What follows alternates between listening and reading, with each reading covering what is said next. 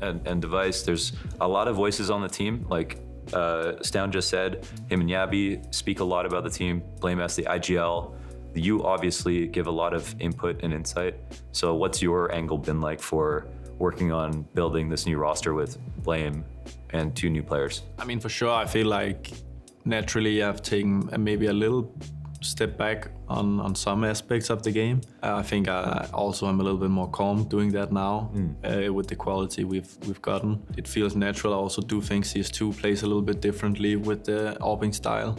I think everyone kind of needs to figure out how to be as impactful as they were before and not just go with a rifle, which is kind of exciting sometimes to just think like, yeah, fucked up. But yeah, sure. I mean, like, I'm just really happy to be a part of the team together with the 2 new guys. I think they have like a lot of potential and a lot of quality coming from their like philosophy of CS, and we're trying to make it all come together and make everyone feel as they are 20% of the team. I think that's really important to achieve like team success and not just glimpses of it. Everyone needs to find their groove and their role, and some people take a step back on some maps and have a more influential role on other maps, and I think that's just where we kind of need to find out how everything comes together as a unit. Has it been overblown the way people have talked about the roles with Stown and Yabi coming into the team? Or is it actually quite a big challenge to try to build a roster with them? I think they've changed a lot, but I think what goes like unsaid is like Stair, who has transitioned into a completely different role. Yeah. And I think he's just killing it. Like, he has been a part of why I think Stown and Yabi both have like some of the same roles, and they can like have some sense of security in how they play, because he's changed everything.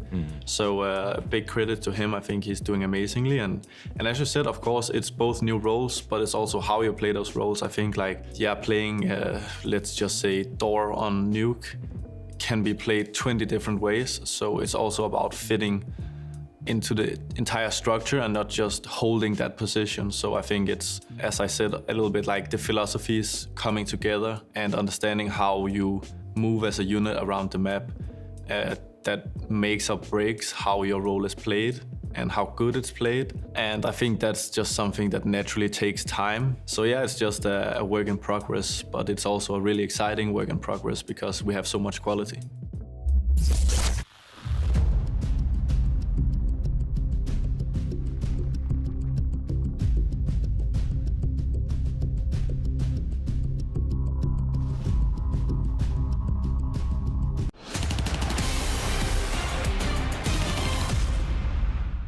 It's a really interesting time to be playing Counter-Strike.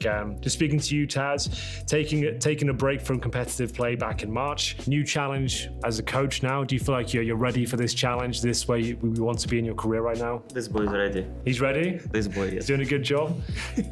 Was this Thank you so much. Was this always the dream? Is this always the future for Taz after he finished playing? I always said that I don't want to be a coach. Like the whole time I was playing, because I felt like it's a very different aspect of how I used to be as a player.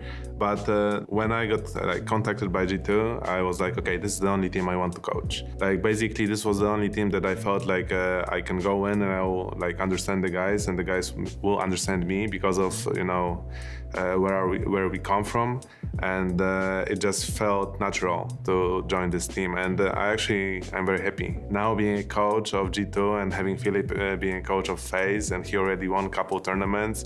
It just gives me extra kick and extra motivation, and I'm kind of motivated person. So if you give me more fuel, then hey, I take it. You seem very relaxed these days, Taz. I used to be a little bit scared of you back in the day when you were a player. Like, for you, Ilya, how's it playing with him? Is he chill? Has he calmed down a bit?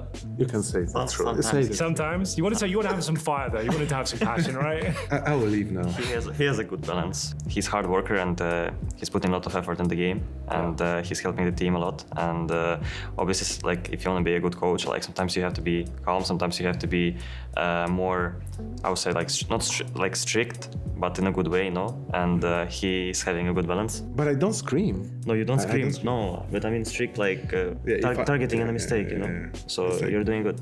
Yeah. Thank you. Thank you. So he's having a good balance, and I really like it. And last days on the boot camp were really productive.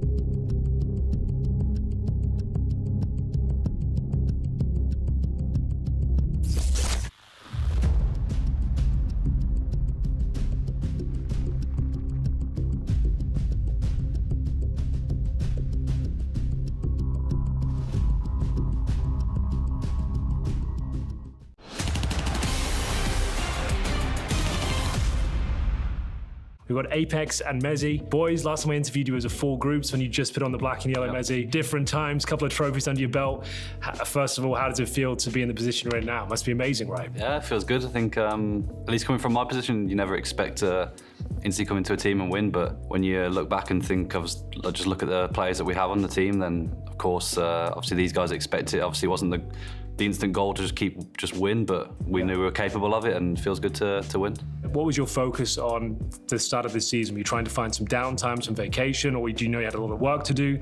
Have you been boot camping? Like, what's been the philosophy coming into this season? The good part is that we had a good break, a longer break than we used to have in the Christmas Eve. I'm here for a long time, and it's really important to have those breaks, like not thinking about CS and be on my side. But we started like 2 weeks ago the practice. We tried to grind the game, and the focus has been to maintain our level, because we know when you dominate a year, how tough it is to dominate the next one. And we saw like so many teams just crumble and just stop being as good as before. Burnt out, right? Yeah, I think that's also about the motivation. It's a lot of issues, and also thinking that it's still going to be the same. But you have a big target on your back. Everyone wants to shoot you. Everyone wants to take your place. The good thing is we have some experienced player like me, for example, that needs to remind the young guys that you've been insane for the last year, and I'm just speechless about that. But the young guys, you know, that's why I said before, when they win, for them it's just a habit. It gets a habit, but you need to still work hard, and we even work harder to stay at the top. I would say that with the lineup we have, it's easy to come at the top. It's easy to win one tournament. Let's be honest, because we have so much firepower, so much talent in the team. But to stay up there, it requires way more. I know we can make it, but with young people, you just need to remind them most of the time.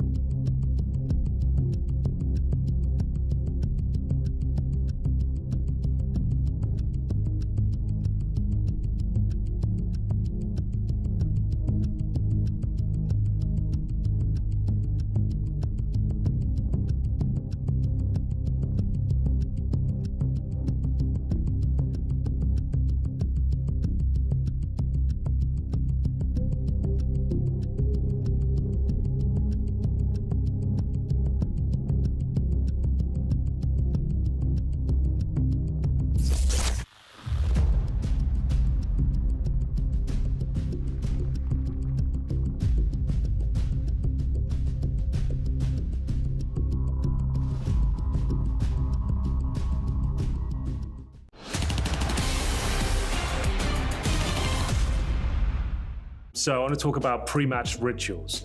Now for you, I know you carry an assortment of gems and minerals. I'm sure you've been asked about it a few times before. Can you just explain to me what the idea behind those is? Are they special to you? Do they mean anything? Are they specific stones? They are specific stones in that sense that they can represent something. Okay. Something can represent courage, something can represent luck. So it's my wife choosing out the stone and explaining in detail what kind of stone I need to look to when I need to do something. And I think it's just one way to kind of like remind these key things. One of them is about leadership as well, that I have these stones and I can kind of like, if I have a rough time, I sometimes look at them and like remind, okay, leadership, courage, and kind of like push my charm and luck, you know. And I think it's just one way I build up. And obviously when I started using the stones, went pretty good last year, 2022. So I got more added to the collection now. Nice. What are the new ones? What do they symbolize? I can't remember now, actually. I have to double check again. So for you, it's not so much like a spiritual thing, it's to remind you kind of a symbol of the kind of qualities you'd like to be as a leader. Both things, I would say, right? Yeah. The spiritual, I'm not always that deep into, but I think in that way I'm using is kind of remind myself to leadership is what I need to be. I need to also bring on the table. Yeah. I can have a bad game, but I cannot be a bad leader in a game. That's a very good point. And then courage is just like never really second guess what I'm doing, go with my stomach feeling. So that's kind of things I'm kind of remind myself to kind of do. And that's a good way to, when you get lost in track of your thoughts, then it's good to kind of like blink for a second, look to the right, and obviously also have confetti on the mouse pad to kind of remind what we're fighting for. Because losing finals and get confetti in your bag is like the worst feeling ever. But winning a final and have confetti in your keyboard is the best feeling. So Okay, that's it's like a flip coin, and I think that reminds me that nothing is ever given. Wow, Frozen, quite profound answers there. What about you? Pre-match rituals, you doing anything? You know, just doing DM and Spotify. What are you up to? Yeah, Spotify, bots, and like close to the match, I do breathing exercise. Okay, so there's some kind of mindfulness sort of kind Yeah, of... I think it's called focus breathing, the one I do. Yeah. So yeah, I've been doing that for like last 2 years, I think. Seems to be working pretty well. Yeah.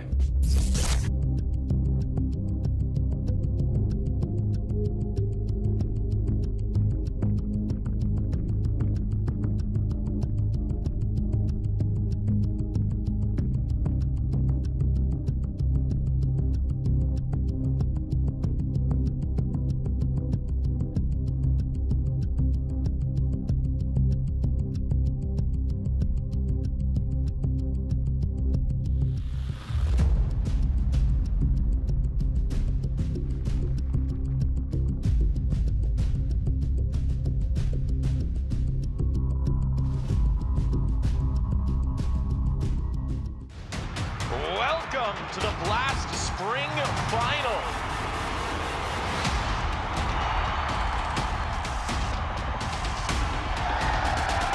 Hell yeah. I'm ready. I'm excited. The stage is set. Who's going to lift that trophy? Oh! What is that? It all comes down to the next 3 maps of Counter-Strike. All right. Okay. And he can't believe it. Oh my God.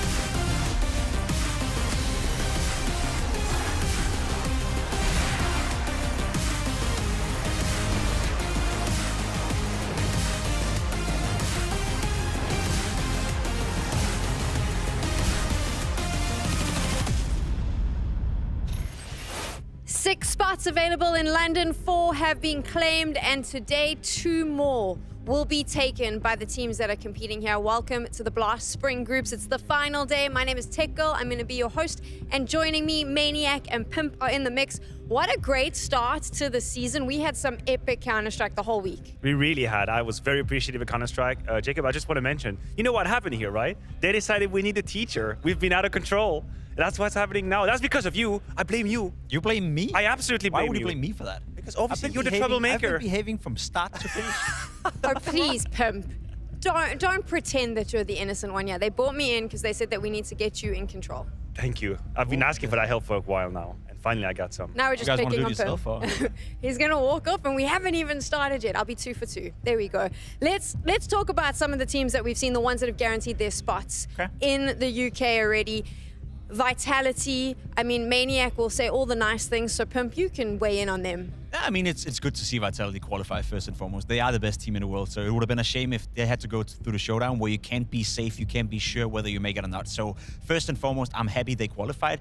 However, we discussed yesterday, Matthew, the level of Counter-Strike they brought to this tournament hasn't been up to par what we expect from Vitality, and that's how it is. You know, you set the bar high, you're the best team in the world, so when you don't deliver on all cylinders, we allow ourselves sometimes to be a little bit critical. If there's one player, though, that doesn't listen to that, it would be Mr. Saivu, because of course he's been the tournament's player so far, and he's just firing on all cylinders every single time he joins the server. Yeah, the fans will obviously rejoice about Saivu's level, that's for sure. They might have broke a sweat here and there for the level, but I would argue when you consider the events that are coming up, this might have been the best way possible for Vitality, which means a few warnings here and there, a reminder that if you mess around, you might lose a map, you might be in danger in a series, you really have to dig deep in order to win. But think about the calendar as well now. They get to spend a few days home. I was talking with Apex at breakfast this morning, saying, you know, I'm happy to go home for a few days, then we can go back to Katowice, and then it's going to be a few breaks before the RMR. Yeah, must be nice. So in terms of performance management, I think it's a pretty good road for Vitality.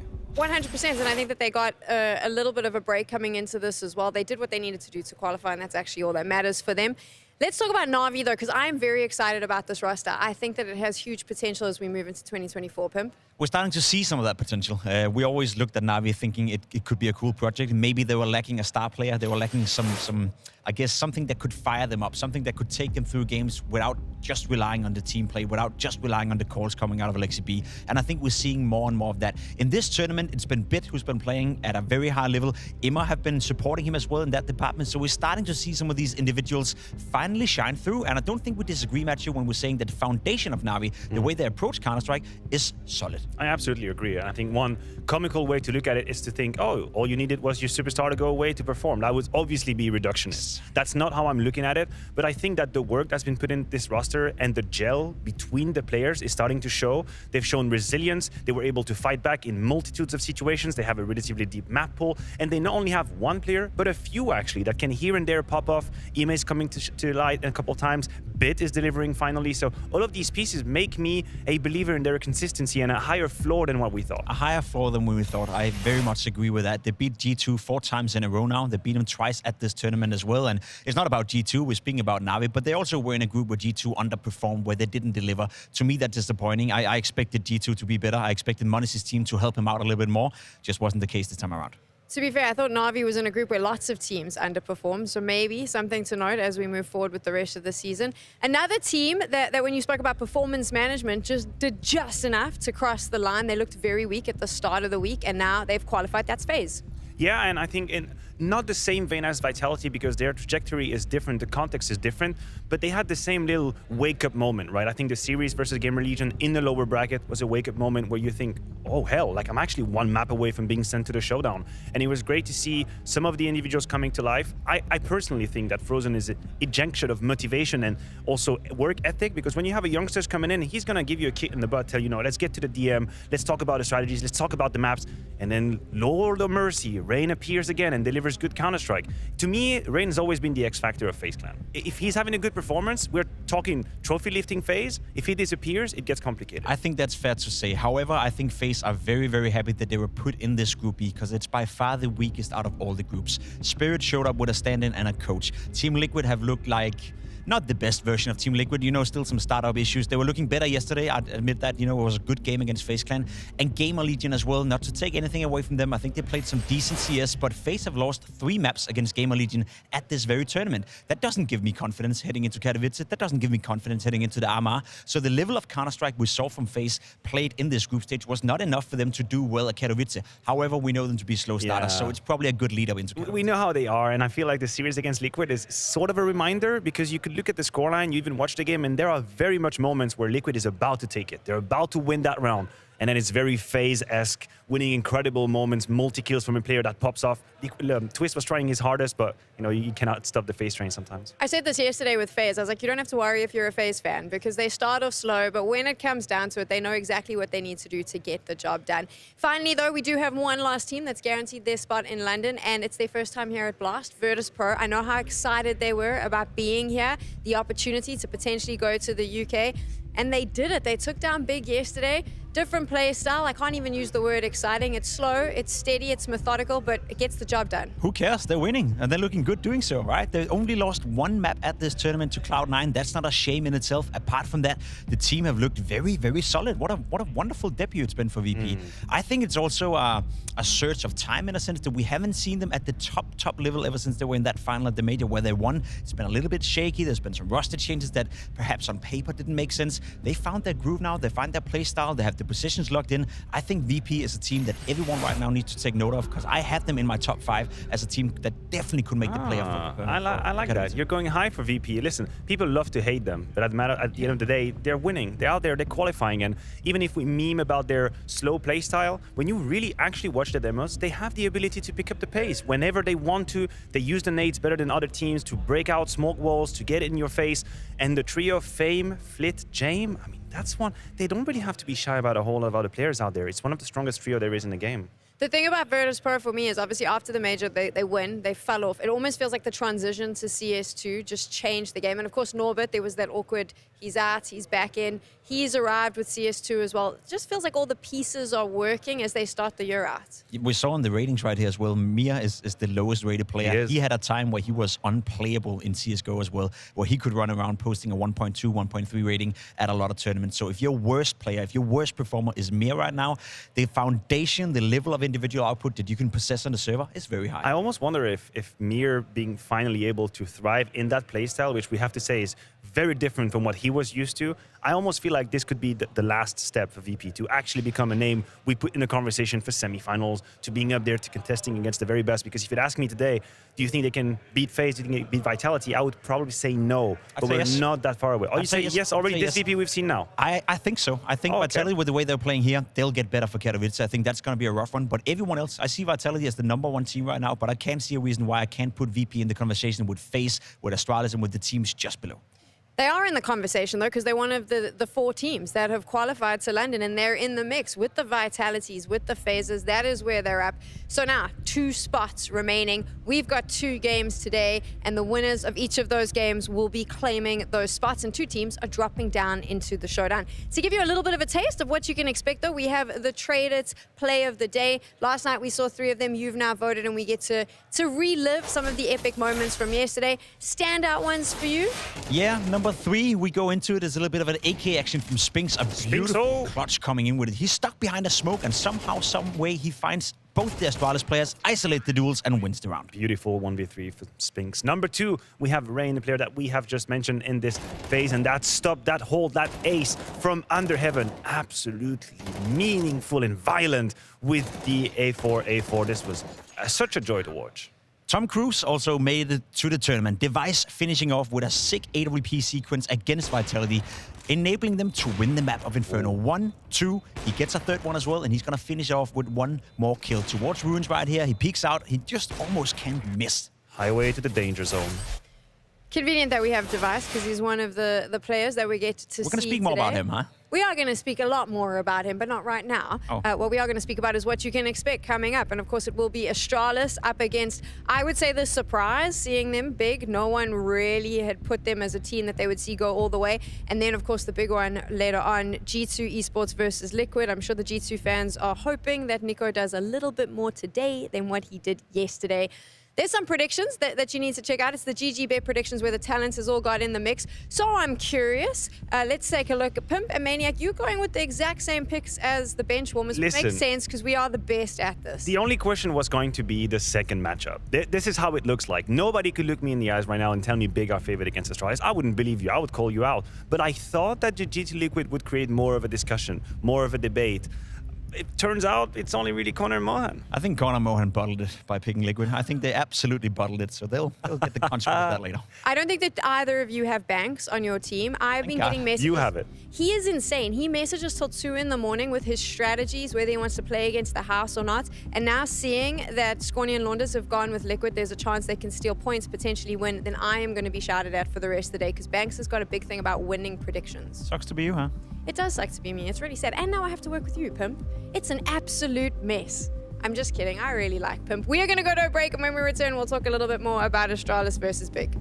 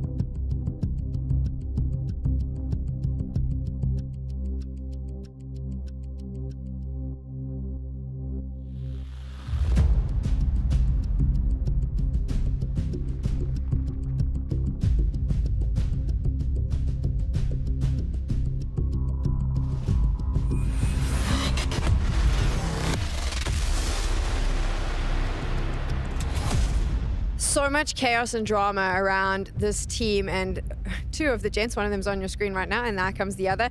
Leading into the start of this year, so many questions, the stabby story existed, but Astralis, I think, here at Blast Groups has shown that this lineup is one to be scared of. It's one that's clearly working, and all of that will very quickly be forgotten if they continue to perform that way.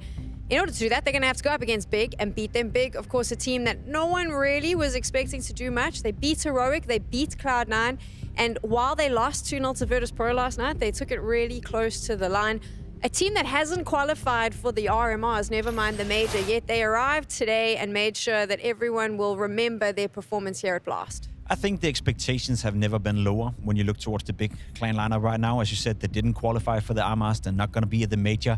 The interviews they've been out, the way they speak about themselves, they acknowledge the fact that they're struggling right now. They acknowledge the fact that they can't really figure out what the situation is. So coming into this tournament, I had zero expectations whatsoever. So given that, I think they played okay. I think they've been competitive. They won a couple of games. Obviously, taking down Cloud9 is a great scalp for this team. But again, going up against Astralis with the way they played today, we need to see another level of big if they want to make this competitive. Oh, definitely. I mean, Astralis is a different kettle of fish for big. You have to put in context what this competition means for them, right? On one hand, you have a very complicated end of 2023. You have a bottle qualification to the RMR, which is obviously the most important step in any calendar of any team. So they come here with almost the idea of saving the beginning of their season. I know it might sound harsh to say that already in January, but when you have this roster and you miss the mark on the RMR, qualifying for London could mean that little bit of oxygen for the fire, because you look at them play, and if there's something you cannot take away from them, it's the passion that they have for the game and how they live through it. Are they the best team in here? Absolutely not. But they might be one of the ones that are the most involved in terms of passion in the game. I cannot take that away from them. Is passion enough to beat Astralis, though, Maniac? No. Listen, if passion was enough to be the best, I think the French would have never lost, right? We are very passionate people. Yeah, man. You got a problem with that one? No, You're passionate in Denmark, that's not really a thing, right? You guys do like 1 meter. We're not passionate at all. You're not passionate. We don't like people, man. You're not passionate at all. No, this is where the, I guess the rational has to put the romance to bed a little bit. Here, when you have Astralis, it's just a different team. But again, I felt the same about Cloud9 before the match for big, and they made a liar out of me. The lineup, you've seen them now perform. What are you thinking about these players? I think there's some good players in there. I think there's a couple of players who career management have been, done dirty in a way. We had the conversation many times. I think all German people at this point hate me for saying it, but Tapsen should never have stayed in big for as long as he did. I think that's a massive waste of his career. I think he was a beautiful and well-playing Counter-Strike player who could have at a certain point been in a much better team and could have had more trophies to his cabinet. However, I respect him for sticking to the German Counter-Strike scene, and I guess that's a vision for him. However, now we're seeing another one doing the exact same thing. Crimbo has extended his contract within big. I also do think Crimbo is a great Counter-Strike player. I think Crimbo could be a great addition to many teams out there, also at a higher level, but he's also decided to stay in big. And I can't help to feel that he's making the same mistake as Tapsen. And it's a complicated topic, really, because you're looking at the numbers he's had here in Copenhagen, and this has been really a shadow of what he's usually capable of. And I do wonder, when he's laying down at night in his bed thinking about the choices he's made, at what point do you start doubting that you've made the right call when you see how complicated it gets for big? And then it becomes a vicious cycle, because then you play a little bit worse, and then your team is a bit worse, and you start getting into your own head. The Crimbo that I have seen in Copenhagen has been a little bit impatient. He's been shaky with the aim. The decision-making hasn't exactly been the best. I would have never described him like that prior to the event. I had only praises for him, rather. Here, I think he's forcing the occasion a little bit. A little bit of a knock of confidence, maybe, after getting kicked out of the qualification for the RMR? That's obviously rough to live through, but I think the only way Crimbo can succeed is by remaining true to himself and playing the best Counter-Strike he can. Whether or not he made the right decision, whether or not he should have gone to international, the only thing you can influence is the game and the server that you are on right now. That's what he should focus on. And that's what we got to be careful with as well, because as much as I want to say that I feel it's a mistake from Crimbo, that's from the outside. Obviously, if he wants the comfort of staying within a German team, staying within the German organization, and that makes him happy, then of course, by all means, that is the correct decision for Crimbo. But I think it's about the potential, right? We're trying to praise him for being a great Counter-Strike player, a player that has potential to be more than a guy who's playing within big, who's not qualifying for the RMR, who's most likely not going to beat Astralis today, who's most likely going to have a rough season. So on that aspect, it's hard to see, but I totally get it for Mr. Crimbo. Again, without him playing well, as you said, without him being, patient enough on the server and actually delivering, I don't see a world where Big is going to take down Astralis, let alone make it competitive. So a lot relies on Crimbo as well. Bigger conversation as well. Babsky brought this up a lot when he was watching Big, was the fact that they've changed now. They're no longer an all-German roster. They've added in Mansu, and that means that they've changed their calling as well. He was concerned about that, but based on the performance of Mansu the entire week, I don't think that there's cause for concern. A little bit, because we were here when that happened the first place around. Mantu came into the lineup. We're discussing it as well, Matthew. Now they want to speak English. Well, that opens up to a lot of different players out there, a lot of talent. And that's the one issue that we're looking towards Big right now. They may not have the German talent in-house in order to replace some of these guys and make the team better, but if you speak English, then there's a lot of players you could bring into your team, yet they haven't done that. Also, what we saw when they first brought in Mantu was Sin calling, then Tapsen calling, then Sin calling, and we didn't know what the hell was going on. They were hiding from us. So Bubsky may have a point, but he's a little bit behind on the sense that we've already experienced that for half a year, and I don't know what's going on. I don't know. tabseN is calling in, I guess. I do believe tabseN is still very much in control. And listen, I might be a little too harsh, but I think that the train is already gone when it comes to Mento, at least personally. He had a few games here when he reminded everybody of what he's capable of. I think the Cloud9 game is something that comes to mind. But then you see moments versus VP where, and it's very unfortunate to put it this way, but there are rounds where your AWP is one shot away from making you win. These are shots that either you make it or you don't, and the round is going to be won or he's lost. And I see he missed these shots, right? I need to be able to rely on an AWP, not 100%, we're not machine, but like an 80 to 90%. Some sitters have to be found, and I think he's a bit hit or miss in these moments, and one game with 30 kills is not enough for me to fully buying into it, not in the context that Jacob is describing. How does he handle it when he goes up against Device today? Well, the problem is we always have this sort of looking at it as a sniper versus a sniper. We're not exactly talking about pure duels, because if you are asking me this question, I think Device got the upper hand every day of the week. But we're talking about output on the server and ability to deal with what's being thrown at you. And the thing is, I think Astralis' protocols are better. They're more tight, they're more refined, the individuals make better decisions. Big have to have the plan from the get-go that is correct. Otherwise, if individuals have to figure out how to play against Device mid-round, he's about to eat them like a smørrebrød. I 100% agree under normal circumstances. However, Device haven't played his best Counter-Strike in this tournament. That's a fact of the matter. We saw the stats right here. Mento is higher rated than Devices right now. Kinda sick. It's not that he's had a bad tournament. We just haven't seen the Device of old, who is by far the statistically best player. And maybe that's what the future relies in there. One of the reasons may be that you now have 4 players from the top 20 of HLTV 2023. So for Device to be the sole star within Astralis, that's no longer the case. You have BlameF, you have Stavn, you have Yabi, you have so much firepower within the team. So sometimes I think, for the future at the very least, we may have to accept that Device is not going to put up a 1.3, 1.4 rating every single tournament. 104 is below his level, no doubt about it, but maybe more like a 1-2, 1-1, where Device is part of a system as you described before. In his defense, he tweeted out, I think on day 1, where he said, well, I don't really have to perform because the rest of my team is doing such a good job. Yeah. Must be nice to be Device. Yeah, it must be nice not to have to put up such high numbers. And it's funny because one of the last team that I remember that had such of a statistical phenomenon was the Astralis that was winning everything. No one in the Astralis that won everything had 1.3 plus rating. They just had a sea of players that were extremely good. And yes, Device was the top of that iceberg. There's nothing to be complained or debated about it. But look, he's got people next to him now. It's an incredible lineup. I think we can get quite excited about Astralis. We'll talk a little bit about their play styles and what we're expecting from them. But first, I actually want to hear from them themselves to find out how they're feeling going into this matchup. One thing I noticed of you, Stare, I think more this event than ever, is that you're very much a stone cold killer. You're clutching, you're pulling off good numbers, and you're doing a lot for the team. You're having a huge amount of impact. But there's not much emotion shown from this as well. Your team show it the whole way around. Is this just your thing? Yeah, I mean, I'm not really like a hype guy. I'm not screaming everywhere when we win rounds, right? I'm more like, I'm just focusing on the game all the time. And then when we win rounds and I'm not into the round, then I'm more like a hype guy. Okay. But when I'm in the moment, I'm like, I have to like calm down after the round, kinda. So that's just how I am. It's a smart way to do it. I want to see from your perspective as well, how good does this Astralis feel for you? I mean, it feels amazing. Like, we said this a lot, but like every player knows how to talk and how to play the game themselves. We also had this on the old team, but I feel like we're a little more quality now. With Stavn and Yabi, right? And like the individual skill is just insane. Like Stavn is doing the craziest plays I've ever seen. I feel like every game, once a game. So it just feels amazing. And of course, it's the best lineup I've been at Astralis at least. It definitely seems that way to us as well. I want to look at this game against Vitality though. Did it hurt to lose Mirage in the way you did? Because you kind of had them on the ropes. Yeah, I would say so. Like, of course, we did a nice comeback, but like I think on the CET at Mirage, we really had them where we wanted them, right? But I think in some crucial rounds, I would just pull off some insane rounds and won the rounds for them, which you can't stop. Like, this guy's insane.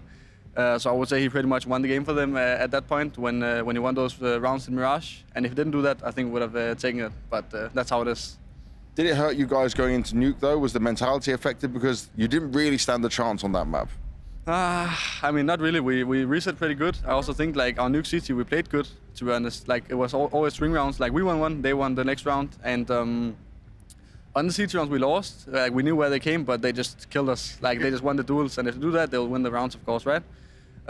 So I think we played good. We just didn't like win our aim duels, and that's a big part of Counter-Strike nowadays, right? So yeah, nothing to do about it. We're going up against Big Clan, who surprisingly managed to beat Cloud9. They've got through. They've been slightly competitive against VP. But do you feel like you're the clear favourites here? I would say we're favourites at least. Like we played pretty good Counter-Strike against Vitality, right? Which is the best team in the world for sure. And we could have beaten them twice if we won that Mirage. So I would say we are the favourites, but I would not like underestimate Big. I know they have some good stuff, And I know Tapson has some good strategy he likes to use. I'm a little scared of the force bias, but I think we'll handle it. What do you think about that gent we just got to hear from? Well, I don't think he's got to be scared from Big. I do appreciate that he respect his opponents. I just wanted to quickly, bounce back on Stair's lore as a player because I think it's fascinating. He came into the Danish scene and then people were talking to him about the next big thing. He's going to be such an incredible superstar. And then when he didn't really deliver exactly on that front, people kind of gave up on him. And I was looking at the situation with Buzz and Borb and I thought, you know what? This guy, I think he's much more versatile than we think. And maybe he's not meant to be the superstar, but he's meant to be an extremely good fill. And I believe that they've made the right choice by picking Stair because Device talks about it in the content piece we've watched. He said, he's the guy that had to adapt the most. He's changed all of his roles. I thought he had it in him. I thought he had it in him to do it, and he's nowhere near his max. So I think they made the right choice personally. I agree. I very much agree. It's also one of those things where we have to remind ourselves not everyone is Monty. Not everyone can be 17 or 18 years of age and be a superstar from the get-go. You heard him right here in the interview, very well spoken, reflective of the situation, reflective of their opponents as well. And he's only 19 years of age, so maybe that superstar Stair, trilogy, it could come in at a later time. Do you think that this is going to be the concern for Big, though? This Astralis lineup is quite dynamic. They're working really well. They're communicating. They can adapt quite quickly. Big, I don't think that they are as adaptable in some of their rounds. So is it going to be a problem? It's going to be a massive problem. There's many facets to it. I think Astralis' T-side and the calling coming in from Blame F have been great. Obviously, Blame F have more tools to work with, and I think that's why I want to dumb it down a little bit. Sometimes we have close games, Vitality going up against FaZe, where you player for player can make an argument for each case. In this one, I don't think there's a single player within the Big lineup who would make it to the Astralis roster were they to speak English. Maybe that would be Crimbo as the only player instead of Stair. However, apart from that, every single player on the Astralis lineup is a better player, have more productivity, is a better individual. So at least, sometimes it's okay to dumb it down to a point where, yes, they're just a better team. They have better players, and Blame F as an in-game leader have way more tools to work with. Oh, definitely. And the question is, can you put these pieces in places that make sense? And we've watched the video, we saw Overpass, and I think it's a perfect example on the CT side of the perfect map for Astralis. This is exactly what Astralis is looking for, and it has all the elements you need for success. One, you have Blame F in his position that he loves, where he can be aggressive, he can choose the duels he takes, that's A on Overpass. 2, Device, freedom with the AWP, very punitive. And 3, Stone with the decision making. The rotation on Overpass is one of the most free-flowing position there is in the history of the game, where as a player you can make such a difference, decide where do you want to be? Do I want to be that third player on the A side? Do I want to strengthen the hold on B? Stone is shining in these places. So Overpass is exactly how Astralis would like to play. In fact, I wish they had 7 Overpass in the pool for them, because they would have just solved the equation immediately.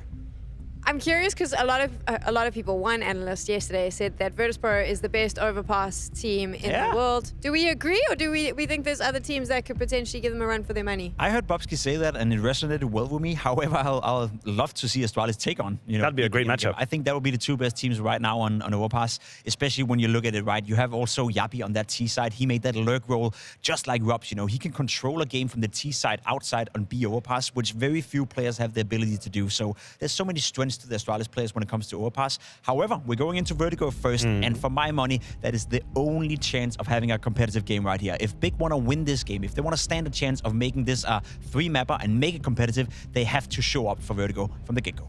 And it's going to be rough. It is going to be rough. I agree with you. I think there is a way. I think there is a little bit of a crack in the armor if you're looking at Astralis. I don't think every player has yet come into his own on that very map. And if you're looking for a way in, this might just be Vertigo. Easy for Astralis. Is that the way we're leaning?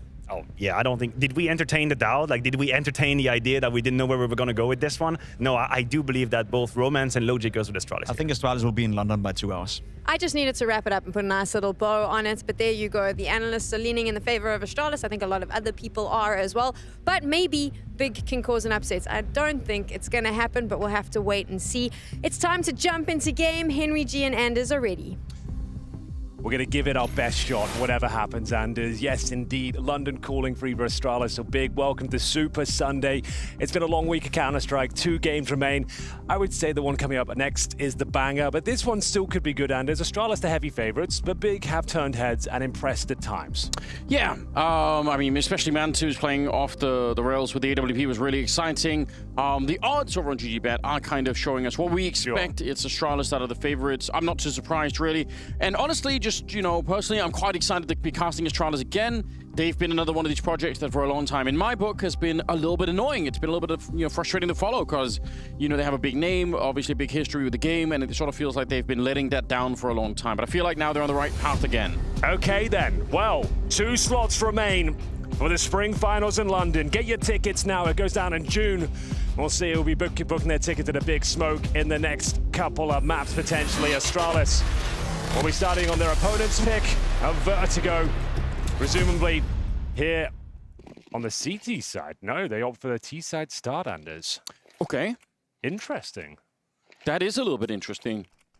So, what have we got? Double HGs for the sandbags and aggression from Big. They're actually going to be pushing down towards the B ramp itself and getting a lot of territory. But 3 players, are they going to go for the backstab?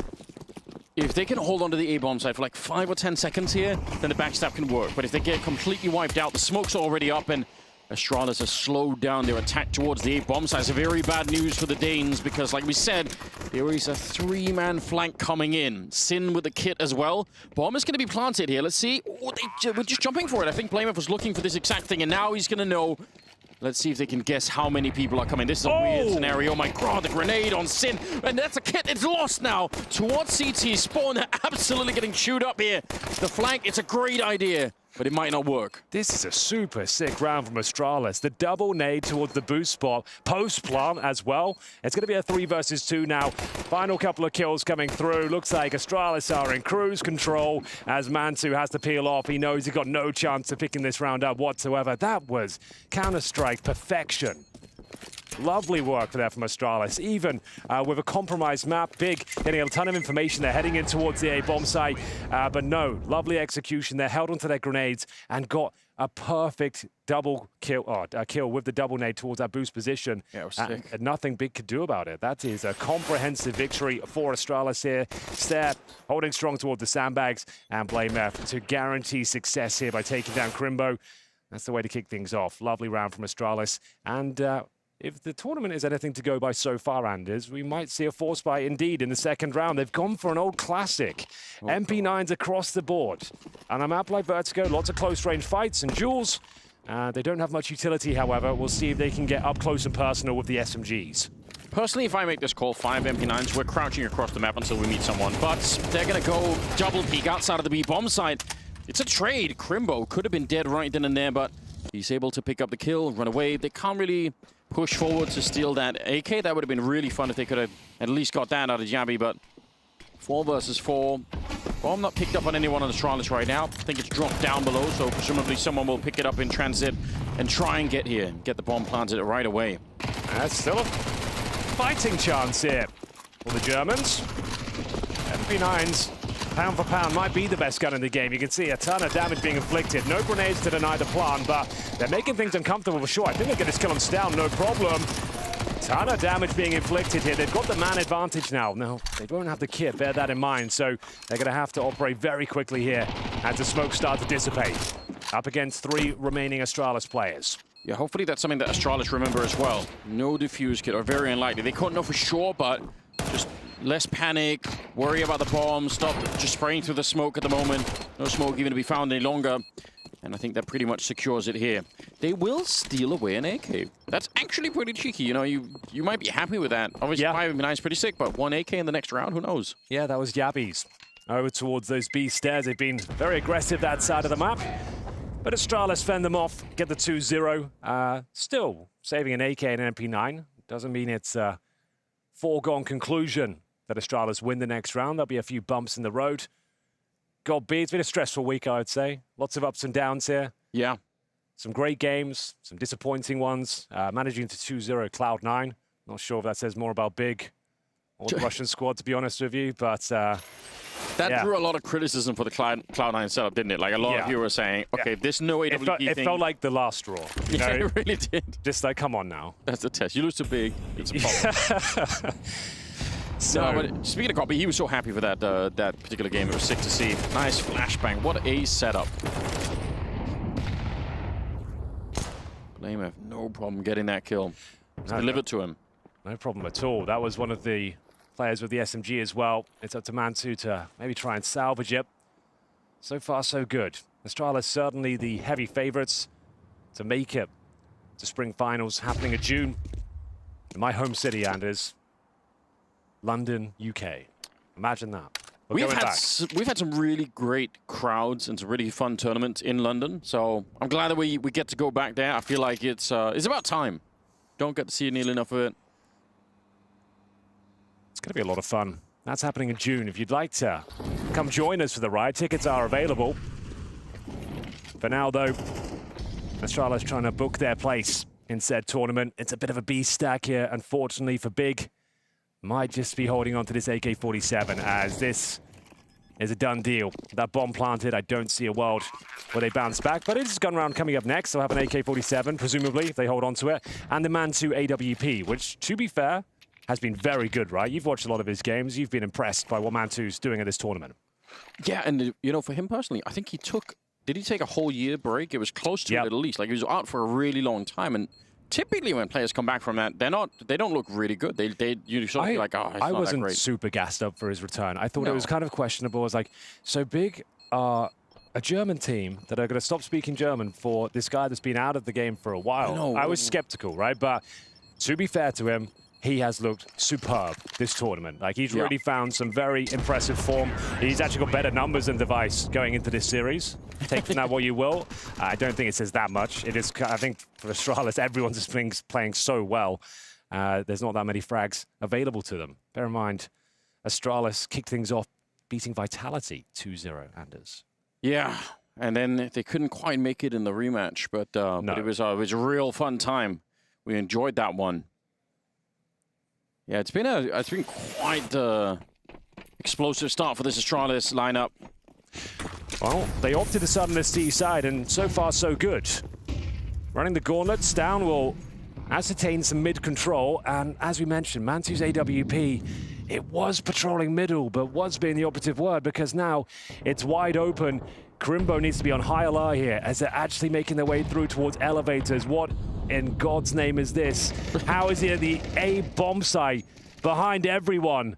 Mantu seems to know. What? But it won't matter. The fact that he was checking to begin with is ridiculous. But Blamef might have almost won the round here.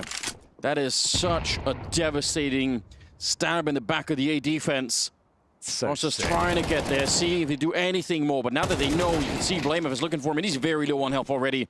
Down to just 13 points. He's going to be found 2 versus 3. The round is not really over yet, but Blamef contributing so much. There's the double nade. One might have done it on Device. Yeah, he was super low.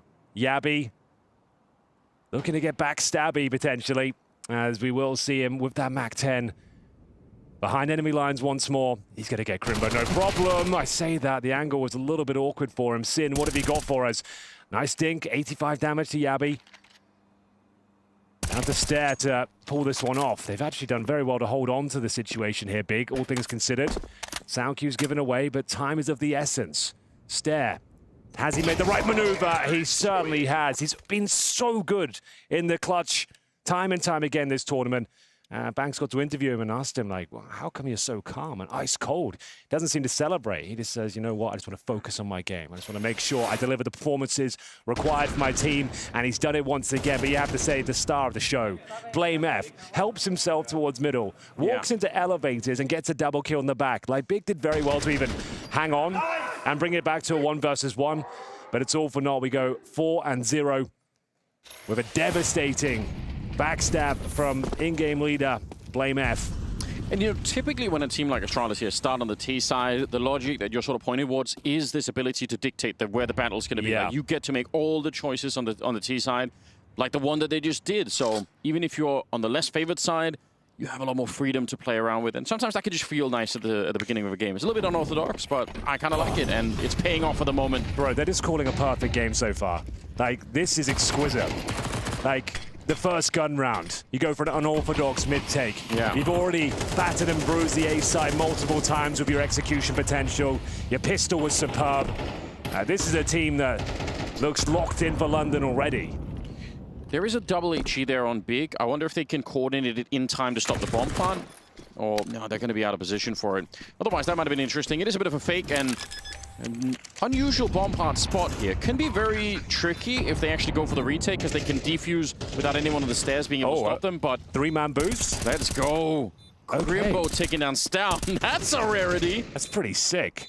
You don't see that too often. They might as well give this a go. The MP9s can be overwhelming. They've got the man advantage. No further utility on the CT side, but they're ready to fight. They're actually going to get a kill here. Like, they probably won't be able to defuse the bomb. They've still got 3 kills to find here, but they can make it very expensive at the very least. Tapping the bomb. Yeah, not going to be a win. That plant position is so awkward for them. Down at the stairs, but still going to be able to fight their way back. They will not lose a single player beyond the first 2 there. Stair with the triple. Everyone dies there. Oh, God. So Okay. it was a little partial investment there from Big. They've got maximum loss bonus at this stage. The MP9s take all, I was about to say all 5, but it was 4 that went down. Nice work. You're going to see a lot of boosts on Vertigo. That's one of them. Not too common. That one is deployed. It works out for at least a kill. Unfortunately, though, mowed down towards the end. Did he use the burst fire? I think he did. One of the 7 deadly sins, using the burst fire on the Glock. He did it. He's a stone cold killer, isn't he? Yeah. Okay, then. We are getting into another perfect call. This is so sick from Astralis. Like, this is like the best T side we've seen all tournament. Like, everything is just looking so great. They're catching them off guard, finding these opening frags, changing things up every single round. Not showing any tendencies, no flat defaults. A lot of conviction at the start of each and every round. They found themselves a massive advantage here. Sure, it's a 4-on-4, but Process down to 3 HP. CTs have to react. They've opted for a push in towards T-Spawn. Stown probably should have got that kill, loses control of the spray, and it's a rare advantage now for Big. That's the 3rd time I think Big have tried to go for this push, and so it's not surprising that Stown was kind of looking for it. It is surprising that he missed the opportunity. He's 0-on-5. I think both the kills that BlameF has up at the top of A ramp are Stown setting up with a flashbang. Yeah. So like Stown has done nothing, but obviously, given the caliber of player that he is, we'd wanted to see him get a kill like that. A man advantage, even if Process is very low, like you said, could be real tricky for him to stay alive here. It's going to be a tricky round, whatever happens. I like the positioning from Process. He's low HP. And Man2 finally showing some form, delivering with the AWP. A convincing finish for Big after losing the first frag. That's a significant round. The first of many, hopefully. On their map, they're currently 5-1 down. But bear in mind, with the loss bonus at absolute 0, and they've actually lost quite a lot of manpower en route to this huge lead. There'll be a buy, I think, but not much more in terms of reserve gold. That was the moment they win the round. If Stown gets that kill, it's over. Yeah. It was a rare miss spray from him. He had the advantage, spotted the barrel. Happens sometimes. Process using that 1 HP to play a bit of a cheesier spot. It works out nicely, and Device will wield his AWP for the first time now. Ladies and gentlemen, first interaction could have been towards that crane position, but the smoke will disallow view. Speaking of AWPs, we've got Man2 in towards middle this time. I think really important for Man2 to warm up that AWP of his pretty early on in this game. They're going to need him to drop similar numbers like he did against Cloud9. Like, it's just, they can't really do without it right here. A flash in, a couple of jumps around there. If you go back in, Stown, you might be dead. But he's thinking about it. He's not really moving forward too much at the moment. Deep smoke to try and block them off. That's interesting. Are they going to follow up on it and actually push themselves forward? It looks like they kind of want to. Tabson still just jumping back there. They got Process up close. They got Crimbo ready with a grenade already in hand if anything happens. Huge round here, Anders. If Big can take this one, they start the streak of rounds on the CT side. If they give it up, their money is busted as well. Hannah has to be a win for the CT side here. We enter a 4-4. Time is ticking away.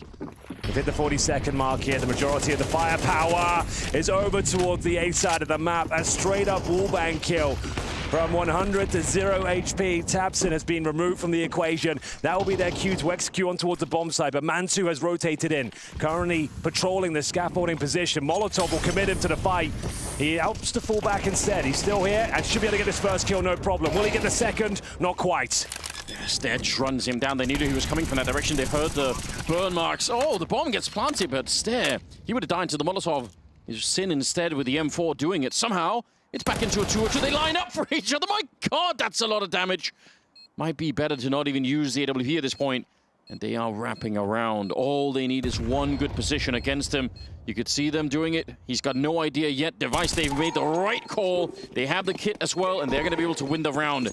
That is a very, very hard round for Big to win. I'm so impressed they did that. Oh, Astralis making all the right plays, all the right calls, getting wallbang kills as well, but fumbling the 2-on-2. Couldn't quite connect the spray there. It was, again, an advantage in terms of the fight.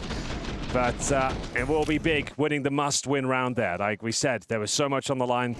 They might not pick up much more if they gave that round up. The bomb was planted, but I'm pretty sure it's eco territory for Astralis here now. Yeah. Tabson knows that's a monumental round to pick up. They could have been in a lot of trouble if that one falls apart. Mantu holding his nerve, at least found one important frag before they collapsed on the bomb side there. So Astralis now will be tested. It won't be a clean-cut half. They won't be running away with it. It's going to be very close. Yeah, I think some credit to Big for winning that round. That's one of the much harder rounds to win there. I thought for sure he was going to be done, but good combination of utility on top of Stown, so he couldn't really get away. Just a lot of little details in there. And the fact that they wrapped around, committed to finding Device, knowing that if they play the other game where they're sort of tapping the bomb and everything, like because they're so low on health, if he just peeks them with a Glock out, even then they're probably going to die. So I like it. 5-2. It's early days for Big. They need a lot more. They need some more momentum here. And they need to make it through this round without too many casualties. There's helmets on everyone except for Sin. So that's not too bad. Oh, there we go. Mantu showing us what he's all about. Yeah, that's more like it. Opening frag has been found. Big man, Blame F that's removed. And once again, very active towards its B side of the map. More than happy to take these duels, and rightly so will be Sin to guarantee the round victory, pretty much locking them in. Grimbo holding the connect up, finds Device. And that should be it. It's down and step. Not really much they can do with this one, I'm afraid. No Kevlar. Just a flashbang between the two of them. A couple of deagles, but Big have arrived. Last couple of games here. Our Blast Spring Groups 2024. It's been a hell of a tournament. A great litmus test for these upcoming tournaments and as well Katowice next week, the RMRs. Yeah, we're really starting the season off fresh, right? There's not a lot of teams we don't really know that much about. So it's fun to see them build it early on, get tested as much as they can. You know, Vitality even got tested. Otherwise, you know, the #1 team in the world, but they've shown that they can be beat in this tournament, which is interesting. Stare with a nice little headshot there, taking a Mantu. They should be able to recover the AWP, and there's only 30 seconds left. But it is now 2 versus 4, and again, for Big, it's about keeping the money intact. Just don't lose anyone else. You can swap out this MP9 for the AWP, and you're going to be absolutely fine. Stare out here, hoping for a Deagle headshot, not going to be allowed to get it. I'll say that's pretty reasonable. For Big, you lose 1 player, it's all good. As mentioned, we've got 2 games today. You're currently watching the first of the play-in bracket, Astralis versus Big. Coming up next, though, the blockbuster fixture, Anders. G2 taking on Liquid to close everything down for the final slot in London. That's going to be an absolute barn burner of a game. Nico yesterday, pretty noticeably absent, right? Didn't get going. Talk about it. We don't have to talk about the numbers, but we all know what happened. And I saw him in the gym last night. He was grinding the treadmill for like over an hour, just trying to reset himself. But yeah, he was there for an hour, like even when I was there, and I think you and I just said hi to each other. So he must have been there for like several hours. Thank God, punishing himself. That's pretty rough. Well, okay. See if they can bounce back today. Like to see Nico return to form, of course. Always a pleasure to watch him. For now, though, we enter round number 9. Astralis had a wonderful start here on their opponent's pick of Vertigo, but 3 rounds in a row. The German squad. I have so much faith in Nico as a player. I'm not worried about the exactly. Idea. I'm not even thinking that he's not gonna. I'm sure he will. Yeah. But yeah, that was for him personally, definitely a rough map on that last one. Mantu, first miss with the AWP, I would say. He's had nothing but connections so far. And another one. That's going to cost them dearly. That's going to be the cube. Minute on the clock. Oh, Process. Gets a bit of a freebie there. Device with no trade potential. Spacing's a little bit off. They'll execute. It's an equal situation again, but through the smoke. This is where Big are starting to do a lot of damage. They've been very good at fending off these A plays, denying the plants, but back and forth we go. I don't think the bomb gets planted. No.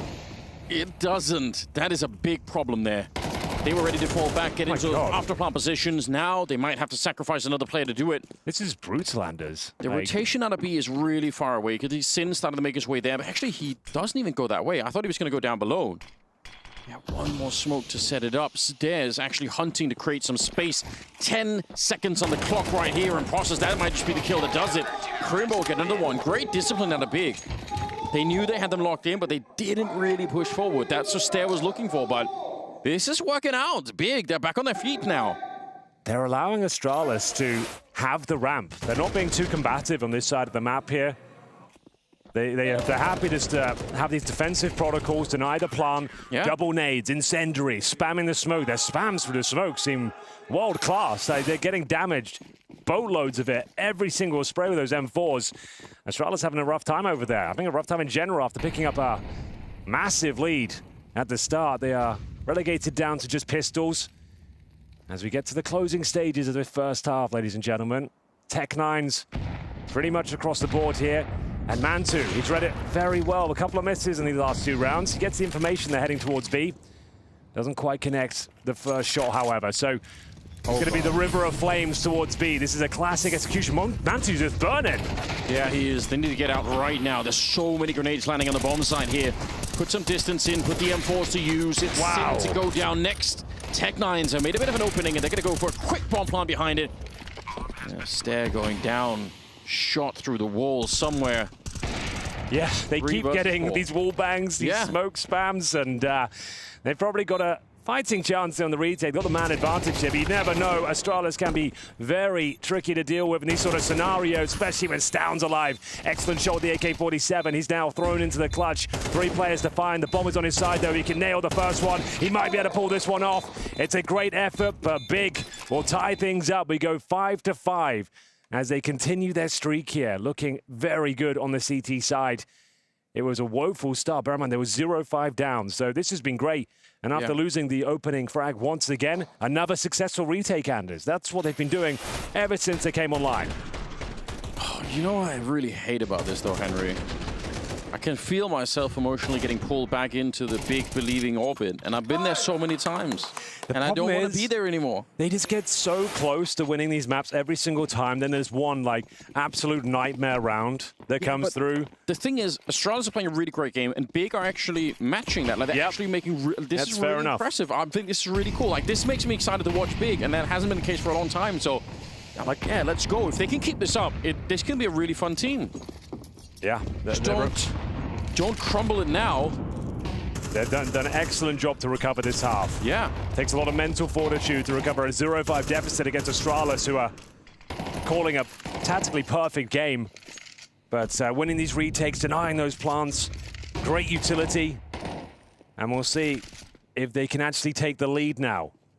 It's Device with the AWP once again. AK's otherwise, of course, as he holds towards the scaffolding position. There's a slight gap you can look through towards that shelf, but it's going to be Tabson that's dropped first. That's actually the ramp itself. Oh, be careful. He's blew his own teammate's head off that. Yeah. That would have been a disaster. But again, with the opening frag, they've had this more often than not. Astralis have the lead. It's when they execute to the bomb side, though. Big just absolutely shut them down. They make it incredibly difficult to plant. You take so much damage en route that the retake is almost easy for them. But in terms of residual utility, we do have those Molotovs again. Dozens of flashbangs for Yabi. Trying to play in front of the utility, gets punished. You're going up against Crimbo now, the star player of Big, and he's shining brighter than ever at this stage. What a stunning finish. The Germans take the lead at this point, 6-5. And it's the tag team duo of Crimbo and Sin absolutely dominating that B-bomb site. That was so clean. But again, it was based off a great call defensively. Right when Astralis was showing up at the stairs, there was only one person defending the bomb site. But by the time they actually got up to the top of the stairs, it was 3 people. Big knew what was coming, making great calls, hitting great shots as well. That was filthy. Another 5-on-4 squandered. Yeah, they got the hot hand right now. Tabson and God B have been building this project for such a long time, right? And it's been a long discussion. It comes up every once in a while. People saying, should Tabson have gone international? Everyone's saying that. Yeah, maybe there's something to it. But, you know, you see this, again, like I said, it gives me that little bit of hope that maybe this big project could finally actually work out. Bloody hell, what a comeback. What a CT performance. 0-5 down. You can see the round history as we enter the final round of this first half. It's 6 in a row. A full reverse sweep here. Now, sure, even if you only get 5 on the T side of Vertigo, still a decent half. Just the fashion and how it went down. Yeah. They were looking so confident. Firing on all cylinders on the Danish side, and they've been completely silenced. Another opening frag, but quickly traded out by Process. Something that's a bit wild is that it's really Stay and Blamef that have got all the kills. Stound, Device, and Yabi are hardly even on the server at the moment. So that's maybe a bit interesting. That maybe could change how this plays out for Big as well if some of those players get to be online a bit more. But right now, they've been very quiet. Oh, Yabi. Should have been a kill. Not your best work. They've had a couple of those, like, looks like guaranteed frags for them, and then a fumbled spray. Oh, it's a difficult kill, to be fair to him, but they've lost the man advantage now. Stown will at least neutralize the scenario, but they just can't hold on to it. A minute remaining, and they're going to have to limber towards the B bomb site, and it's Sin, who's looked fantastic on this side of the map. He's under pressure right now. Does he want to take the challenge? He's got a smoke to provide some cover, but the flashbang provided by his teammates does nothing. Back to a 2-on-2. Powerful smoke. Crimbo did have a gap to work with, but they're now on the bomb site here. Blamef needs to get a reload in. Nice utility once again. Does so much damage. Yabi down to the 17 points of health. It's the final round of this first half. Will it be 7 in a row for Big? They can spot Yabi here, isolating the fights. It's down to in-game leader Blamef to deliver in the clutch, and there's nothing he can do after a huge deficit to kick things off. 0-5. It's Big, looking fantastic en route to London.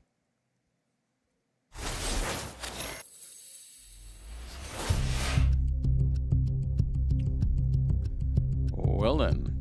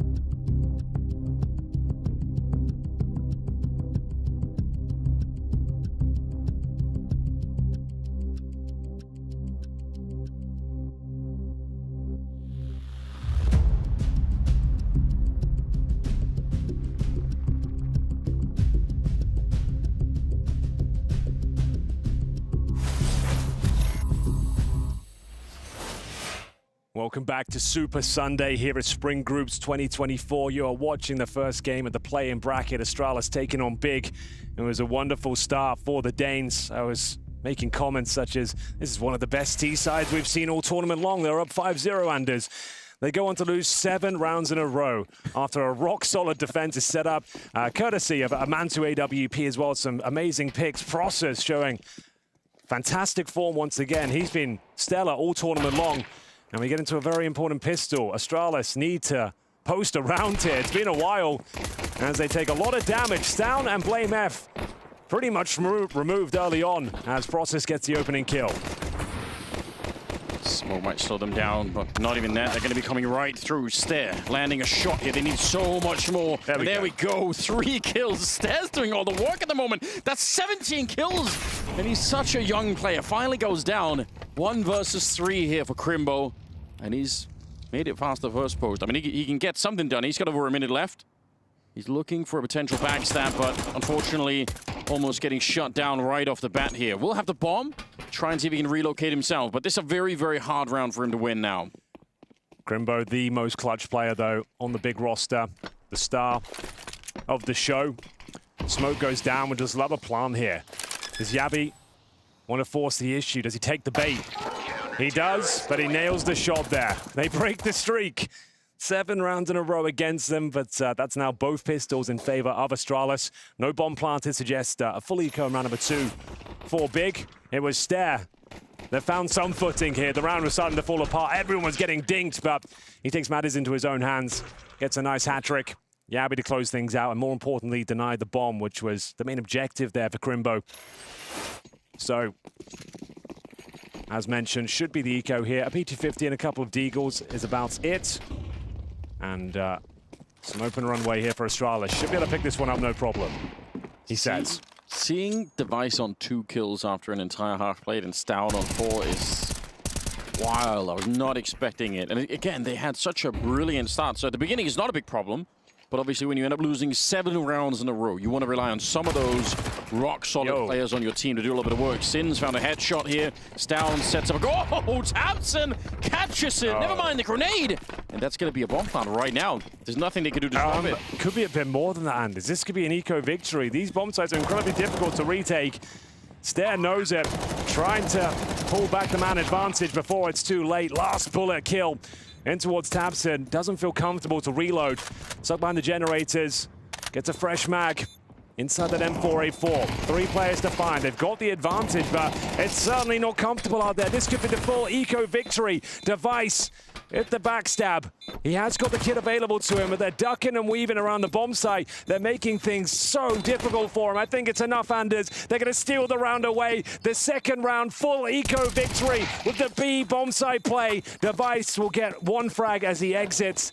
And it's Big, returning to their winning ways. It took 2 Deagles and a P250, no Kevlar, no utility, and some fantastic Desert Eagle work. Brings them back online in the second half. Absolute disaster for Astralis. Yeah, that's... Oh no, I feel myself making faces throughout this whole round. Just, what do you do here? Try not to cry if you're Astralis. They should not be giving up. Yeah, Big are laughing their way through the round. Godby can't believe it. One of the all-time legends of the game of Counter-Strike. He was a legend even in 1.6, even before CSGO even came out. He had that status, I would say, but you know, transitioning into a coach and has been building this again project for a real long time.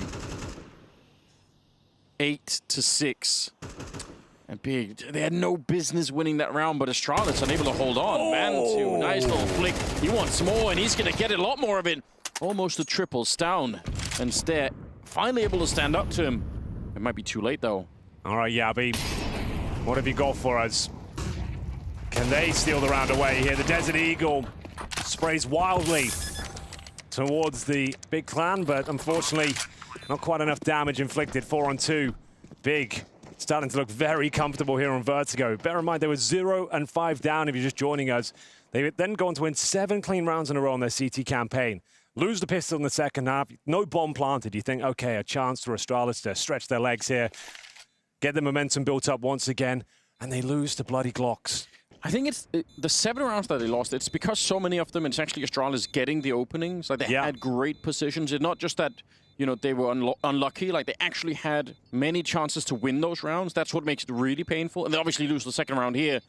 And you can feel it starting to slip out of your hands. Now, it is only the first map, but we know Overpass coming up as a second one. We know Astralis is going to be quite good on that map. So it's not like it's a complete disaster, but it's got to be frustrating to lose like this. It's alarming. Like, Device just got absolutely owned. Mantu, no one-trick pony here. He can do it with the rifles as well. Excellent pick, yeah. Koppy's absolutely loving it. I've never seen him so happy. Beautiful, isn't it? A lot more somber tone on the Danish camp at the moment. Yeah, it's all going to shit, I'm afraid. They can't even afford much of a purchase here. Losing the opening kill again. There's going to be 2 kills towards the B side of the map. Now they don't even have to commit to this one. They've got such a massive lead in the round. Mantu does go down. Some wiggle room here for Astralis, as a lot of damage has been inflicted towards Process and Sin. Maybe there's a few more twists and turns yet. Seeing Stown with the M4 in that position not at least get 1 or 2 kills, like, he's normally a laser for the M4, right? So I'm not sure what's happening. Not sure if Astralis know at the moment, but it really feels like a couple of their players have kind of shown up a bit cold to this game. And you can't afford to do that. This is about qualifying for London, right? You want to get there straight away. You don't want to have to try and make your way past to the showdown. It's not a fun time. Well, they recover the bomb. The fact that Stare and Device have AK-47s, it's always going to be a dangerous scenario. No one's denying that, but it's an open B bomb site. Can't imagine a world where Astralis even go for this retake here. It's got to hold on to the rifles. Bomb goes down. And that's going to be double digits now for Big here on Vertigo. A game that felt like it was spiraling out of control for them. I don't like where this is going, Mr. Greer. I feel like we're getting... Don't feel so good? No, I really don't. Especially because it's such a letdown for Stare, who's played out of control. He's got 20 kills, right? He's way ahead of everybody else in the server right now. So let's just look back at the history at this tournament, right? They came in against Falcons, the new project, 2-0, like no problem. Like, this is Astralis results. Then Vitality, they take them down 2-1. We're all excited at this point. We're all thinking, good Lord, that this is the Astralis we've been waiting to see. It's been 2 years since they've had a properly competitive lineup. And they've got everything they possibly need now. They're taking down the world #1 team and these new projects. They then lose to Vitality in the upper bracket game. They lost 2-1, but they still took a map off them. Like, it was a close series. They had every chance to win it, even 2-0 it. But if they crash out now in the play-in bracket and don't even qualify and go to the showdown, God, what a change of the vibe it was from day one. Like, this would be unprecedented. Yeah, you would definitely be looking back thinking, what happened in over the course of just a couple of days? When the chips were down, when it really mattered, and you're against Big, that's when you don't turn up. Come on, lads. And especially because it's some of the really veteran players that are kind of missing right now. That's unacceptable. Can't afford it. Somebody has to help out Stare at the moment. He's way on top. This is the Big as well. They've had a horrible run of form in the last few months. So they can't find anything at all in terms of results. It's looked better at this tournament. Taking down the new Heroic team. 2-0 Cloud9. Yeah, like, they're starting to turn up. Just when you thought they were dead in the water, we get into it. It's going to be round number 17. Big with double digits and looking to find round number 11. It's Sin helping himself towards the B bomb site. Fantastic Molotov to make Stown very uncomfortable. Just a couple of bullets will take him down here. He does deliver a dink himself. Oh, Sin's under 13 points of health, so tantalizingly low. Smokes are down. They're going to commit towards the B bomb site. Will be Device to close things out against Sin, but Stown has been dropped in the process. Can't defend any further. Molotovs to be deployed, bomb to be planted momentarily. They still have a minute on the clock. Don't have to rush this one. Trying to bait out the utility, which they will effectively.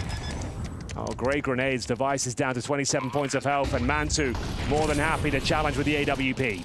Yeah, more smokes going down left and right. Very hard for Astralis to see much of anything, but Device still good for the kill, trying to shoot right at the edge. Oh my god, he got pushed right into that bang, right through the smoke. It's Stare on the other side. Crimbo on his own, 1 versus 3. They're already on the defuse. He's got 1 second left and he doesn't know. Might not have even heard it, might have been too much of a battle going on. Either way, it's finally Astralis picking up another round, but it's expensive. Yeah, Crimbo, he wanted to punish. He couldn't win the round, didn't have vision of the bomb, but does almost take everyone down with him. Astralis finally waking up here. After winning the pistol in the second half, they lost to the Glocks in the second. They give up 3 in a row, allowing Big to get to double digits, but finally they break the streak. Problem is, though, they're the ones licking their wounds going forward on the CT side. Only 1 player actually survives the round itself. They will have an open device, but they lose this round. They're in a lot of trouble. Need to start posting a succession of rounds here. Going to be the first kill for Stown. Defensively holding towards Guardian. Blame F. Surely this one's secure now. 5 on 3 in their favor. Yeah, a lot of damage onto the Germans on the other side, and they are going to be slowly edged out of this round. Sin and Process, just not enough health to really make it a realistic comeback into the round. Could be kind of big news here for Astralis if they're able to clean out this round, not lose too many rifles, maybe force Big back on a bit of a save here. They need the momentum back their way. Okay then, has to be the save really. Bomb down in the most precarious of spots. CT's got it under lock and key. That fight that we just saw at Stown might be one of the few fights I've seen out of him all map long where he kind of looks confident, where it kind of looks like really what he should be looking like. In a long time coming. It's possible to make it back. I mean, we've seen it a couple of times, right? I think Hunter had one of those games where he's like, you know, I think 1 and 7, and he kind of came back and I think was top fragging at the end. Yeah, of it. that's right. He ended up like, we noticed he went from 1 to 7, then we was like, oh, he's 13 and 13 now. Yeah. How's he done that? So like, you can make individual comebacks even late in a game, and in some sense, that could even put your level above as a player. Like, that might be one of the things that we say, oh, you know, they have that ability. Sure. But right now, we're waiting on Device and Yabi and Stown to start to have a little bit more of an impact. Frost and Sin, they've done a lot of heavy lifting here. Crimbo as well. They're all at 15 kills. Yeah, it's it. That's unbelievable, really. Tapson and Mantu, the veterans, I suppose. A little bit quieter, but by no means having a bad game. Everyone contributing here on this performance on Vertigo, which is turning into a bit of a heater now. It's actually evolving into a decent game. It's a little bit underwhelming in that first half. You go 5-0, then 7-0, like, yeah, no back and forth. Like, it's a little bit boring to watch at times, but now we're getting somewhere. Close game, 10-8. Astralis finally post a pretty clean round on their CT side. Nothing clean about the shot, though. Whistles by. He does get the intel. There are a few players at the bottom of the ramp, but Device changes position, knocking them out with the smoke, but Sin has just been so confident working this pick on the B side of the map. Yeah, and it's devastating. You've got 3 players on the big side that will take these fights and win them more often than not. How would you afford that on the CT side? I do like this from Stare. Again, he's been playing very well, so they're trying to see if they can put him into play and have him have more of a role early on here. Device hoping for a mistake back here from Big, but it doesn't look like one's coming in the moment. Sin still trying to work the angles. Smokes are everywhere. Grenade down on top, and he lets go of a couple of bullets. Could have been jumped on by Yabi right then and there. Device kill. He can't miss a shot. He will anyway. And Process takes him down. Instantly dead behind that one. Yeah. But it's too much. Stare, the rock of Astralis right now. I can't believe I'm saying that, but he really has been. 3 versus 4. 22 kills. He's the only one keeping the dream alive. Rock solid, absolutely. It's Blame F in front of the deployed utility. Hoping to shut them down before they get close to the bomb site, though. A missed headshot. Why? It's a 4 versus 3. There's 25 seconds left. You're pushing out. I understand you want the information, but that is so risky. Yeah, trying to catch them off guard. Gets a lot more than he bargained for. Stare on 20 points of health. He'll be taken down through the smoke. Slowly but surely, Big will take the lead here. 10 seconds remain. There's been a lot of this for them this tournament. Normally falls awry, but they've timed it to perfection. Stown will pull one back, 2 on 2. No kits, but Yabi finds one. Yeah, picking it up, tapping the bomb just to try and annoy them a little bit. Some shots are ringing through. They're not quite sure big, but they have a sense that probably nobody's defusing. They're going to go for it again. It's actually not being tapped by Yabi with the kit either. They're still fighting for it, but that's too late now. Good shot for Stown. He needs to defuse kit, and he needs to go on it right now. Can't spend any more time playing with Sin, who's now on the ramp, walking up. I think the time is up for this game. Stown pressing it again, but the bomb is going to explode no matter what at this point. Sin will be able to find him. 17 kills on him, and another round for Big. Super difficult round to win as well. That one was back and forth, blow for blow. I understand tapping the bomb, even if you're on a kid, that's fine, but I'm confused about how that they didn't commit more to trying to sort of do that, right? Yeah, force the issue. I think it's because it was Stown touching the bomb rather than Yabi. He was trying to defend, so couldn't really justify the 10-second commitment. It was a little bit awkward for them. There's a lot of spam coming through that smoke as well. But ultimately, we have got Big touching distance now of stealing this first map away, to be quite frank with you. Yeah, absolutely. In fact, they were 0-5 down. I was making comments to say this is the best looking Astralis T-side we've seen. This is looking fantastic, and it's all just gone horribly wrong. Yeah, either they baited you, Henry, or you cursed them. Yeah, I think maybe the latter. I'm not sure what the hell happened to them. They were looking fantastic, but now Big just one round away from map points. Will Stair get a 30 bomb? It might not matter. Yeah, that's the depressing part. And again, that last round was a 4 versus 3, and Blamef walks into the ramp, yep, try and get some information, goes down, suddenly to 3-on-3, and it's just all over. And they've had so many of those rounds, Astralis. It's so uncharacteristic. Okay, making quite a bit of noise, falling back. Oh my god, Process. Wow. What a shot. That Stair out of the mix. They've got one smoke left on Astralis to hold on. No defuse kit or anything else. Yeah, very, very hard round to win this one for the Danes.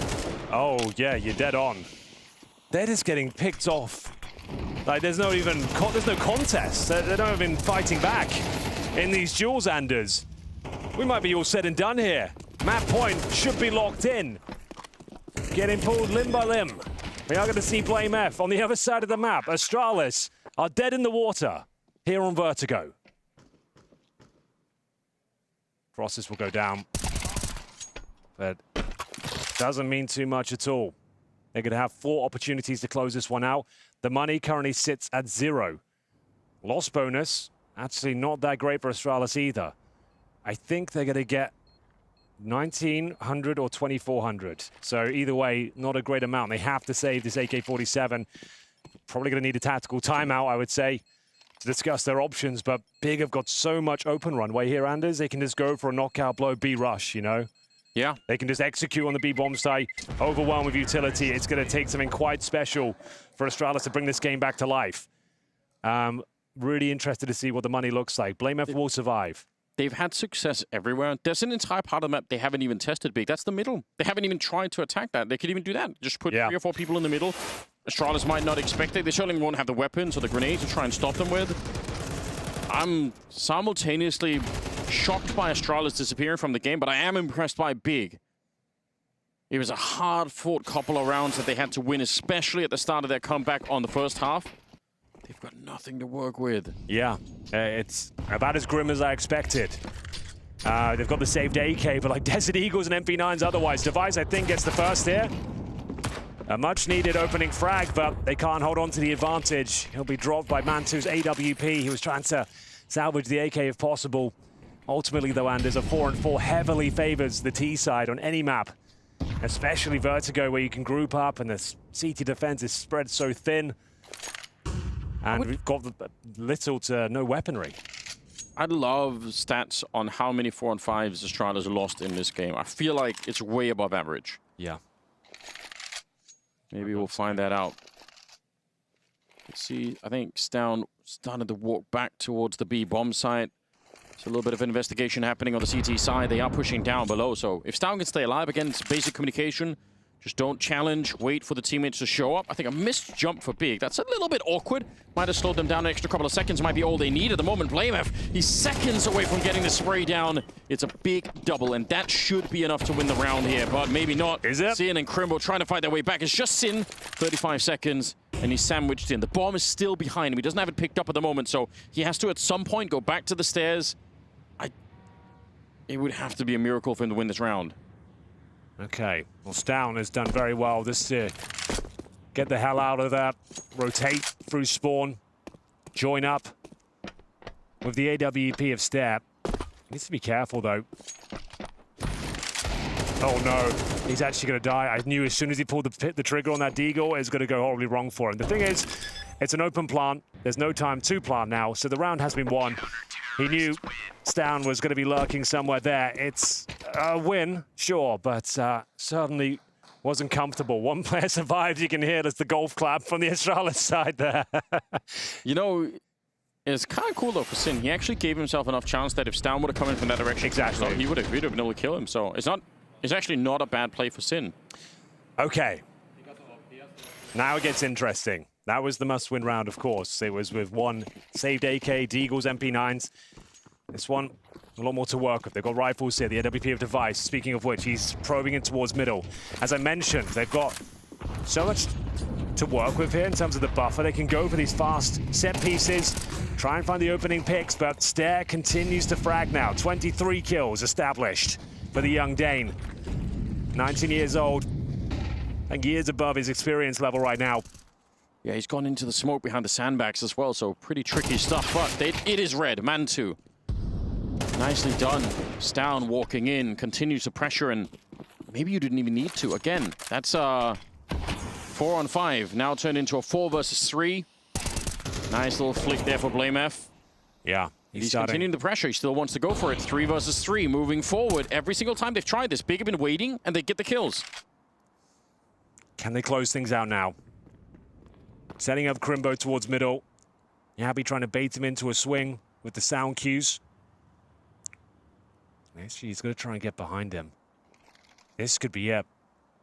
If he slips the net. Not going to work out. Device should find him. Oh, Yabi will beat him to the punch. Open B bomb site, however. Not out of the woods just yet. Astralis can still lose this round. Thankfully, Mantu's down to 14 points of health. Sin would have to do the majority of the heavy lifting. Bomb to be planted. Sin just trying to play up close and personal with the AK-47 and take matters into his own hands. To be honest, he already has been playing very well. It's not out of the woods that he could. 19 kills on him. Mantu looking on top. Strong headshot to begin with. A bullet catches him here and he's going to be dead. He's setting up Sin to try and get the spray down. Astralis, the pressure is on now. Nice swing. Device and BlameF getting a couple of shots there that just had to land. Now, Anders. 10 to 12. I know. You know what I'm going to say. It's the most dangerous scoreline in the world. According to Zonic. No, I'm joking. We kind of just made that up. This tournament 12-10. No one seems to be able to win it. It seems it's guaranteed overtime. It's a cursed scoreline. And Astralis have found it. If Big were to lose in overtime now, I'm not sure they'd be able to recover the series. Now they can start to feel it slipping away. They're finding these opening frags, but BlameF turned up finally on the CT side. He's looking stronger than ever over on the A side of the map, funneling them in towards B, and they're going to have to sit back and wait for success. And as we see, Tech-9s and Deagles, to be fair, you can, of course, win with these sort of rounds. It's unlikely. But it should be a one-round game here after round number 23. Stown setting up Yabi for a huge swing. Once the smoke dissipates, he wants to take the initial aggro. I hate that you said that, Henry. Should be a 1 round. We'll see. Stown, good work. Yabi as well. This combination has been so sick the entire tournament long. This is the kind of stuff that I'm expecting. Even when they have rifles, I'm expecting for Stown and Yabi to have a couple of rounds like this where they just absolutely clean them up. So that's been anything like that what's been happening over the B-bomb side. But yeah, against the Tech-9s, they feel a little bit more comfortable. They're getting a step closer now to try and get it into overtime. God B not smiling as much anymore. Yeah, you can see like there's been a dramatic shift in the energy on that side of the server. This one is slipping away again. It's been an excellent performance. I've been very impressed with what they've done on Vertigo. They've made Astralis look very average across the board, but yeah, of course, closing things out, not their forte, not what they're known for. And it's now going to be 3 rounds in a row as Big desperately try and close this one out. They're averaging $4,000 per player. I don't think they have the Mantu AWP going to this next one. Device will certainly have his AWP. And once we get to overtime, it'll be Astralis on the CT side with all the momentum back in their favor. Everything will be reset. It feels like that's where we're going, Anders. Big is starting to shrink. Say it. What felt like a locked-in game. Every time you get pulled back into the orbit of believing in big, yeah, something happens to disappoint. I don't know why that is.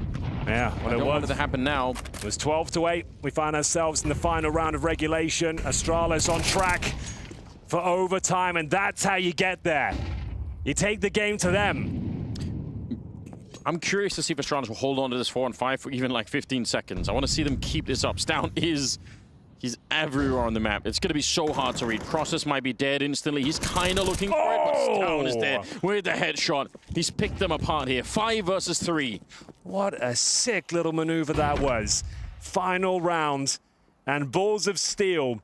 Stown in towards the ladder room. Down he goes, finds the opening frag. Most players would be happy with that. They'd call that a done deal. Yeah. He goes and T-spawn, absolutely eviscerates another. And we've got a 5 versus 3.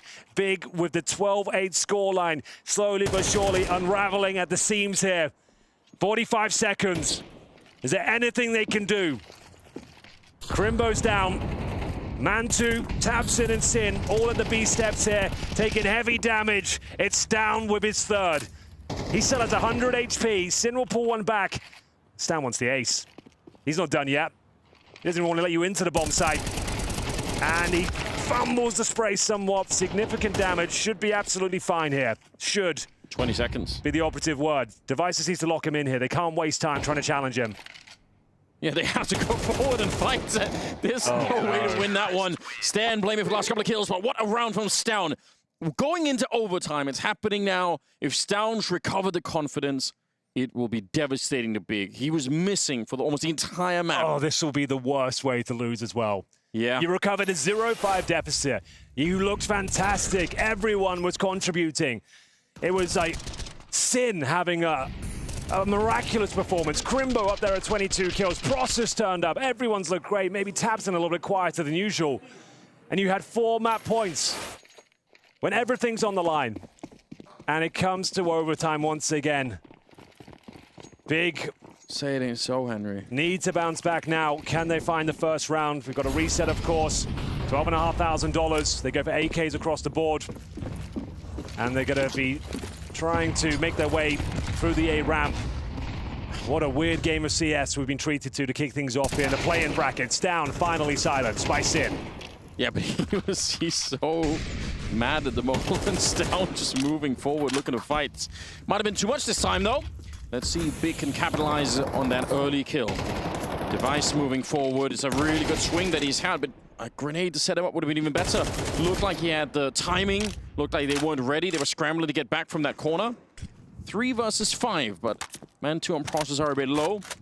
So if you get the wrong coin flip here, then maybe you lose a couple of players a little bit too early. There's really nobody at the B bomb side. Yabi's in the middle, holding dual positions. It looks like Big. I'm just kind of waiting for Astralis to show up. Have actually maybe got around here. Maybe. 2 players very low. All it takes is a few bullets connecting from Stare, who's done a very good job so far. 24 kills. It might be enough. You can see he's just jumping for information right now. Here's them coming. 30 seconds. It's going to be a sprint to the bomb site. Very effective flashbang. tabseN might have done enough here. Can blameF mow them down, deny the plan. There's the first. So and you can hear the panic. They have to go. Yabi, bit of a lineup, nearly the kill. 10 seconds now. They need to combine for this. They can't just wait it out. Spray comes in. 6 seconds. If he gets this one, he could be right on top. 1 versus 1. Sin versus Yabi. And Sin's already got the double. Yabi with the triple. He's managed to escape. That is putting it wildly in favor of Sin all of a sudden. He's out of the line of fire. He can jiggle behind the boxes for a bit here. Yabi's got no more grenades to play with either. And he's expecting for him to walk through the smoke, which he isn't. Yes. At this point, you might just want to go for the defuse, just try and see if you could do it and hope that there's not going to be too much. Now he's found out at least. But still, all the work ahead of him. A little bit of a flash to set it up here. Yabi's thinking about it. The spray, it's not connecting. And he knows he has to hold it in. Time is up for it. Sin's played it perfectly. 3 kills, 24 in total. And Big winning the first round of overtime. There we have it. A very difficult clutch. 1 versus 1. They had, what, like a 5-on-2 advantage, and of course, as soon as they commit to the bomb site, 3 kills are found on the CT side. And we're looking hot to trot, but it comes down to the 1 versus 1. Could have gone either way. Yabi unable to close things out with 6 points of health. Sin plays it to perfection, runs down that clock, and Big have an early lead here in overtime, 13-12 or 1-0. Tactical timeout, you get 1 extra. Once you reach overtime as well, Gobi has decided to utilize it now. Wants to make sure they get at least 2 here on the T-side campaign. I'm still curious about the fact that it doesn't really feel like Big has utilized mid that much. Like they started the round, they're waiting for Astralis, and understandably so. Astralis are pushing aggressively, so why not wait and see if they show up? But you can do some pretty heavy mid takes on this map. It's fun to see. Maybe they'll change things up now. Time will tell. Second round is underway. A bit more of a B lean here to kick things off. We know Stown has been pushing around the map and will continue to do so, this time with Wingman, Device, Maverick himself. And we're trying to open things up with the AWP. Crimbo, though, waiting with the sniper, and that's a freebie. Oh, he gets 2. Stown, that's a misplay. Trying to grab the AWP, offers himself up. Crimbo can't believe his luck. Multiple returns to try and grab it, but his arms weren't long enough. Spray through here. Yabi's dead no matter what. His process to help out, but Sin doing the majority of the damage in this one. 2 versus 5 to begin with. Astralis starting overtime in one of the worst ways possible here. Again, it is the aggression from Astralis, right? This time it was moving up the middle, but every time it's Big waiting. Not that they could have known they were going to walk into and open the middle, but still, it's been the game plan for Big for quite a few rounds on this T side, just to wait and see if the Danes are going to show some aggression. Stead pushed through. Sin didn't realize originally, but certainly knows now, and the spray is good. Blameth goes down. This is starting to look grim once again. Crimbo, not known to be a sniper. 2 opening kills, though, with the AWP. He leads them to a 2-0 scoreline to kick things off in overtime. Returning to form now are Big, looking to close things out on their map, pick a Vertigo. He's down, you're right. Like, if he grabs it in the first take, yeah, fine. But, oh, yeah. Really awkward way to go down. yeah. It's like, yeah, we'll take it. If you're going to give us 2 free kills, like, why not? Cool. Double AWP set up on the T side. They'll have another AK in spawn. But it's just for these initial picks. Going to see if anyone is going to be aggressive to start. Crimbo will have an AK down behind him, presumably towards middle once again. Oh no, Stown. After some absolute heroics, if you're pardon the pun, in regulation to get them to overtime here. He's been the catalyst to failure in the last couple of rounds here, looking for a 3-0 start. Now Big on their T side here. Sin flashed out. Good little jump up there from Yabi. Doesn't try to overextend the position. You see that sometimes people get the kill. They want to keep going because they think there might be another flash player, but it is better to just escape once you get that one. 4 versus 4. Starting to get a bit of ramp control. Bomb is a little bit further back, so it's just Process and Tabs that are kind of working this area. Big needs 16 rounds. Astralis, they need anything in this overtime right here. Good flash setup. Stare, back at it again. Looking for the kill against Tabs, and he almost gets it. Down to 19 health. 35 seconds, and they're a little bit stretched out. These 2 players pushing into the bomb site. If they get the kill on Device, it doesn't really matter. They get the bomb down, and Tabson can play on the other side of the map. Device. He misses the shot, but Tabson is dead on the other side. He'll see if he can get this one. No, he cannot. Mantu out-snipes him, and now it's 2 versus 2. Device, 9 kills total so far. Definitely not good enough. Mantu, though, electrifying performance for him. Good flick there to take down Yabi. And now 1 versus 1 against Blameth. He sees the shadow. He's almost got it, and he will at the end. No scoping Blameth. They get 3 in a row. Unbelievable. What a strange game of Counter-Strike this has turned out to be. It looked like they were done.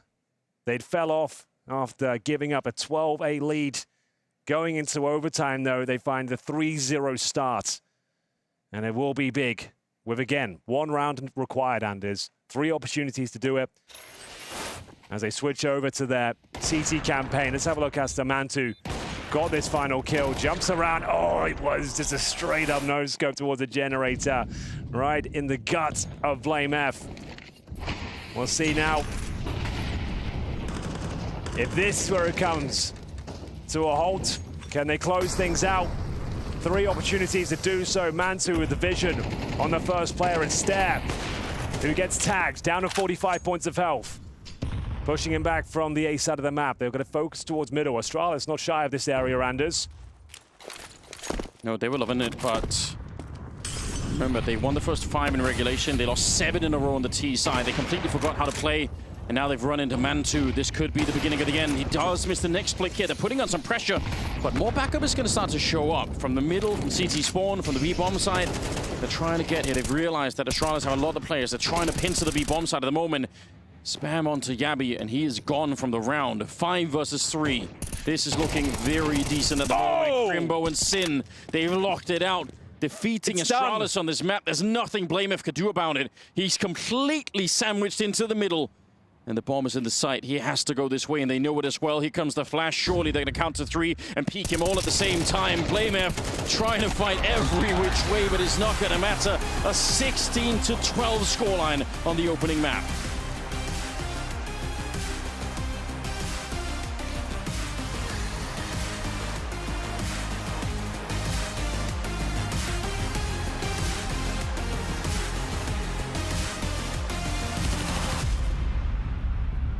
Big is a team that can notoriously punch above their weight. We've seen it time and time again, and we've just seen it happen right here against Astralis on Vertigo. It was their map pick, but they just looked better, and they ended up winning it, Pimp. It was a crazy game from start to finish, I'm not going to lie. Astralis got off to a very good start. You're thinking to yourself, up 5-0, T-side, everything is in control. They're playing some brilliant Counter-Strike. It's not even going to be a game. Up until that point, Astralis were in control. Big then went on to win 7 rounds in a row to conclude that first half, and that allowed them to come back into the game. And I must admit, Big looked like the better team. Astralis were constantly trying to force the issue, constantly being proactive to a point where Big was just sitting and waiting for every single mistake, and they were good at punishing it. You know what? I agree with you, and I do wonder to what extent there's a bit of masochism on the side of Big, because he really didn't need to be that complicated. It got into this very weird gray area, danger zone, where even though when it comes to the gameplay, Big was above Astralis for my liking, we all had the same feeling. We all had the same sentiment. When we got to overtime, we thought, damn it. They fumbled it. They fumbled it. They let Astralis come by, and then psychologically they're out of it. They're getting frustrated. We see the body language. We hear Astralis getting fired up, and I did not think that they had the shoulders to survive that comeback from Astralis. There were some mistakes from Astralis, though, that I think Big took advantage of, which ultimately played in their favor as well. Yeah, there were mistakes plenty. I mean, we can choose some rounds. We can talk about round 9. Far from perfect in Astralis, and we are talking about a situation where they were already in the lead, but I will talk you through this one. An opening kill being given away, that was a little bit complicated here, but then Device is gonna go alone in here. There's no real trade potential. The utility, the nades from Big are very on point through the smokes as well, and this now becomes a big situation, easy peasy handle, whereas Astralis was gifted a 5v4 with enough time, but maybe a bit of anticipation, playing too fast, not together, but individualistic maybe. I think it's a sharp contrast between the way Big were approaching it and the way Astralis were approaching it. Because we saw plenty of times Big would get the opening kill and they would slow down the game. They would just wait and wait and wait, knowing that Astralis at some point would have to do something proactive on the map and then punish it. Whereas for Astralis, as you said, felt a little bit impatient, felt like they were forcing the issue. Again, the spacing right here in this clip was very poor. The utility usage, very poor. Bait out the utility. Wait for the first nade. Wait for the first couple of Molotovs coming in. Then you can plant the bomb. It felt like they wanted to rush into the bomb side, and that was a little bit under level, you know, and below a level that I expect coming in from a team with so many great players. Do you think maybe it was because they underestimated Big coming into this? Thought, well, we can do this quite quickly, we'll just get aggressive and rush them a little bit? I honestly don't think so. I think you always have to respect Big, especially at these blast group stage. However, more mistakes were made for Astralis, right? It's not about them underestimating, it's about them looking like a bunch of clowns sometimes. Round 14, let's dive into it. This is one of the worst rounds of Counter-Strike I think I've seen all week long, and there's been a lot of rounds played throughout this one. Matthew, look at the buy coming in for Big. There's even a player down to no HP. I have no idea how Astralis managed to fumble this, but every single Astralis player in this clip wanted the back. They wanted the eco frags, and they got goddamn punished for it, and I hate to see it. I mean, listen, it sort of starts with a beautiful deagle shot from Sin, but it also highlights how long it took Stone to get into the game. And that's something that we have to address on Astralis. It wasn't even Diesel, it was something else. Maybe he was on Hybrid or whatever. It took him about 20 rounds to start playing Counter-Strike. Here, he's completely caught off guard as well by this train of pistol that's coming in. Shout out to Big, by the way. They played this very situation here very cleverly. They don't have the weaponry, but they rotate around the map. They let Device kind of chase its own tail. Very well played from them. But the Stone topic, I think, is one that's very, very relevant in our situation, because we saw him warm up towards the very end, but still force the issue. How many times did he push and either found the opening kill or found the opening death? Like, basically, he couldn't play the game for more than 15 seconds without seeing anyone. It's crazy. It's crazy. At that point, I know individually he didn't have a great game. Neither did Device. Device being left in a 1v2 in this eco round, it's not his fault, no doubt about that. But in the buy rounds with the AWP, we saw nothing coming out of Device. And for Stone, I agree, know your limitations. If you have a game plan coming into the game that you want to be proactive, you want to move in behind the ranks of Big, sure, you can try that a couple of times, but if you constantly over and over and over again gets punished for it, then you got to alter your plan, then you got to go into plan B, go into plan C, and I think that's one of the things we haven't discussed yet. There's no coach, real coach behind Astralis. Had there been a real coach, I bet you there would have been a timeout and someone would have told Stone, dude, you need to calm the F down right now, stop pushing, stop going in there, stop dying within the first 15 seconds. Astralis don't have that coach right now, and I think that's a big part of the reason why they ended up losing. I was actually on the same train of thought with you, where I was thinking along the lines of, if there was a coach, maybe Astralis would have changed it up a little bit sooner and potentially been able to get that map win. Well, you know, I agree with you that having a presence behind you could have been a voice that's needed in that moment, but I still think that there is enough experience on that roster to kind of capture the moment, right? When you talk about profiles like Device, who's got one of the longest tenure at the highest level in Counter-Strike, Blame has been around for a little bit as well. Stone and Yabi have been playing these sort of very impactful games. Someone should have realized. Someone should have realized that, hey, Big is slowing down the pace. They know what we're doing. Let's take it all a deep breath. But I just think that Stone was just in the wheel. He had his head in the wheel. He couldn't really realize. He found a little bit of success at the end, being aggressive, and he thought, that's it. I'm gonna be aggressive. And that was an issue. On the other side, though, Big, you mentioned Crimbo at the start of this. We said he hadn't shown up. I thought he had a pretty good map there. He started really well, and I thought that was important for the entire team, because if you, again, roll back the rounds, Big is very much suffering in the first few rounds. You see the scoreline here. It's 0-4 when we have the first highlight. It's 1-5 in the second. It's 2-5. So we are talking about catching back up with the game, and I think Crimbo was probably one of the first players who had a few of these moments, and that's what I like to call fuel. Like these multi-kills when your team is losing, even as a player, you look around and you see your teammate having these moments and you think, God damn, like we can do this. Like we're back in the game, that's gonna be it. You could feel also the body language changing from Big. So shout out to Crimbo. Here, by the way, that's the aggression that we were talking about. It's a 3 double kills. Basically like 3 You know what the hell Big Mac for 2. are doing in this situation. A third player died on the B bomb side without seeing his opponent as well. Crimbo did well, I agree. More players did well. Sin is another player I want to highlight, also coming into the game. Had a great individual showing. We didn't give much credit to either Process or Sin coming into the game. We said that every single Astralis player, pound for pound, are better. They have more skill, more individual output. Wasn't the case here in Vertigo. I think Big, the way they approached the game, the way they had a clear game plan, the way that everyone was buying into how they needed to win the game, also enabled these players who are, you know, realistically not at the same level like the likes of Device, Blame, F, and Down, but they were put in situations where they could punish it, where they could alter that lack of skill and still get the kills. And there was a couple of cool clutches coming in from Sin, a couple of cool plays, and overall, I think this was one of the better performances we've seen from Big. I very much agree that Astralis looked like, for my money at least, a bunch of clowns for the vast majority on this Vertigo. You're being mean, Jacob. What's happening? I think that was really, really poor from Astralis, but again, Big made it uncomfortable for them, and they punished every single mistake, and that's a skill in itself. Sin and Process are two names that haven't really come up around the Big conversation. They're also two names that popped off now in this map. Do you think that that also lies into the passion we spoke about at Big? The fact that there is this leader in tabseN, you've got God behind you. It just seemed to create a situation where they could do what they needed to do. Well, I think it would be a reach to say that's what's making them perform, but I do believe that there's something to be said about the confidence and the trust that some of these profiles are giving you, and then that also comes with a little bit of responsibility, right? If you have players like tabseN, like Crimbo, who decide to seal their their fate with you, then you somehow have to give something back. You also have to prove that that confidence, that trust was actually worth something. And I think Process had a great game here, specifically on the T side. I think he's trading on the T side. When his numbers are decent, but I'm not stopping at the numbers. I'm talking about kills that make or break a round. A moment where you have to have that courage to cross a smoke or to bridge the gap for a trade.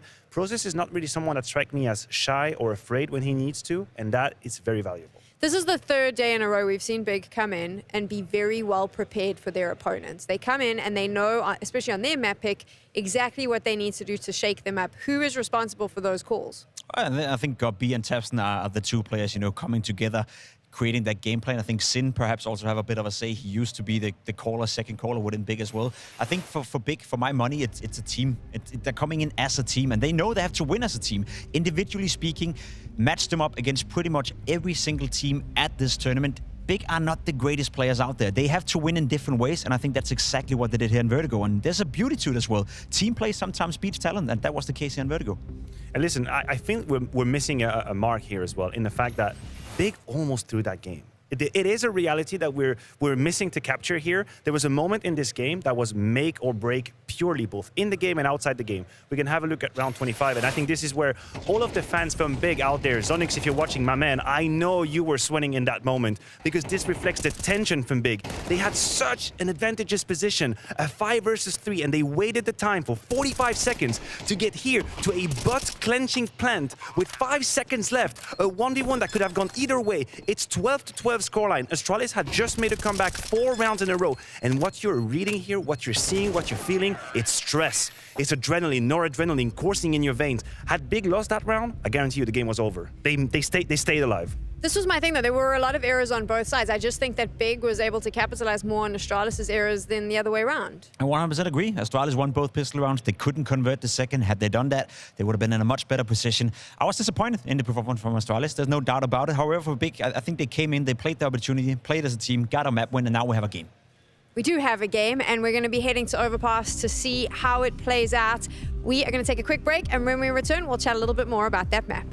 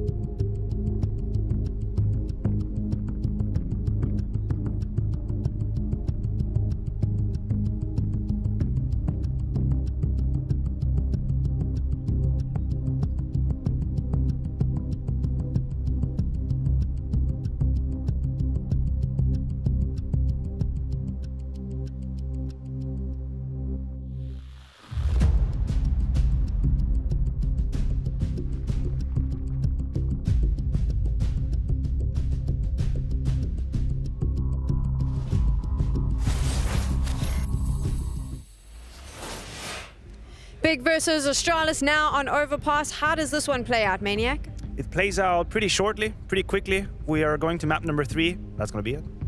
I would tend to agree with that. I simply you, Jake. cannot come up with one single reason as to why Astralis shouldn't be winning Overpass. However, if they played the Counter-Strike they did on Vertigo, as shaky as they did, maybe we get a competitive map. But Astralis, they have everything they need in order to win this map. Like, the only way you can look at it and make an argument for Big is that it seems like some individuals from Astralis haven't exactly woken up, haven't really started to play. Device was very mediocre compared to his own standards. Stone took a long time to come up to life as well. He was basically Stare, just asking for help in 75% of this game. That's your only way in as a Big fan. You can hope maybe that these players aren't exactly awake quite yet. There's a silver lining as well. They get to start on the CT side. Astralis will be on that T side, and that could be a little bit rough for Astralis, but I agree with you. Unless Device and Stone is having a stinger again, Astralis is going to win. Let's jump right on into Overpass. Yeah, let's do it, Sam. All right, then. The playing bracket continues here. Super Sunday. Anything but, though, for Astralis. After giving up what seemed like a locked-in outing on Vertigo, they are now on the back foot, but it's their map pick of Overpass. The analysts seem to think there's no way Big can pick this one up. Odds over a GG bet suggests that they can still do this, Anders, and they can actually win the series. What do you think? Honestly, Astralis should win this one, but I've got to say, I'm feeling a little bit alarmed watching that game. That was really weird. Like, some of the big stars were completely missing. They looked very uncomfortable. They kept taking risks. They kept getting into 4-on-5s that they sort of threw away. I don't know, like, it's nothing like I expected. So my confidence in Astralis has been shattered a little bit here. I want to see them rebuild that in the second map. And honestly, credit to Big as well. It's a really hard-fought game, but they showed a lot of great Counter-Strike. I don't want to take it away. I don't want to just say it was Astralis playing badly. I think Big look really cool right now. Let's see them continue into map number 2. It's on Overpass now. We'll see if they can put their spot in London, or if they take the long way, go to a third map. Maybe that's how it'll end up. We'll find out right now. It's Astralis again on the T side. Yeah, it would be the longest possible route. Final opportunity here. Playing bracket, there's a couple of slots remaining for the finals in June, and we've got a fast A attack coming in. There's nobody there. Not much tactical prowess behind it. Just a couple of flashes, and we're full sending everyone in.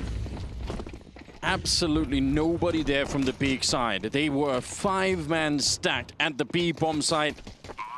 I mean, you roll the dice, and sometimes it just doesn't really play out in your favor. Now, a retake that, by all means, should be nearly impossible. You don't have the smoke, you don't have a kit, you're gonna have to run in the next 5 seconds and just get all the kills in quick succession, and it doesn't start out well either. Stown, Device, a couple of kills, yes. Get some of these Danes warmed up at the start of the game because they were missing on Vertigo. It looks like they're starting to get a little bit of swagger in their step here. They absolutely hunt them down. Device with the triple, and it's Astralis to win the pistol. Yeah, they've had enough, haven't they? Just a full A push at the start of the round. Couple of flashes, smoke down towards a dumpster.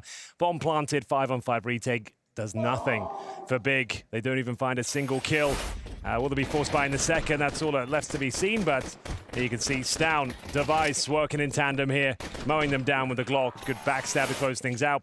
And yeah, there will be the force buy here from Big, who are looking to slow down this early momentum as they bring out the pistols, a Scout for Mantu and an SMG for Process. Grenades will land on both sides of the coin. More damage inflicted towards Device, however, as it goes down to 70. Yabi on high alert for any potential boosts. Right. No big lover boost. I was going to say, this is really worth hammering home at the start of this game. Big are such a creative team when it comes to those boosts. Like, I've seen them win on Overpass just by having like 10 different boosts down at B. It's so ridiculous. But fun to watch. Oh, absolutely. Just hunting for a bit of intel here if possible. CT's got a lot of work to do here. Getting some basic mid control. Yeah, I'm going to have Astralis with a couple of MAC-10 to make it 3 of them. Strong grenade once again. Softening these players up. They could have some one-shot potential on the Scout now. Yeah. It makes a huge difference. I mean, it does even make it easier for the 5.7 or the AP9 or anything like that. You get into a bit of a fight. You get one good dink off, maybe that's enough. But that's some grenade damage in return. One lands on Sin. A couple of people may be lucky to be alive. So it's a lot of time off the clock, too. Yeah, it is. There's still enough to work with here, though. They've got to get past the final boss. That's going to be Mantu with the Scout on the A bomb site. He just peels off. They can sense their presence now. Needs to do a lot of damage before they make it to the bomb site here. Delivering. And it's now down to t.ET. It's got got that P250. Can he find more than one, though? Overwhelmed. 15 seconds remain. Should be the plan. I don't see any other HEs to deny it. And that should secure things now. There's just nothing to work with. Might as well save the SMG and pistols. The scout shot put Blameth on 1 point of health. Yeah, that's unfortunate, isn't it? I think it did 71 and he had 72. Okay. That's so unlucky. Think about it from Mantu's point of view. If he gets that shot, it really slows it down. It sets up at 5-7. He just missed out by the smallest margin possible. That's a little bit ridiculous, but for Astralis, probably quite happy to pick up the round and move on and hopefully add more to it. Big are going to be carrying some of these weapons over into the next round. That's about it. Not much more than that. Yeah, might as well save them, though. Decent attempt there. Made things uncomfortable for Astralis, but ultimately they're pretty convincing in the end. 3-0 looking likely here, but bear in mind, Astralis had that 5-0 start on Vertigo, and things went horribly wrong towards the latter stages of the first half. They gave up 7 in a row. As soon as that man, Mantu, got the AWP out, it was a very different story out there. There is still somewhat of a conversation to be had that Big can win this third round with the saved pistols and the MP9 in the mix as well. Backs against the wall. Can Astralis win here? Surely, Astralis W. I would say they can still do this. I feel that's totally reasonable, but not if they enter the round like that. Yabi goes down with nothing. The MP9 will strike first. Yeah, good fight for Process. No head armor on him either. They're going to be falling back, so no control on the side of the map really at all for Astralis. Which for the minute might not be a really big deal, but I kind of like this from Crimbo. He's out looking. He's picking up the MAC-10 that Yabi had, so they get another SMG. I think it's more about the information, though. If Crimbo can kind of figure out that nobody else on the T side's out here, they can start to rotate people into more interesting positions. Maybe Crimbo and Sin could even start to get close to the connector instead. They can go for a little bit of a, flank around for the retake. Too late now. Good spray down for Stown. Double setup towards the restrooms and smoked off towards the stairs on the backside. So very hard for the MAC-10 to do anything. He's here, Crimbo, but he just can't really power through the smoke. Yeah. It's looking like another Astralis round here. They don't quite plant the bomb, trying to bait out those grenades, which they do so successfully. A slight chance of the CTs here, but now almost impossible for Crimbo. He's got the MAC-10, but not much else to work with. Should be dealt with by Blameth here, and it's a very convincing start. Once more for Astralis, as they do find the clean 3-0, but this is where the game hopefully gets a bit more interesting, as we're going to have the full gun round for Big. Looking to answer back here. Mantu, not clear whether we've got to purchase the AWP, but time will tell. As we get ready for round number 4 here. Do they want a tactical timeout before they get things underway? Seems like they're good to go. Mantu will have the sniper rifle. He's got very little utility, but a helmet. Speaking of which, there's no real helmets on the CT side. Thankfully, they're up against a full array of AK-47s. Device extinguishes the initial utility, gets control of playground as the spams come through. Only one bullet connects. Having Mantu early with the AWP, I think it's worth it even for the lack of utility and whatever else they could have had here. He's just been so sick. I mean, you saw some good kills for him on Vertigo, but I think there's even more to come. Like when he was playing at Cloud9, it was even more sickening to see. So I'm excited for that. Oh, the double nade. That's insane. It puts Sin to sleep and practically there's one more. Oh! He gets a touchdown, Henry. That is super sick. Wow, 3 HEs deployed and about 150 damage inflicted. 2 opening kills. Astralis, this is the team we wanted to see today. Lord knows what happened on Vertigo. An absolute disaster. After finding a great start like this, analysts seem to be convinced that Astralis have this one under lock and key. Like, there should be no conversation that Big can take overpass from them. It's going to be Ancient, the third map. And so far, so good. Astralis, massive lead here in round number 4, starting to coordinate themselves over towards the A bomb site. 30 seconds once again. No real residual utility on either side here. No kits for the CTs as they get ready for a bomb plant here. But Tapson, well, he's been removed. That's the end of his round. Stown Beautiful headshot. He's currently at 6-0. tabseN is super dead. Yeah. Nothing he can do about that. That's pretty wild.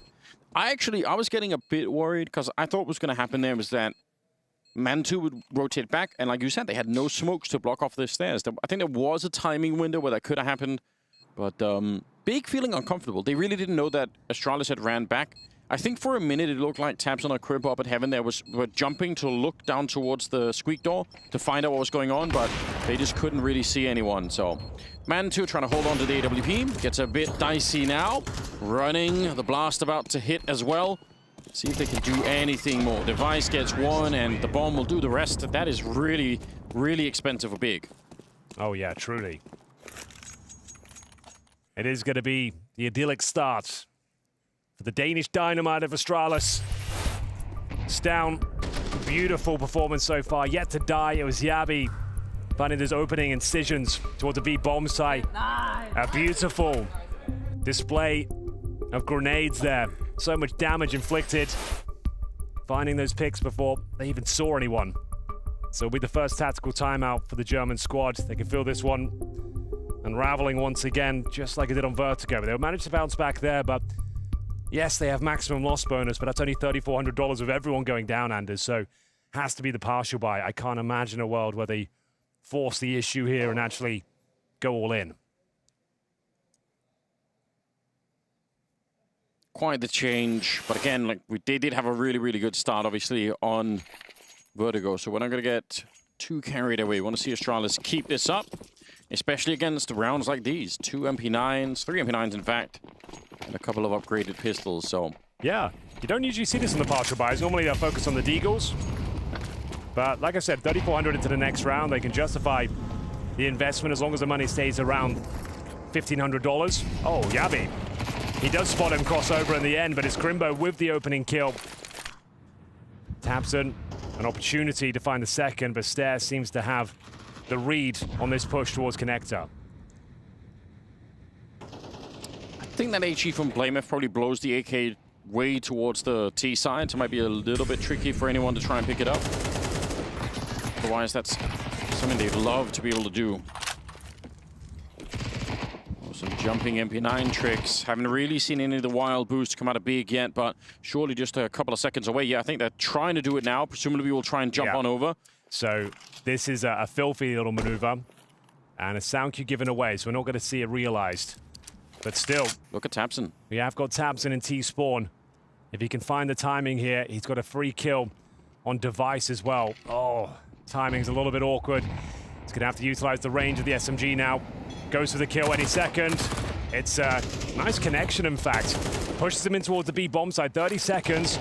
Trying to make things uncomfortable for them. That could be his second kill of the round. And could be the first on the board in general for Big. BlameF. Heavy damage en route. I think they've got to give it up now. Even with a couple of frags, I think they have to save. Sin will confirm it as we've got BlameF in towards T-Spawn. First round for Big has been found, Anders, and it's courtesy of the MP9s. A ton of really weird timings. For a minute there, somebody actually was looking at tabseN, but they kind of gave it up at the wrong time. The run boost over for Yabi and him not quite realizing he wasn't quite... I think if Yabi commits to the fight, he probably gets one and gets traded, but he does nothing. Like, he kind of sinks back into tunnel and gets double peeked, and it's like the whole thing's very, very awkward, isn't it? Now, that's a monumental round for many reasons here. Mainly because 4 players survive the round and they recover like 4 AK-47s there. So they get a huge injection of cash, firepower, and stability. You can see they've got 3 AKs now. No Man-2 AWP, but that's not a huge deal. He'll be more than happy to use their T-sided rifle. Or for Device, as Big post their first, can they start to garner some momentum at this stage? Device will be patrolling towards middle with said AWP. And we'll see now Crimbo just trying to get some intel here. Always a scary 1v1 to take. Yabi with the first kill on Process, who was trying to push off towards shore.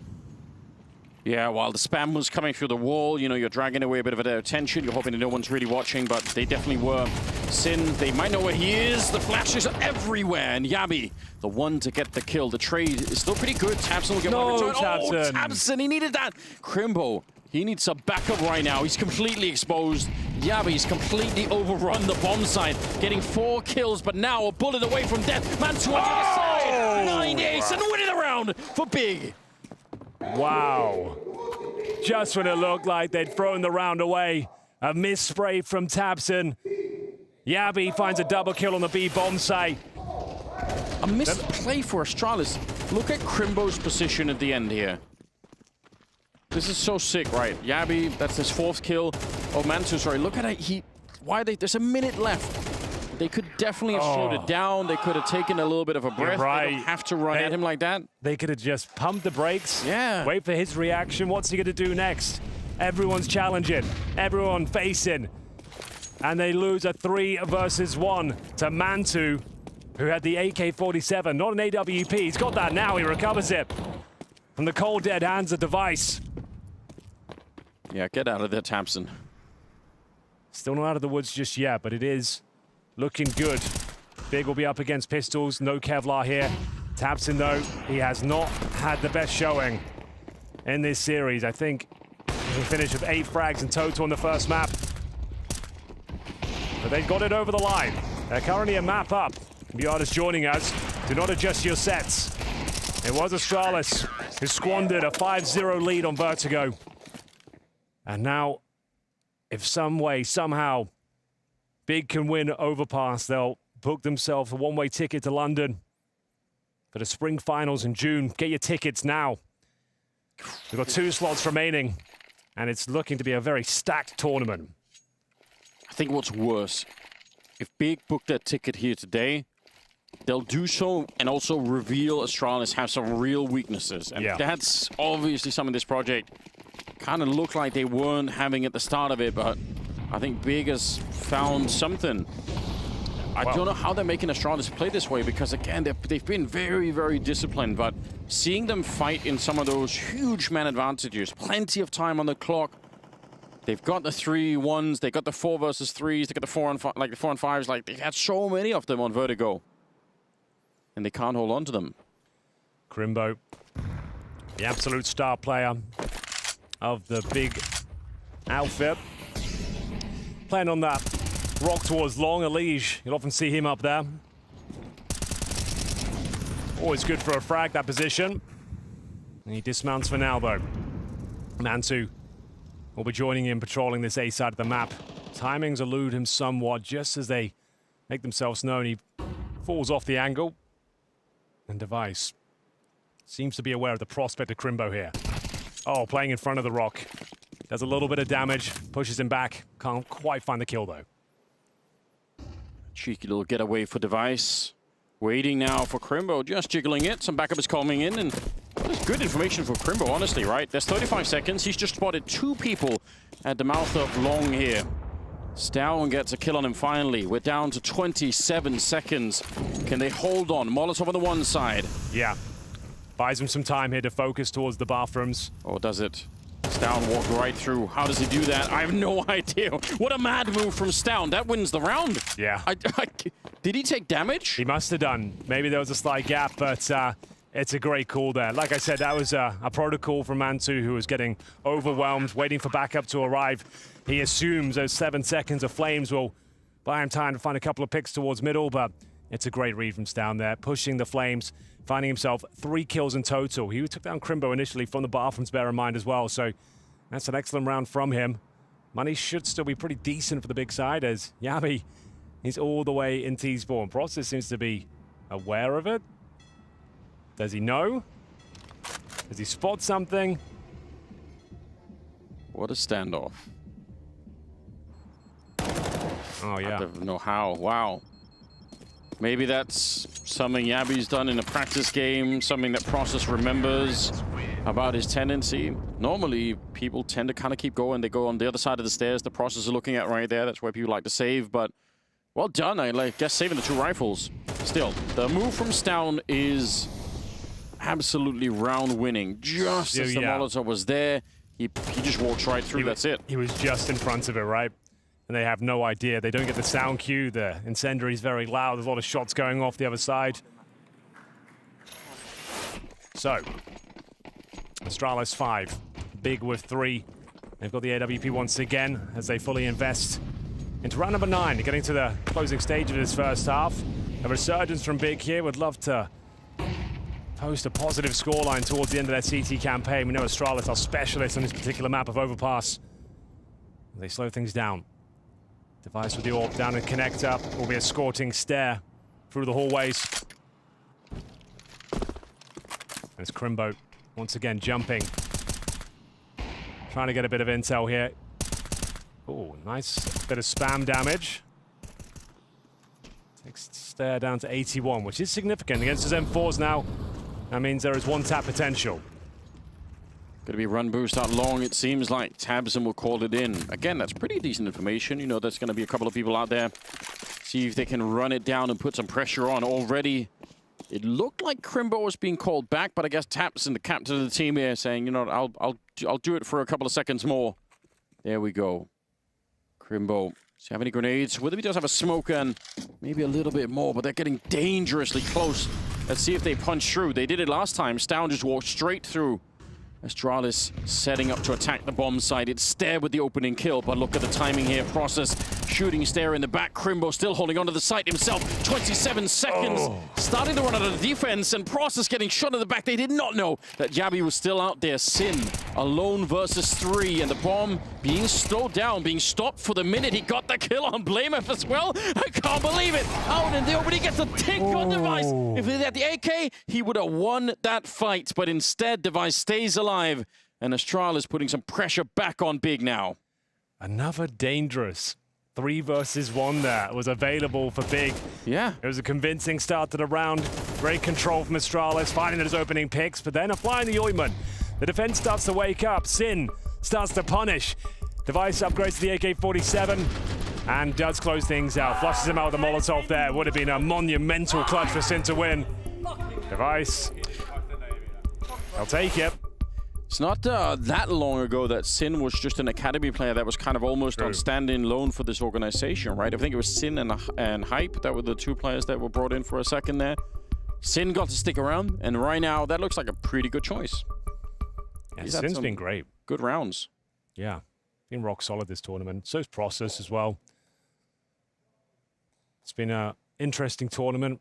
Big came into spring groups with not much to speak of in terms of success. They've been in a downward spiral as of late. Can't seem to find any decent results. Of course, didn't qualify for the RMR, most notably.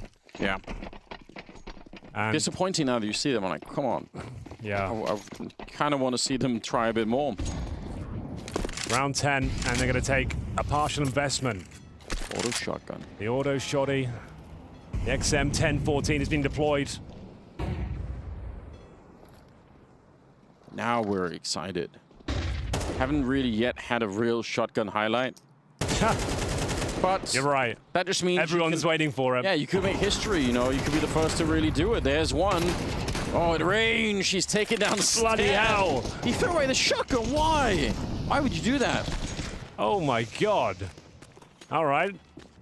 Well, there it is, Anders. That probably is the best shotgun moment of the tournament so far. Might have been. Well done. That was the partial investment, bear in mind. This would be a bit of a heist of a round. Speaking of which, we've got Mantu rotating in towards the bank position. He's got the scout in hand. 50 seconds here. They're going to try and fake the A bomb side by the looks of things. Stown going to show some presence. Yabi, though, reading this one well, should have this. Oh, jumped! Oh, God! We've seen a couple of those this tournament. Christ. Thankfully, he does stick the landing in more ways than one. What's happening? That's not how you want to start a fight. But look at what's happened instead. Blame, also Stown walking all the way around here, just closing the gap now with a Molotov as well. Blameth still hanging outside of the B bomb side, but the bomb is making its way. Just start running now. You've only got 14 seconds. I'd appreciate it if you didn't walk the whole way and left it, you know, to, yeah, he does have time, but, you know. They've got such a powerful position. They've locked off rotations. This is actually very well handled by Astralis, who have guaranteed their 7th round here on the T side. Looking likely for a 3rd map of Ancient. Quite frankly, this was a decent effort, though, from Big. They got a couple of kills, courtesy of the auto shotgun, but that's all they find. Process may be able to save the AK-47 if he's lucky. He should have kept the shotgun, Henry. Yeah, true. Kept on hunting with it. Probably what made the difference. Yeah, but that is you're right, that's really well handled. Also, one of the few times we actually see some good slowdown of the round and communication out of Astralis. That's something that's been missing, right? They realize they're in trouble, they pull the plug, they get a man deep on the A-bomb side, they rotate around that. I don't know why they haven't been able to do that in some of the other tough positions that they've been in. Feels like a lot of the time they just elect to fight, and Big are kind of proving individually right now that if it comes down to just straight-up duels, they're actually going toe-to-toe with Astralis at the moment, so very awkward. Well, Big, you're running out of space and indeed time. A couple more rounds to go. Only got 3 on their CT campaign so far. Going to need to see a lot more if they can convince us they can end this one 2-0. Deny the chance of H in here for Astralis. Here's the boost. Oh, the flash though. That's actually a CT flash that catches him. He doesn't get the information. And then he gets absolutely rocked by Blame F. Another opening frag here in the penultimate round of this first half. Yeah, otherwise trying to utilize the geometry of that new pillar that, you know, you can kind of slide out behind it, you could boost up in safety. It's a great idea, but they got called completely out behind Blame F. 7-3. Truth is, 7 rounds is still... This is such a good start for Astralis right now, playing T side of Overpass. They should feel very, very confident.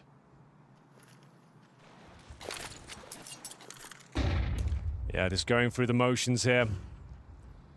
Feels like it's already a locked-in round. Astralis finding their mojo here on Overpass. Oh, Yabi. That is a stunning shot with the AK-47. Make it a couple of them. Very clean with it. Guarantees the round. Nothing can be said about this. Like, we've got taps in here. He would have to find 3 kills. Only going to be good for 1. Mantu, low HP. He's going to stay alive for now, but they know exactly where he is at this stage. Try and lock him in. Take him down to deny the AWP for the final round of play. So they might as well hunt for this, Anders. They can buy regardless going forward.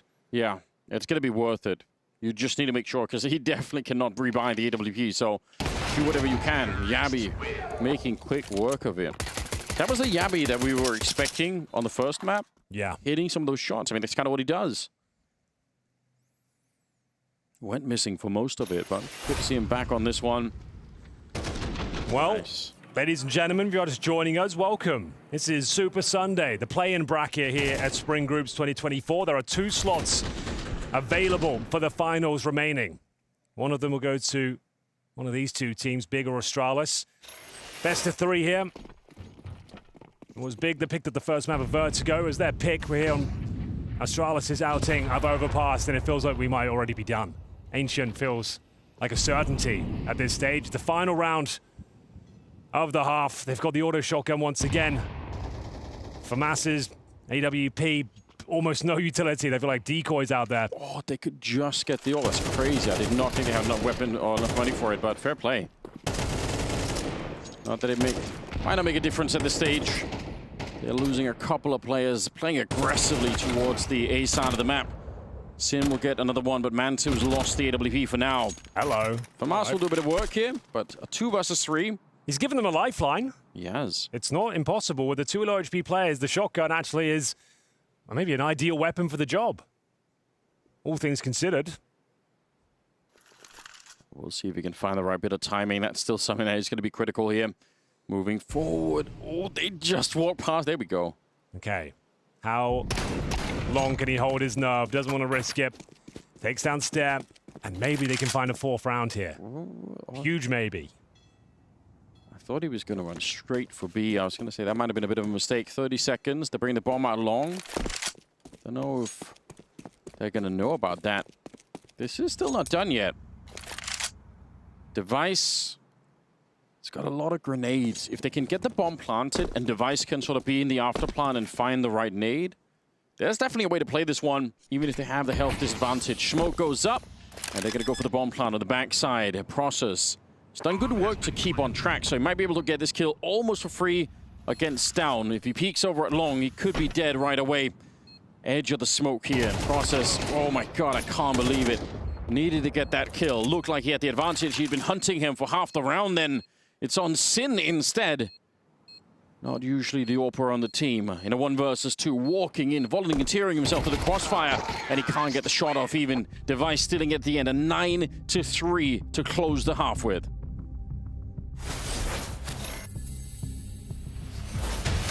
Welcome to the Blast Spring Final.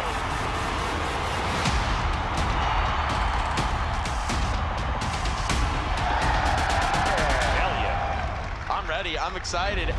The stage is set. Who's going to lift that trophy? Oh! What is that? It all comes down to the next 3 maps of Counter-Strike. All right. Okay. And he can't believe it. Oh my God.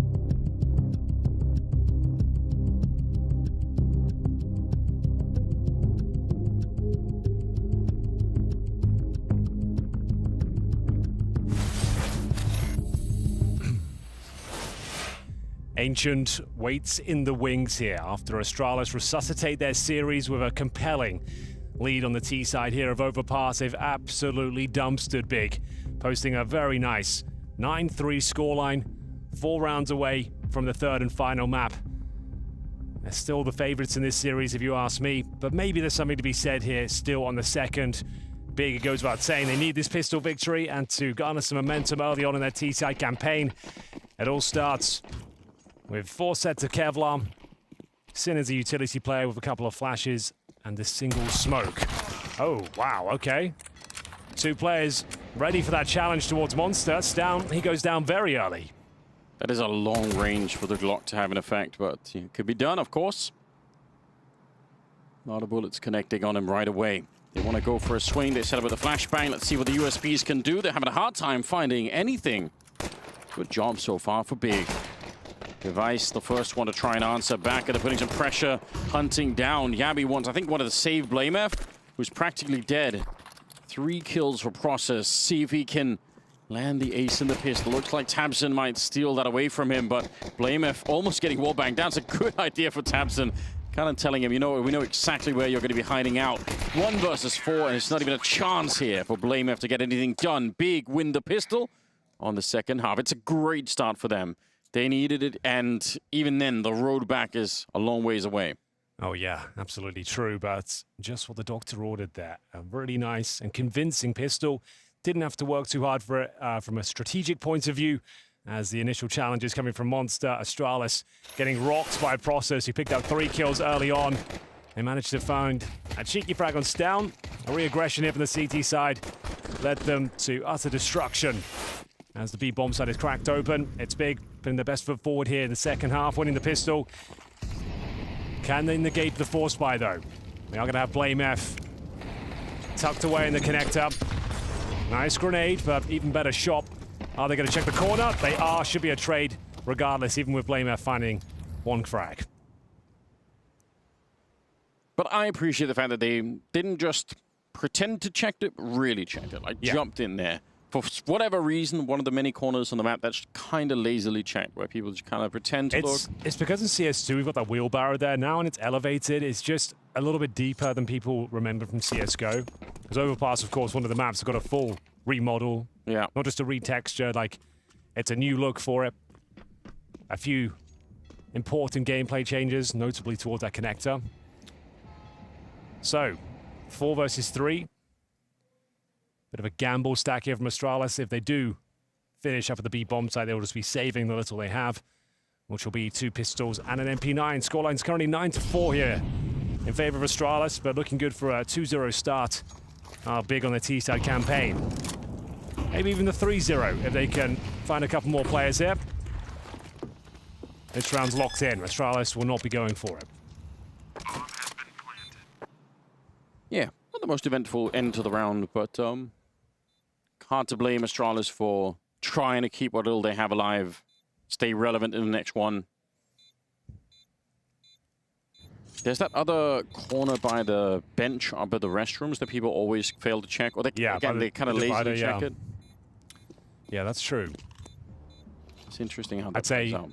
Other notable positions would be the Cubby on Inferno, top and middle. Yeah. Always seems to be overlooked. Wow, yeah. Not a single engagement once the bomb is planted. They're just giving up on it. So, 5 rounds for Big. Yeah, it's not looking too bad here. 9-6 should be possible. All of a sudden, they just need 3 to tie things up. Like CS2 and MR12, big leads often fall apart. We want to see some action now, though. These rounds have been pretty subdued.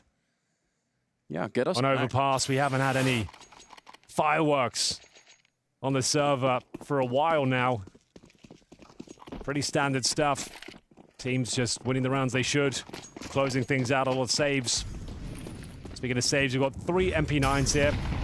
Looking for that jumping SMG attack that we described in the first half. For some reason in CS2, the jumping accuracy with the MP9 feels a little bit OP. You can jump up like that and normally find a kill with a couple of leaps.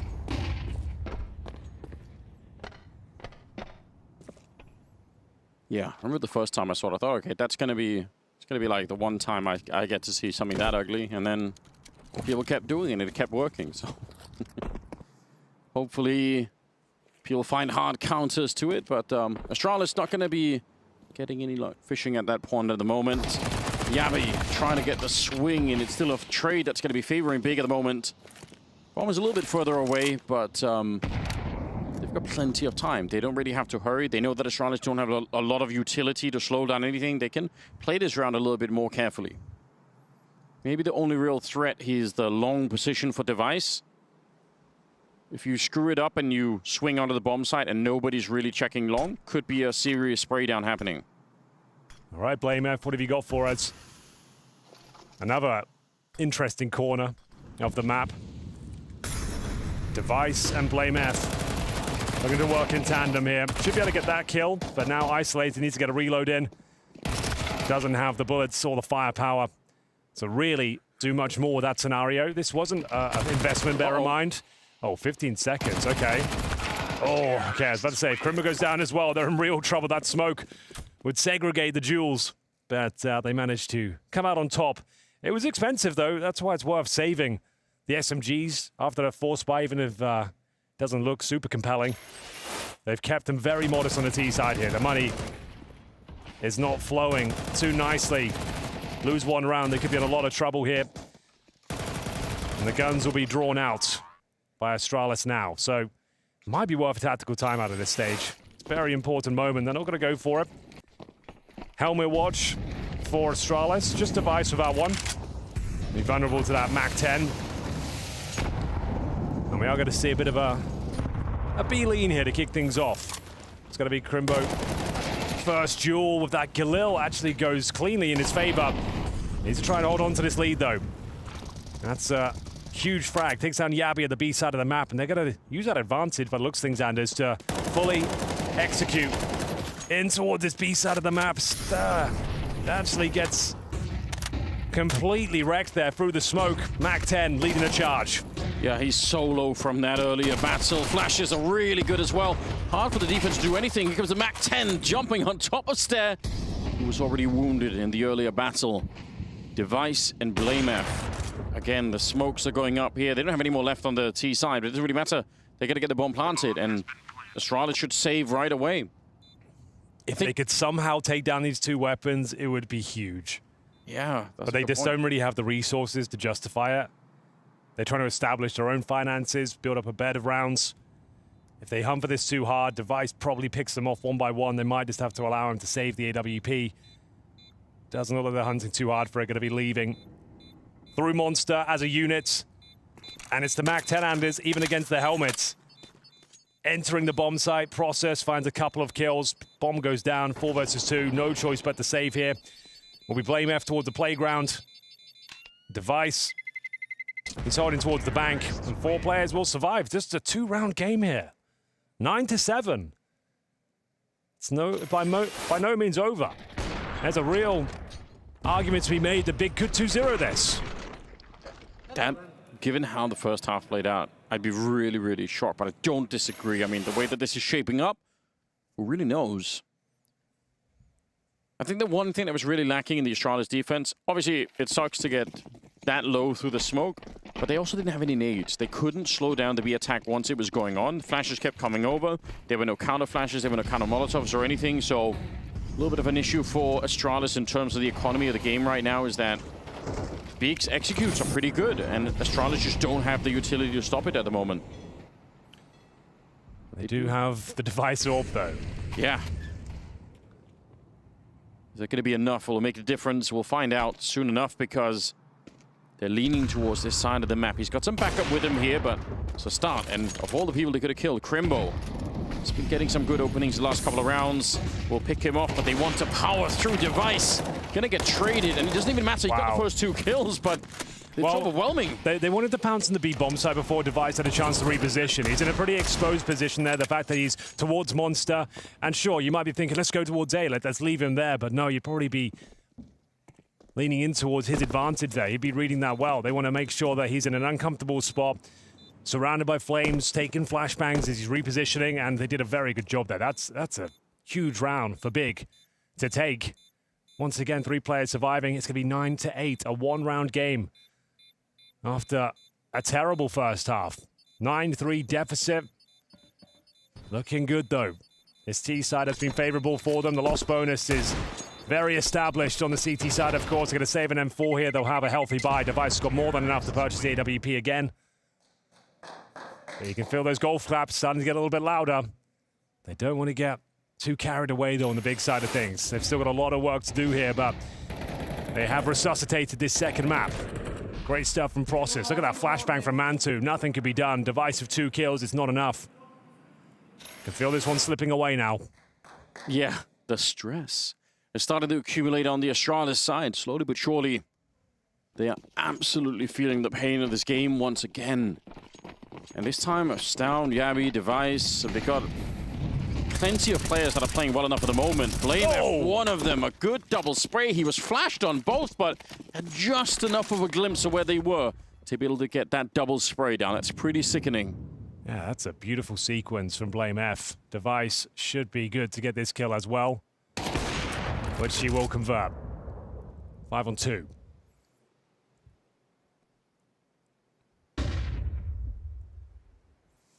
They're kind of waiting for him at the angles there. They were waiting for it out on long, but he's managed to slip the net somehow. Sin and Crimbo, see if they could do a little bit more damage. They're just walking into some of these shots, a bit unfortunate. But yeah, I kind of appreciate the game plan. It's fine. Like they go for the spray down, but once they get those kills, they kind of fall back. Device is playing my restrooms. That's okay. I'm just happy to see Astralis not immediately continuing the fight. Well, Sin, could be quite the wait here, Anders. We've got 45 seconds as he tucks himself in towards T-spawn. Yeah. So, that's going to be the first round for Astralis. They do break the streak. It was 5 in a row from Big on their T-side campaign, but Astralis now will find double digits, a 2-round lead, and all 5 players surviving as well. A nice injection of cash. They'll have all their utility and defuse kits going forward. You know, Henry, if you could operate the forklift, you could probably use it to boost up on the quad boost. That's true. I didn't consider that. Yeah. CS2. Does CS2 even have? Does it have driving built into it? Yeah. Listen, vehicles never coming back. That's, I mean, we had driving in 1.6. Yeah. Why have we regressed? I don't know. Sunk vehicle. That was a hell of a map, wasn't it?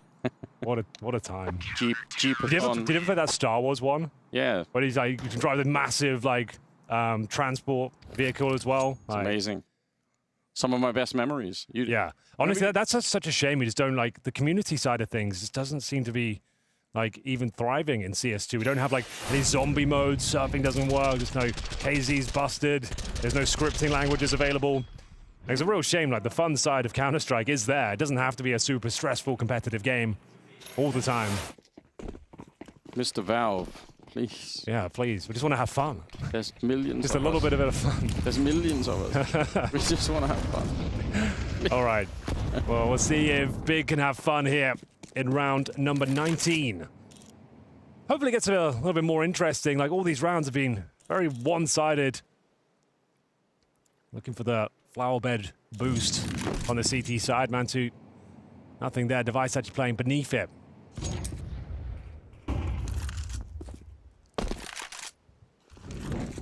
Very important rounds coming up here for both these teams. Yeah, definitely. Some money in the bank for Big, more than maybe I was expecting, but still, Astralis are close to the finish line on Overpass. Ancient would be the deciding map if we get there. Not 100% that we will at the moment, so we'll leave the discussion for a minute. But that's about 80%. Yeah, that's what I put up. Unless this round falls apart, then we might be getting down to like the 70%. Smoke. He's got a Molotov behind it. Look at the timing on that smoke. That's actually so devastating. Well, to be fair, Big do love a last-second scramble to a bomb site. They don't necessarily thrive in those scenarios, but it happens more often than not. Oh, okay. Blame F. He's going to have the timing here. Going down is a free kill. Tabson. He's going to be gutted at that. It couldn't be worse for him. The moment he leaves. And it's just as they're setting up as well. They're trying to get onto the site here. Now they're doing it, but it's a bit half-hearted because you know you've already been found. Stair getting a chance to flex the mechanics once again. See what I mean, though? And there's all these rounds, like, they're not that exciting to spectate. No, it's true. It's just a slow, arduous default into everyone getting mowed down. Wait, who shot him? Was that from Connector? I think it was through the smoke, but maybe. I hope we catch the replay. I looked away.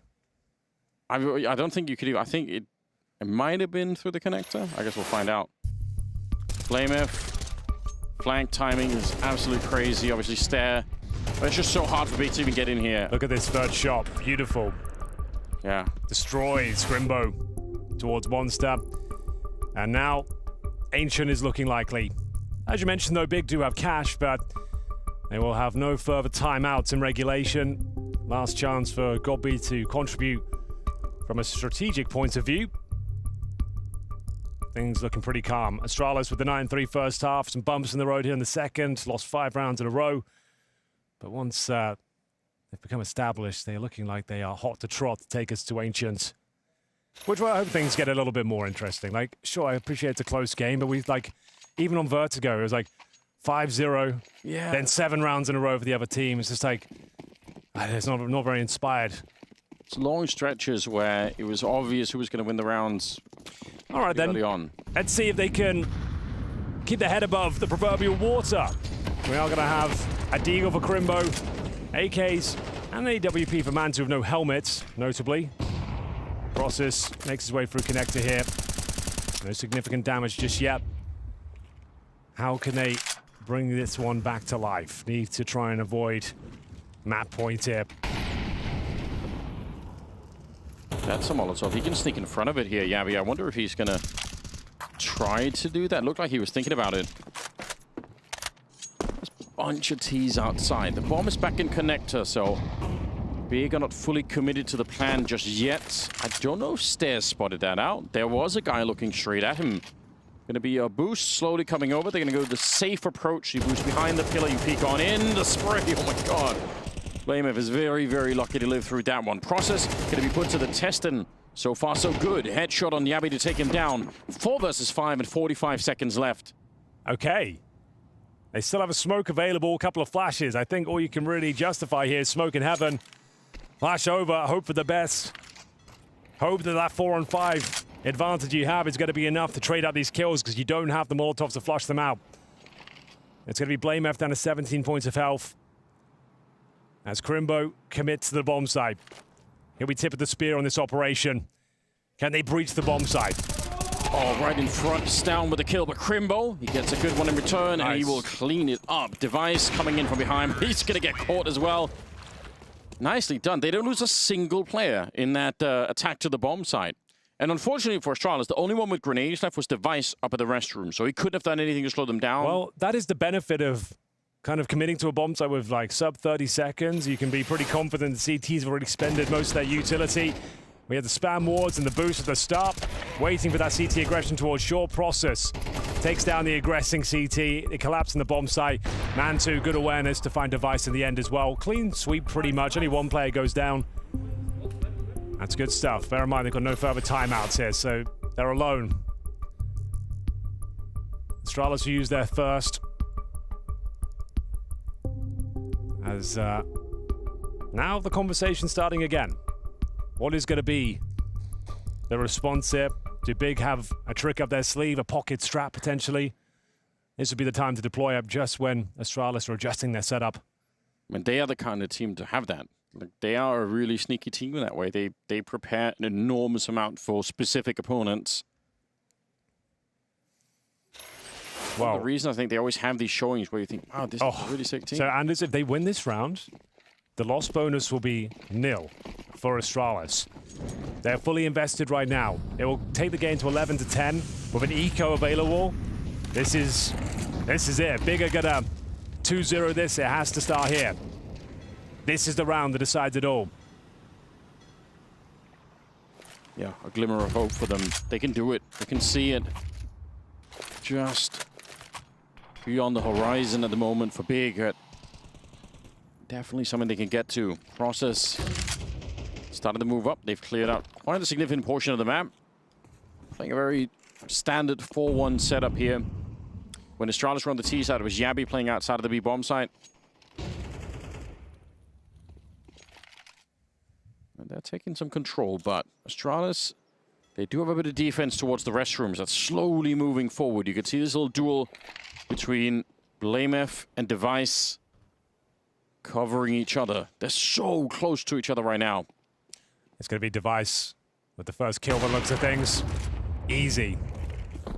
Always so good on overpass. So reliable. Good flashbang, even better swing from Blamev. Oh, they've been absolutely destroyed here by this iconic duo. Manhandling them at the A bomb site, 5-on-2. Whatever they had in mind has been completely taken away. Nothing really to be said now with 20 seconds remaining. That nade connects. I don't think they go for it though. The bomb's still towards short. The bomb site is actually relatively open. It's just Yabi, but there's no time. 8 seconds. Got to hold on to the weaponry here, considering the money's pretty low on the T side as well. But Astralis have done it, Anders. That is going to be map point. 12-9. 3 opportunities to get this one done. We don't want to see another overtime here. Let's get to Ancient, shall we? Let's have a reset. Yeah, hopefully there'll be a map that delivers. Final battleground awaits. I want to see it too. Especially the way that Big have kind of looked well prepped. There's a very hard map to beat Astralis on. I don't really necessarily blame Big for what's going on. I think they're actually playing a really good game, all things considered. Well, yeah, they only got 3 rounds on their CT side. Yeah. In fact, they even made it interesting. Speaks volumes, but doesn't feel like it's enough. You can see that scrambling with the weaponry here. Galils and Tech 9s and saved AKs. The grenades don't hit the mark, and Device has been hitting absolutely everything in this second map. 15 kills, just behind Stown with 16. He looks poised to add another one to his tally as well. Perfectly reading Tabson, seems to know exactly what's going on here. Spots him and pulls out the grenade instead, trying to flush him towards the fountain side. Strong flash gives out Crimbo's position, didn't feel safe. And it's going to be a B finish here for all the marbles. Can Big hold on? The Molotov is effective. The commitment will be coming very shortly indeed. To be honest, this has worked for Big quite a lot more than I was expecting, so why not try it again? Stown, the first point of contact, he's absolutely wrecked him, hasn't he? Stair with a double kill, a grenade onto Stair, and it's a friendly one, but it won't change the fact that Crimbo's on his own, 1 versus 5. I don't know if there's much he could do. The bomb is on the other side of the L-bend, 40 seconds left here, and for once, Astralis are respecting it. They're staying back, they're not out hunting for it, they just need this kill, and they will find a third map. They certainly will. Nothing left to be said about Overpass. A pretty comprehensive victory for Astralis in the end. A 9-3 first half. Some good form from Big to make it interesting, get warmed up, managed to take it the distance. But ultimately, Ancient was always going to be locked in here. There are 2 slots remaining for London, and there's 1 map to decide it all. We've got Ancient coming up next. Astralis able to wrap it up there on Overpass. I have to give it to Big. When we passed the halftime mark, it looked like they were going to storm a bit of a comeback, got a couple of rounds on the board, but it just wasn't enough. See, I don't know if I really want to give praise to that, or if there was more. What is the word that you like to say? You like to say cosmetic? Cosmetic. That's the one. That's the one I was looking for. I wonder if this wasn't more cosmetic than anything else, because the first half just showed the domination, the absolute domination from Astralis on Overpass, and then the CT side is almost impossible to play against. We're going to dive in it, of course. I do believe that Astralis was in control, even more so than the scoreline actually suggests. I would very much agree. Big won a 1v3 on their CT side. They never should have won. They were actually close winning another one, but apart from that, there was nothing positive to say about Big CT side. However, I agree with you, Matthew. A cosmetic comeback on the T side. They did play better. You know, they put up a bit of a fight. At a certain point, the game got close where you're thinking to yourself, alrighty, are we going to potentially see a fight for it? Are we potentially seeing a 2-0 for Big? But then Astralis instantly answers back. And at no point were you like, at no point did you feel that Astralis were losing control. They just let the gas slip a little bit. Banks and I were having a chat about this, or we said, you know, Big plays Virtus Pro on Overpass a lot. Virtus Pro, Overpass geniuses. So maybe during the cosmetic comeback, maybe something could happen. But Astralis just, they've got it. This is the thing, that they outclassed them, right? Yes, and the problem is you could play Virtus Pro 10 times and you still wouldn't be ready for the way Astralis is about to beat you. Because the problem, the number one issue when you face Astralis on Overpass is that you cannot win a round on the A side. As soon as there are weapons in the hands of Astralis, I swear to God, you cannot. Just look at some of the clips that I've chosen for you guys at home. This is Big at 9-8, scoreline very much equivalent, trying to break the wall that the A side is. Double kill from BlameF, punishment immediately for Device, and from this point on, you know the round is basically over. It's a matter of just waiting and playing out your 5 versus 2 as clearly as possible. Big are going to try their hand on the B side. Later then, down the road, 11-9 scoreline. What do? They try and play the A side again, and here comes the IRS. Device with the attacks immediately. BlameF surprises you. And it's not the same way VP would do it. VP would play back and they would lock down the side. Astralis don't even let you get into the damn bathroom. You're literally running down with your pants down and there's nothing you can do. They don't let you get there. And for Big, I think to me that was the issue. And even the few times where Big were, you know, exploring the A-bomb side, then going back towards the B-bomb side, then Device would just push and come from behind. There was a couple of times where he went down connector, caught a couple of the Big players for off guard from behind before they even got into the execute. Right. So they were always one step ahead. Sure, Big got a couple of rounds, but again,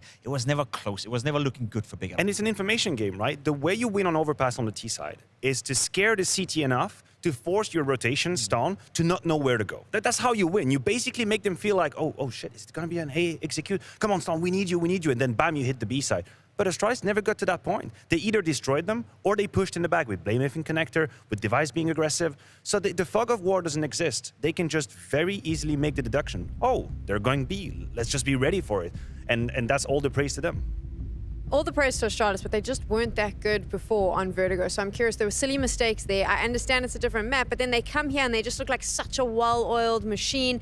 Also, of course, we saw players that didn't pitch up in Vertigo suddenly performing. How does Astralis find that consistency, Pim? I mean, that's a big part of the equation right here. The Device and Stown played well. We were after them after Vertigo, the two worst performers on Vertigo, arguably the two best performers on Overpass. Of course, when you have your star players showing up, when you have your individuals show up, Counter-Strike becomes significantly easier. It's not to dumb it down, it's not to not do my job and analyze the game, but even at.CET coming into the game, Counter-Strike these days is a lot about winning your duels. If Device is winning his duels in the toilet area with the AWP, odds are Astralis will win a vast majority of the rounds on towards that A bomb side. Same goes on for Stown. If he's going to win his duels on the B bomb side, odds are that they will have a good defense over there, or for that matter on the T side, where he was very much involved in the entry department as well. So good to see them bounce back, because they had a rough showing on Vertigo, but the double duo right there, Stown and Device, which we are going to see much more of in the future as well. That's a very dynamic duo.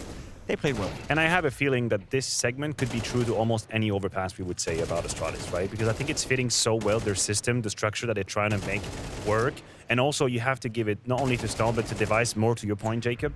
He might not be the flashiest in today's age. You look at m0NESY, he's faster. You look at ZywOo, he's just better. But in terms of positioning and decision-making, I still feel like you can load up a Device demo on Overpass and learn from every single round. What angle does he decide to fight? How far back does he go? When does he push again? There is such a science and an understanding of when to play that he makes life miserable for a T that is trying to grab map control against them.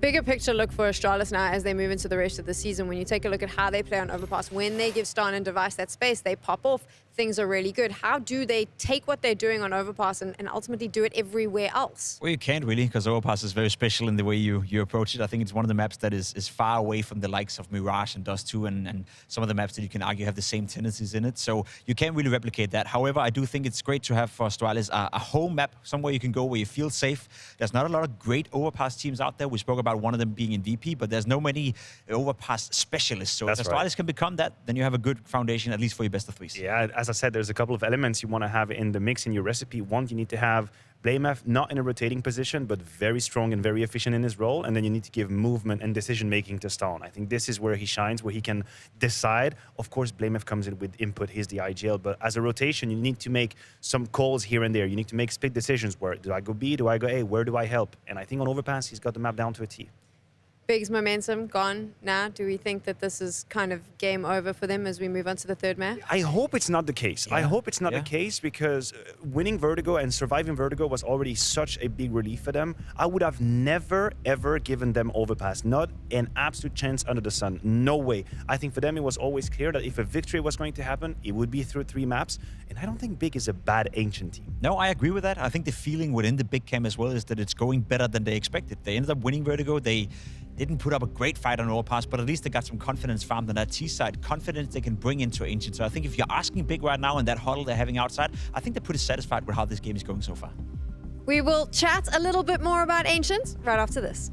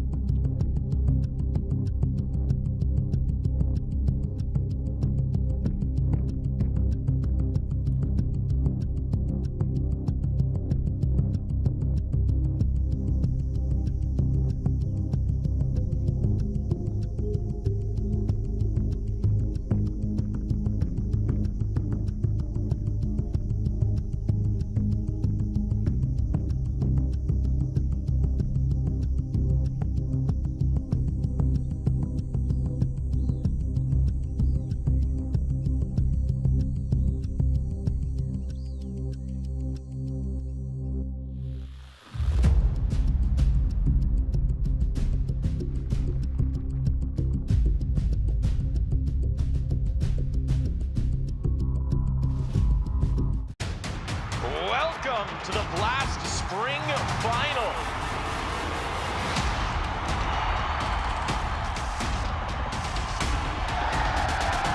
Hell yeah. I'm ready. I'm excited. The stage is set.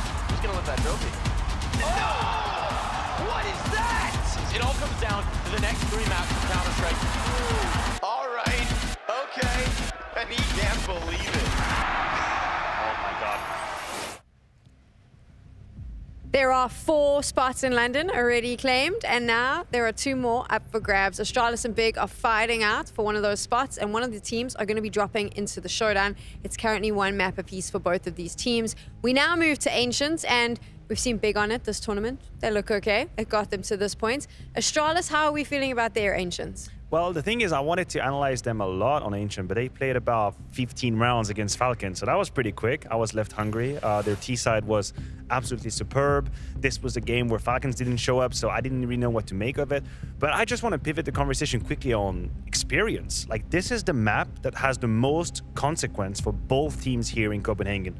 Period. That's it. That's the map that either sends you to London, we had the spring final teaser right there, or it's the map that sends you to the showdown. And this is a world in which Astralis is supposed to have a clear advantage. Yeah, I would definitely agree with that. I mean, Astralis have been boot camping for 2 weeks, I believe, in the hotel we're staying in right now. They've been preparing for the season for quite some time, and it's all coming down to this map. Win now, you go to London. Lose, you go into the showdown, which is a place you do not want to be.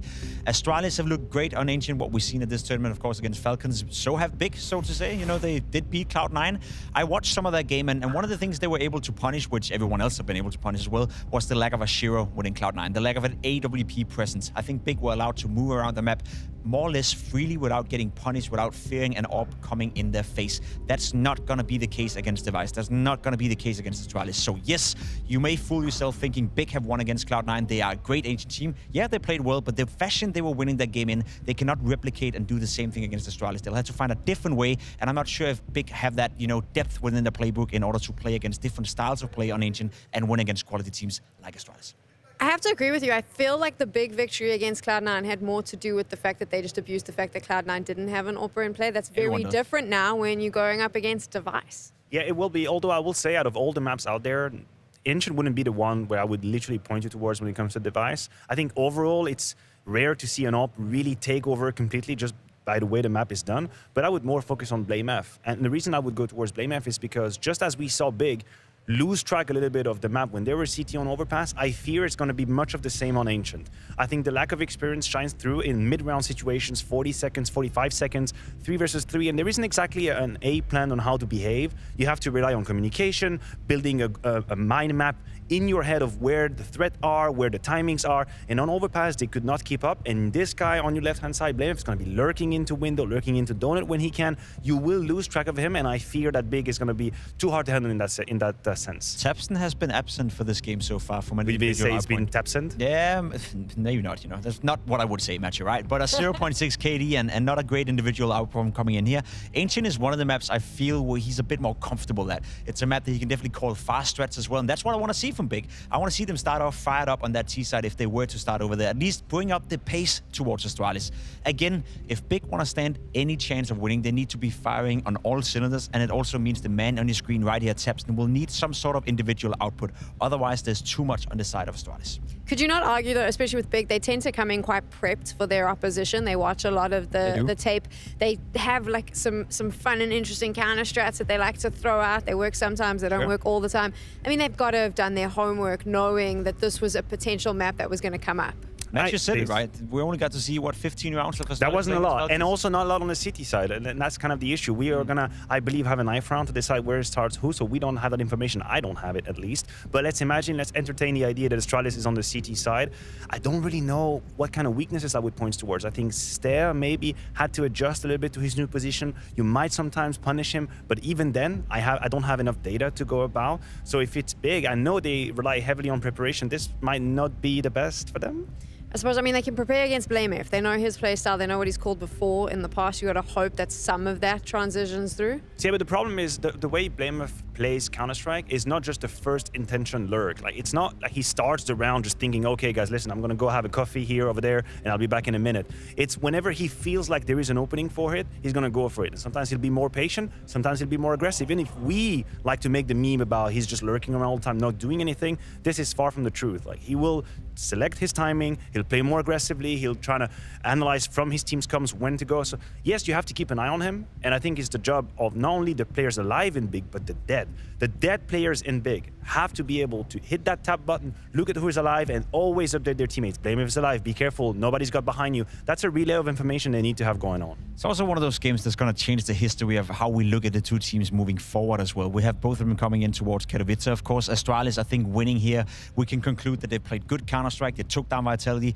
Probably should have won against them yesterday as well. So it's one of those teams that you can allow yourself to have expectations for coming into Katowice. Whereas for Big, if they were to lose this game, if they were to go into the showdown, they're not going to be at the Armor. They're not going to be at the Major. They're not going to be at London, most likely, unless they can make it through the showdown. So for the rest of the season, first half of the season for Big, it is mega important they can win this game. And on the other hand, if Big were to win and beat Astralis, where does that leave us? Astralis beats Vitality 2-0. They should have won against them yesterday, or could have won against them yesterday. And all of a sudden, when it matters the most, they lose to Big in a deciding game. Where does that leave us? You've been a professional player. I've been a professional player. We've all been in these games where you're punching upwards and you give your goddamn everything. You're going up against the best or the number 2 or the number 3, and you know that you're about to just destroy that hierarchy. You're about to get a scalp, and then suddenly you miss the mark and you play against a team that you're supposed to beat. And the odds are kind of changing. The situation is changing. The picture you're painting in your mind is different. Now it's not about, oh snap, we're about to take down Vitality. Look at how great we are. It's, oh shit, we're about to lose to Big. Yes. We didn't make it to the RMR. And whether we like it or not, that is mentally very different as a player. And part of being a professional is going above that, but they're also human beings. What I will also say, and I very much agree with that point, you have two players in Yabi and Stown who came in from Heroic, who probably were the best team ever in order to never lose to teams below their own level, right? They had a tough time sometimes making it into the grand finals or winning the grand finals, but you'd never see Heroic lose to teams below themselves. It happened very rarely unless you're called EG at Blast group stage. So for that matter, I think it's not too big of an issue for those two, and I don't think that for BlameF or Device or for Staff for that matter, it's something that should be filling up their mind right now. To be completely honest, I've been impressed with how well Big have played throughout this tournament. I did not expect them to be in this game. I did not expect them to be in this third map, but I will say, if Astralis were to lose against Big here, if they were to not qualify for London and would send Big in there, to me, it would be a massive disappointment. If we were to splatter some paint on a canvas now and create an abstract artwork, what is the win condition for Big, Pim? The win condition for Big is playing as a team, and I think playing in a pack. I would love to see Tapston call some wolf pack mentality. Go fast, put on pressure, see if you can rattle Astralis, see if you can make them feel uncomfortable, because if they play a slow brand of Counter-Strike here in Ancient, it's not going to work the same way as it did on Vertigo. So bring in some pace, play as a team, and see what you got. It all comes down to this map. We are about to find out who is heading to London. Yes, indeed. One map to decide it all, the fate in the balance here, and it's Ancient Anders. It still has to be said, Astralis are the favorites going into this one, but Big have been plucky. They've managed to have a pretty decent tournament, all things considered, and they have one more chance to make their way towards London. Well, the odds are swung back in favor of Astralis or on GGBet. It makes sense, I suppose. I agree they started favorites. I'm still a bit worried. I'm seeing some mistakes that Astralis are not used to seeing, even if they won that second map, and it looked comfortable enough. I still gotta say there's someone missing that we saw on the first couple of days for Astralis that I haven't really seen yet today. But maybe they can bring it on the third map. It's coming up. It's Ancient to this side. Who goes to London? I want this one to be a banger. The first two maps were fine, but that's all they were. I want both these teams to be tested. I want some huge clutches. I want some heartbreak, some fireworks on the server here. Third and final map, Astralis. We'll start here on the CT side. It's Big. With all 5 members towards the B bomb site here. It's going to be a crazy execution. So much They've got utility. double mollies, smokes, flashes. This could be like a round of Valorant. Yeah, you might be right about that. I think there's about to be fire raining down on the Stown in that position. It's a classic Molotov, and if this places Stown, he has to move a little bit forward.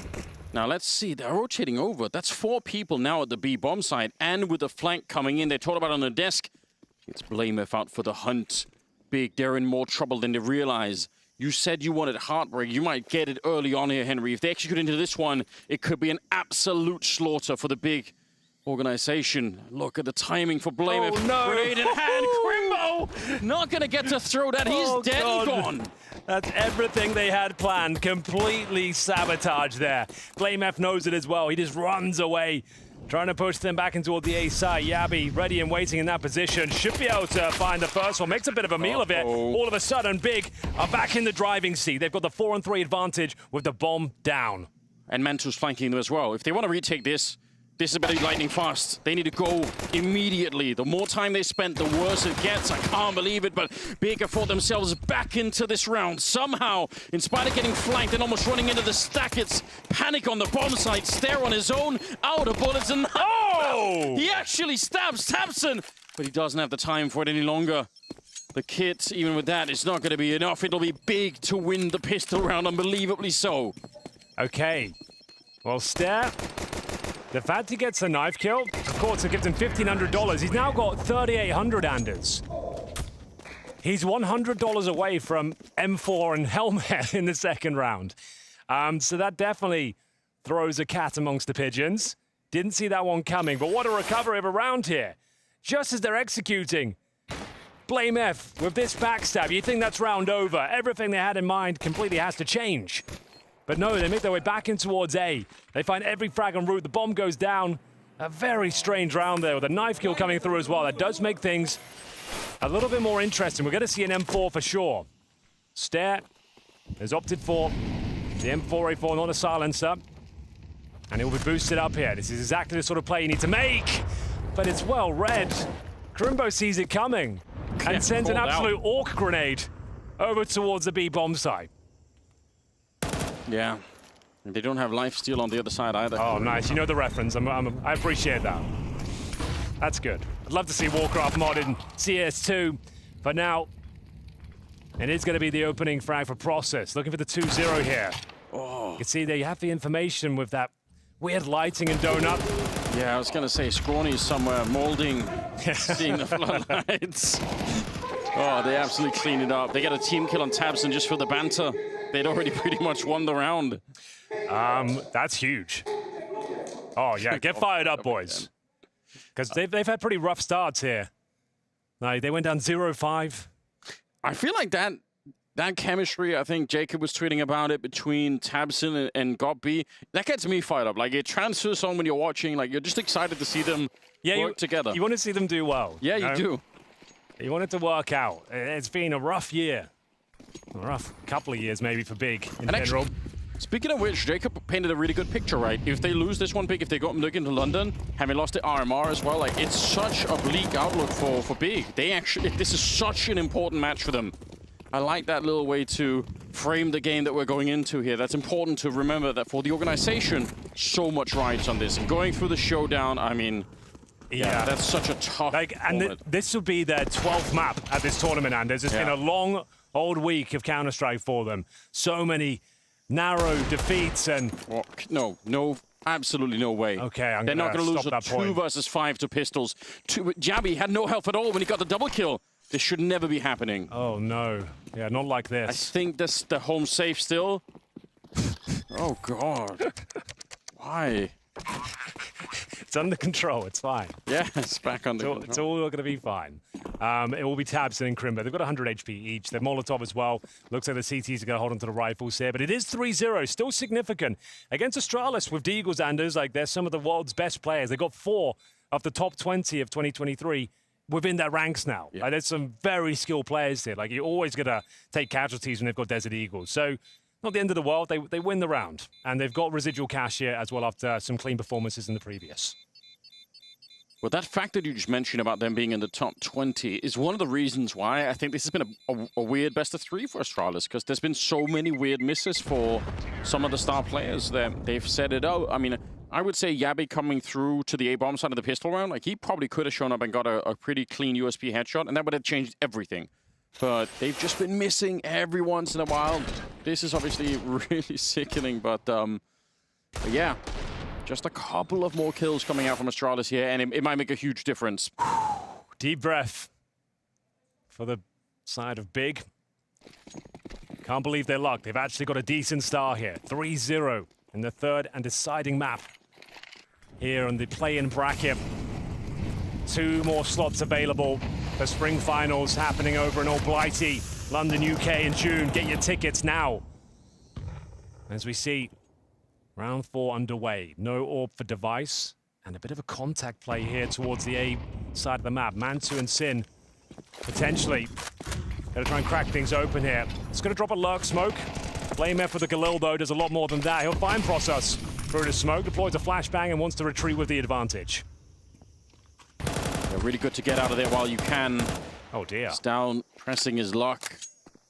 And they give up the 4-on-5 advantage pretty early. It's interesting to see Stown still play that while the rest of the team has actually already disappeared from middle. You would have thought that maybe he will fall back as well, but stuck around for it. Gravitating now towards the B side of the map, and so are the CT side a little bit. You could see them falling back through CT spawn at the moment, so at least gonna have 2 people here, but there's no getting around the fact that there's absolutely nothing left in terms of utility for Astralis. Device hanging around the middle. Oh, they might get right on top of him. No, they're actually gonna go through the Jaguar tunnel. This position for Device could be absolutely crazy. If he can activate at the right time, he can change the round. Flash in to take a look. It's coming through the tunnel, or they're coming through the cave, and nobody really knows about it yet. 20 seconds on the clock. We'll see if Device can find the timing. They've got grenades in hands. It's a disaster. The spray down for Stair. That should shut it down. 12 seconds left and a 2-on-3. Should shut it down, but you've got Crimbo, one of the best clutchers on the server. If they get this bomb down and Tabson can provide some covering fire, you never know. They've both got Galils though. It doesn't look good at all. Tabson though, good for 1. He sets Crimbo up. There is a fighting chance here, but one that won't be realized. Is going to be the first for Astralis. 3-1, pretty convincing finish. But Crimbo, there's always a chance he can work with those sort of scenarios. Maybe a lesson learned there for Big. If you're going to bring 3 people in like that and 2 of them are going to be holding grenades, the guy with the rifle has to be able to shoot back. He was look at Tabson. Oh, he wasn't even looking. What? It's got bit. What are we doing? Voss! It's a real Scheisse moment, isn't it? Just why have you all got your grenades out, looking away from your monitors? Bloody hell, boys. I don't think they win the round either way, but certainly not a favorable way to give it over to Astralis. We are going to see the AKs brought back out. Reserves of gold starting to run low here for Big. Fully invested into the round. If they can answer back now, though, they still would be in a fantastic position. A chance for Astralis though to build momentum. Flash down towards A main.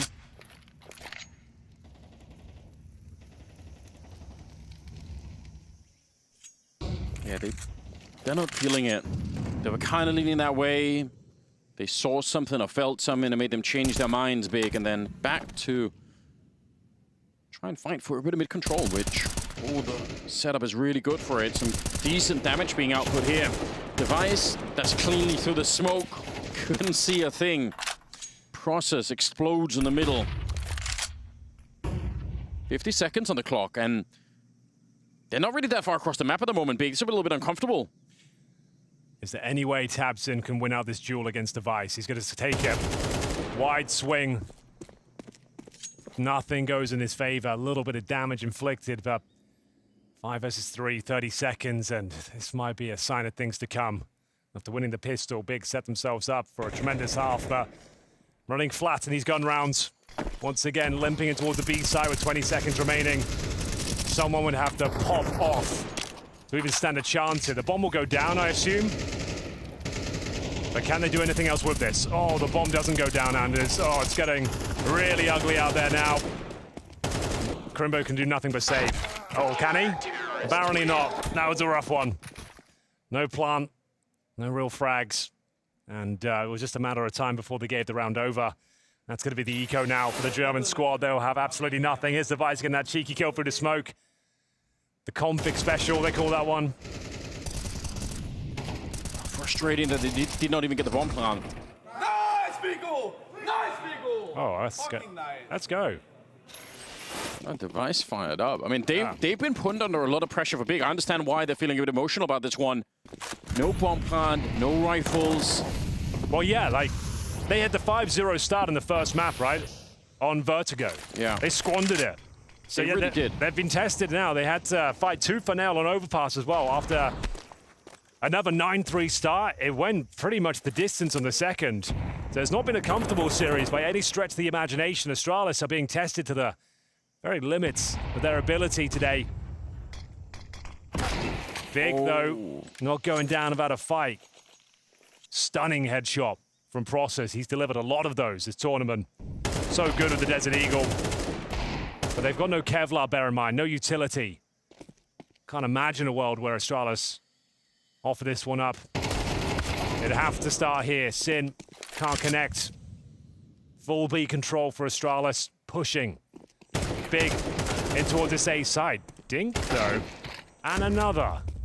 Bit uncomfortable. Maybe a chance for a bomb plant. You get one more kill. It's doable. They're thinking about swinging against Blade, but what a lineup. The spray control is magnificent, and he gets 4 kills for it. Very nice.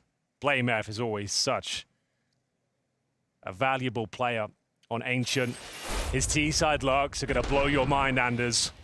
He's one of the absolute masters of finding timings towards Red Room. A bomb site temple. Right, he'll just get that undetected and sabotage the backlines. That's all to come for now, though. Huge spray down. Sure, it's against the eco, but they were finding some shots there. We're all tied up, 3-3. Oh, another weak buy for Big here, and they're just going to go straight in with a B-rush, Anders. Yeah, sure, the fire and flames onto the B-bomb side to try and see if they can open it up. Sin, the first to go down. Device in the back just absolutely shuts it. And it looks like they're going to be fine on this one. Tech9 for Process. I might have said that too soon. I can't believe he's running and gunning and actually getting a pretty good double kill. Crimbo back here. Would have loved for his teammates to have had a chance to put the bomb down. Could have made it a little bit more fun to play around the ramp, but now they should be able to find him eventually. Bomb is lost. Might be a 4th round here for Astralis. Might be. You could be onto something there.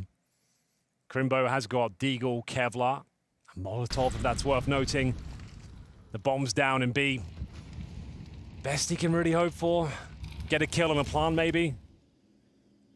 We did say he's the clutch master of Big. Hasn't really had one of those spectacular moments in this series, at least. We've been looking towards Process Sin. There's that one dig I mentioned. Upgrades to the M4A4. Still with time to work with here. Stown is essentially low. 67 HP, a nice little controlled spray to the corner could be enough here. Oh, and the timings work out perfectly. There is an AWP holding Yabbies on the other side, but let's see how this plays out. The Molotov, is it going to be a factor? Might actually force Down away from this one. The spray is looking so good for Crimbo. He still has 15 seconds. He's played it perfectly so far. And I think he knows. He saw that back there. He's waiting for it. Yabbies. Oh, down. There we go. Crimbo. That's the clutch you were talking about, Henry. We finally get it. Does he ever? That's what we've been looking for. That's that superstar potential from young gun Crimbo, delivering when it matters most. They were starting to spiral. They were losing control once again of Ancient. And he finds some space, some time to work with the Desert Eagle. And he absolutely destroys Astralis piece by piece. He couldn't have played it any better if he tried. Revitalization now for the German squad. That's what they needed. That's what Crimbo's in his team. That's what he's here for. Bring those clutches. Bring games back to life. God beat, calls the timeout, just trying to calm everyone down. Well, that one gave me goosebumps, Anders, the way he pulled it off. That's such a significant round. I really can't believe it. Everything was perfect. The Molotov, the fact that he got the flash over the wall to just take a look. He just saw Yabby, and then he's ready for it again. The fact you're right, he had everything was perfect. The Molotov, the flash at the first kill. The flash to disallow vision on the angle. They're not even thinking about the bomb, knowing the AWP is going to play himself eventually. A thing of beauty. Big steal the lead now. This is the game I was looking for. Back and forth. Huge moments. Crimbo continues to frag here. Stair goes down after getting spammed and naded. Sin's in a promising position as well. Device, lucky to be alive here, but now Sin, he's stuck between a rock and a hard place. Grenade will not help him as BlameF neutralizes the playing field. 0-7 for Sin. It's been a bit of a tough start for him, but the rest of his team, they might be able to bring it back. Down, way overextended on that fight. They were always going to peek him. And now, bomb's going to get planted, no question about it. Big, I really feel like they are exposing to the world a lot of problems for Astralis. Losing a 3v1 like that, it was an insane clutch for Crimbo, but Astralis should be able to set up scenarios in those kind of situations where they can always find a trade. They can always make it tough. They died one at a time. What a clutch it was. And the thing is, Anders, they didn't even have to challenge him, right? Like, they didn't. Once I think Stown spotted him, sorry, and that's why he repositioned towards a pillar. They could just play inside cave. They could just force the plant and take it together, but they were willing to challenge it. A cautionary tale going forward as now it's Big with another round here. 3 players surviving, 2 for Astralis. But I mean, if you rewind the clock back to on Vertigo, all of the rounds that Big had on the T side started with them sitting and waiting for Astralis. And more often than not, Astralis walk around the corner, lose a player. And even when Astralis got the opening kills, they would still keep doing it. So there's definitely something that needs to be looked at. It might be part of a grander plan for Astralis that we just don't know about, but right now it seems to be costing them a lot more than it's gaining. Eco here. 2 saved weapons, but the finance is too weak to justify any further investment. We are going to see BlameF and Device. A potent and deadly duo. Sin, as you mentioned, had a rough one. Full James Bond. 0-7. As we have got some nice mid control here. Good flash. Takes Device off the angle.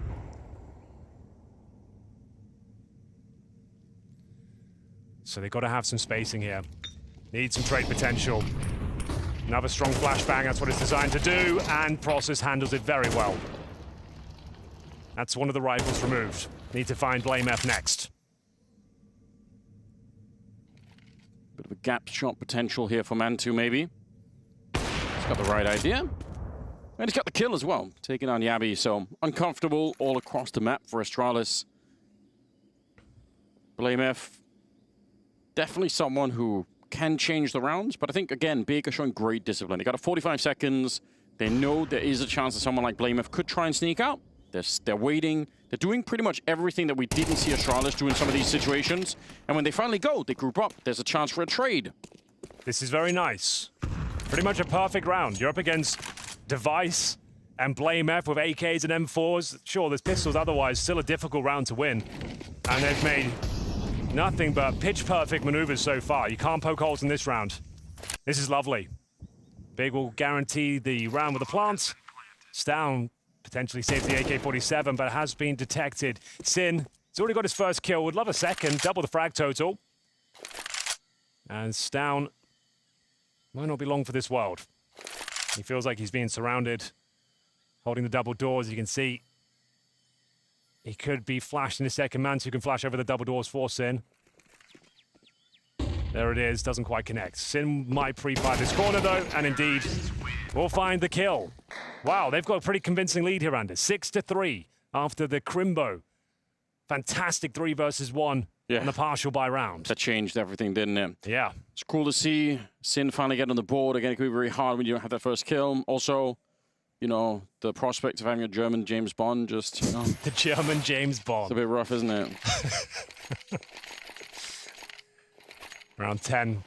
Couple more to go here. Mantu will deploy the AWP. We don't have the same on the other side of the server, though. Device will be operating with an SMG. So will Stare. This is a difficult round for them. They're losing grip here on Ancient. BlameF will take matters into his own hands. Nice aggressive maneuver here. Confirms that no one's in towards Polly's pocket. But we've got an A lean rather. It's actually decent scaling here from Process off the flashbangs. He's got great amounts of space on the bomb side, but speaking of great, that's a lovely shot from Jabby. And they've got 3 players there ready to push back Big. It looks like they might be done with this round. Options very limited now, and utility is just 1 single smoke and a Molotov. Yeah, but if Crimbo finds the opening, the round is back on again. He's snuck onto the bomb site. He's got a chance to go long here. He can do it. It's an MP9 that's maybe going to come take a look at him. if they lose control. Again, it's a 4-on-5 here for Astralis. Let's see how active they're going to be. This is how they've lost so many rounds in the series, is by being overactive, suddenly running into the fight a little bit too much. They've missed the smoke as well. He was trying to smoke the double doors, I believe. Oh, this is actually a nightmare now. This is all smoke deep. I was going to say they had no utility to really suggest they could win this round, but now Crimbo found all that space. They smoked off spawn. Bomb might be able to go down, but still slow as you like here. Mantu finds the advantage. Good flash. It actually catches his teammate, though. Sin, if he gets that frag, it's probably over, but Stown, he's disallowing absolutely everything. A monstrous spray down from the cave. Secures it as a miss shot from Mantu. It's a rescued round from Astralis there. Crimbo found so much. It looked like it was a done deal with the smoke down towards CD spawn, but a triple kill on the rotation saves the day. That's, I guess, good play for Astralis. I'm not really happy about this round. If Stown doesn't get the quad kill here, I think tactically and just in terms of Counter-Strike theory, it's just, I think Big are playing a much better round at this point in time. Yeah. They do almost everything right. Sure, Stown is a superstar player. It'd be very hard to lock him down, but yeah, I don't want to rely on that. God, B's face. I feel bad for him, man. Just has to sit back and watch those rounds unfold. Penultimate round of this first half, though. This is the game we were looking for. It's got the drama, the fireworks. Look at Crimbo. And the hero plays. Device, though, one step ahead of it. Nice response from Jabby as well. This is a solid CT half coming to life, but Tabson, perfect flashbang. Blame F to be tested. He's had multiple frags in this position before. Gets up with the first. Damage on the second as well, but there's a smoke down towards CT spawn. Doesn't dissuade him from the duels. And it's a 4 versus 2. Surely they're done for now. Mantu takes 93 damage. Orb stuck behind big box. Yeah, grouped up on top of each other. They should be dead in this one. It's down the shore with a little bit of a spray down. Astralis adding another round to the board. That's great. It's super important for them. But I mean, this is, no matter what, it's going to be a tricky second half here. Nothing's been decided yet. Hey, at least it's not a blowout scoreline. We want to split it right down the middle. We want to go the full distance. Absolutely. In the third and final map. If you're just joining us, ladies and gentlemen, this is the first series of our play-in bracket between Astralis and Big. Winner of this map will be going to the spring finals, going down London, England in June. Get your tickets now. It's the penultimate slot. We have one more available, but for now we focus on the map of Ancient. It's been a long, old tournament, a roller coaster of emotions for Big en route.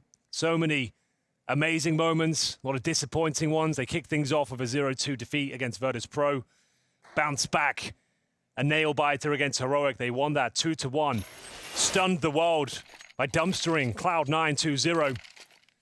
Then the group final, losing to VP once again, find themselves in the play-in bracket.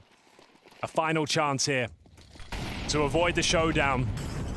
After not making it to the RMR, this means everything to the players and the organization. A cutthroat tournament. And now, the final round of this first half. Astralis with all the advantages you could ask for. Up against 2 rifles and pistols. Surely they close this one out, but Sin's got something to say about it. Yep, Stairs alone at the bomb site. He has to stay alive. Getting a kill is fine, but staying alive was probably more important in that moment. 4 versus 3. They managed to crack their way through once again. Astralis shocked and having to go for a bit of a retake here. It could be 7 for Big, and what a difference that would make. A flash around the corner here. Device taking up position, trying to hold the angle. Molotov being thrown in from Gabby on the one side, so trying to force them out into the fight, and it might have worked here. Blame it with the double kill, leaving Sin. He's just got 4 kills. Another 2, and he could be the hero for his team. This one round could be all of the difference in this game. Blamef trying to sneak up. It's a straight headshot to bring him down. He spins for the defuse, and the game is tied up at the end of the half, 6-6. Oh my days. It's going to come right down to the wire. There's one more half left of play. We're going to throw it to a break and see who will come out on top. And Device, there's a lot of voices on the team, like Stown just said. Him and Yabi speak a lot about the team. Blame S, the IGL. You obviously give a lot of input and insight. So what's your angle been like for working on building this new roster with Blame and 2 new players? I mean, for sure, I feel like naturally I've taken maybe a little step back on some aspects of the game. I think I also am a little bit more calm doing that now with the quality we've gotten. It feels natural. I also do think CS2 plays a little bit differently with the AWPing style. I think everyone kind of needs to figure out how to be as impactful as they were before and not just go with a rifle, which is kind of exciting sometimes to just think like, yeah, fucked up. But yeah, sure. I mean, like, I'm just really happy to be a part of the team together with the two new guys. I think they have like a lot of potential and a lot of quality coming from their like philosophy of CS, and we're trying to make it all come together and make everyone feel as they are 20% of the team. I think that's really important to achieve like team success and not just a glimpse of it. Everyone needs to find their groove and their role, and some people take a step back on some maps and have a more influential role on other maps, and I think that's just where we kind of need to find out how everything comes together as a unit. Has it been overblown the way people have talked about the roles with Stan and Jabby coming into the team? Or is it actually quite a big challenge to try to build a roster with them? I think they've changed a lot, but I think what goes like unsaid is like Stair, who has transitioned into a completely different role. Yeah. And I think he's just killing it. Like, he has been a part of why I think Stan and Jabby both have like some of the same roles, and they can like have some sense of security in how they play, because he's changed everything. So big credit to him. I think he's doing amazingly. And as you said, of course, it's both new roles, but it's also how you play those roles. I think like, yeah, playing, let's just say, Door on Nuke can be played 20 different ways. So it's also about fitting into the entire structure and not just holding that position. So I think it's, as I said, a little bit like the philosophies coming together and understanding how you move as a unit around the map that makes or breaks how your role is played and how good it's played. And I think that's just something that naturally takes time. So yeah, it's just a work in progress, but it's also a really exciting work in progress because we have so much quality.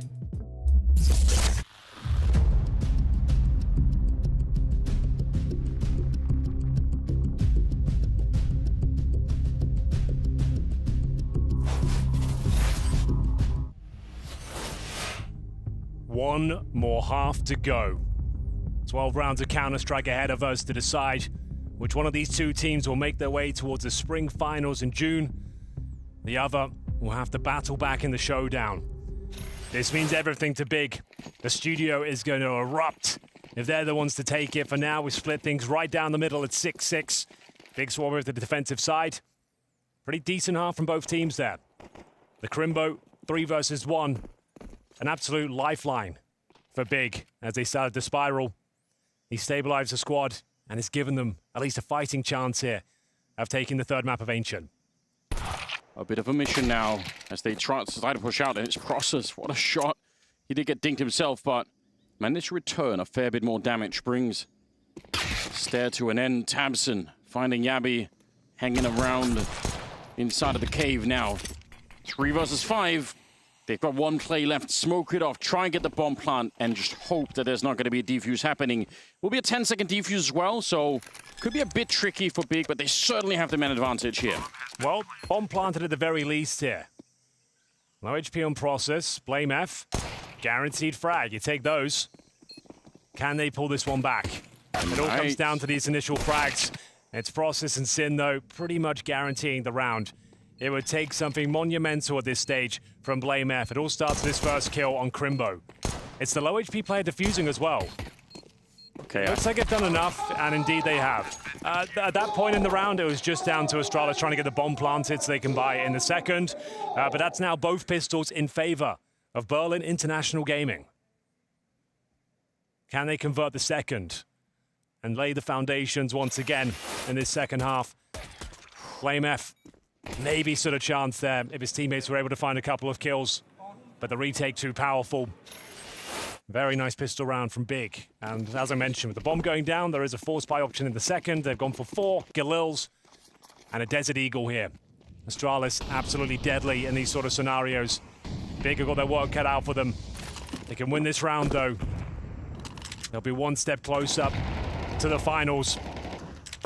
And they're going to be active here on the CT side. Flash from Sin. Looks down the B lane, but it's very passive from Astralis so far. Baiting out those smokes and happy to hold in their defensive line. They've been given a little bit of space here right now. Astralis far back on the map. Big. They're looking into the middle. They're looking outside of the B bomb side, and they are not discovering anybody at the moment. Holding on to the few grenades that they have on the CT side. That could be very important as well. One extra smoke at the end of the round. It actually goes into the middle right then. So I guess pretty good timing. Gonna keep Yabby and BlameF off that side of the map for quite a while. And I mean, if there comes B, the flashbang that's being held back there, I think it's Crimbo ready to flash his teammates in. That could be quite exciting too. Under 40 seconds. Yeah, there's the flash, all right. Gonna go take a peek. Won't really see anyone. Astralis look like they've changed their minds in almost last minute here. There's not a lot of time left on the clock. 25 seconds, and they can't sneak around any longer. They have to run to try and get to the A bomb site, right into the MB9 at Tabson. They'll power their way through, honestly. Great kills. One of them happening outside of the B bomb site there. Mantu trying to see if he can be the hero. Stop the bomb plan, maybe. He needs the headshot to begin with. It's not really connecting. The bullets disappearing into thin air, and eventually he'll get taken down as well. Crimbo getting absolutely decimated, and Stow will take on over, and I think that's enough. Process. He can't take this one. Difficult to watch. Astralis slowly but surely make their presence known on the A bomb site. A very passive start, bleeding out their utility, hitting their shots of the Galils. 3 players survived the round on the T side. It's just Process for Big. As we tie things up once again, it'll be the Germans that have to force buy in the follow-up round around this M4A4. Round confirmed, there'll be no defusing here. Astralis, after losing the pistol, bouncing back in the second. Oh yeah. That's what we want to hear. They're fired up. Just what they needed in that second round. Very convincing finish. And as mentioned, will have to be the force buy here for Big, as the pressure now on their side of the server. Yeah, you brought it up earlier in the series, but when you execute this late into a bomb site, Tabson, he doesn't have a Molotov or a smoke, he can't slow them down. All he can do is put himself in the way with an MP9, and hard to get a multi-kill in that position. 7-7 tied up, but I think Astralis know how much that round really meant. It stops any real chance for momentum or for Big here in the second half, with Astralis winning their first rifle round. And Process still has the M4. There's some danger in this round. Astralis have to respect that.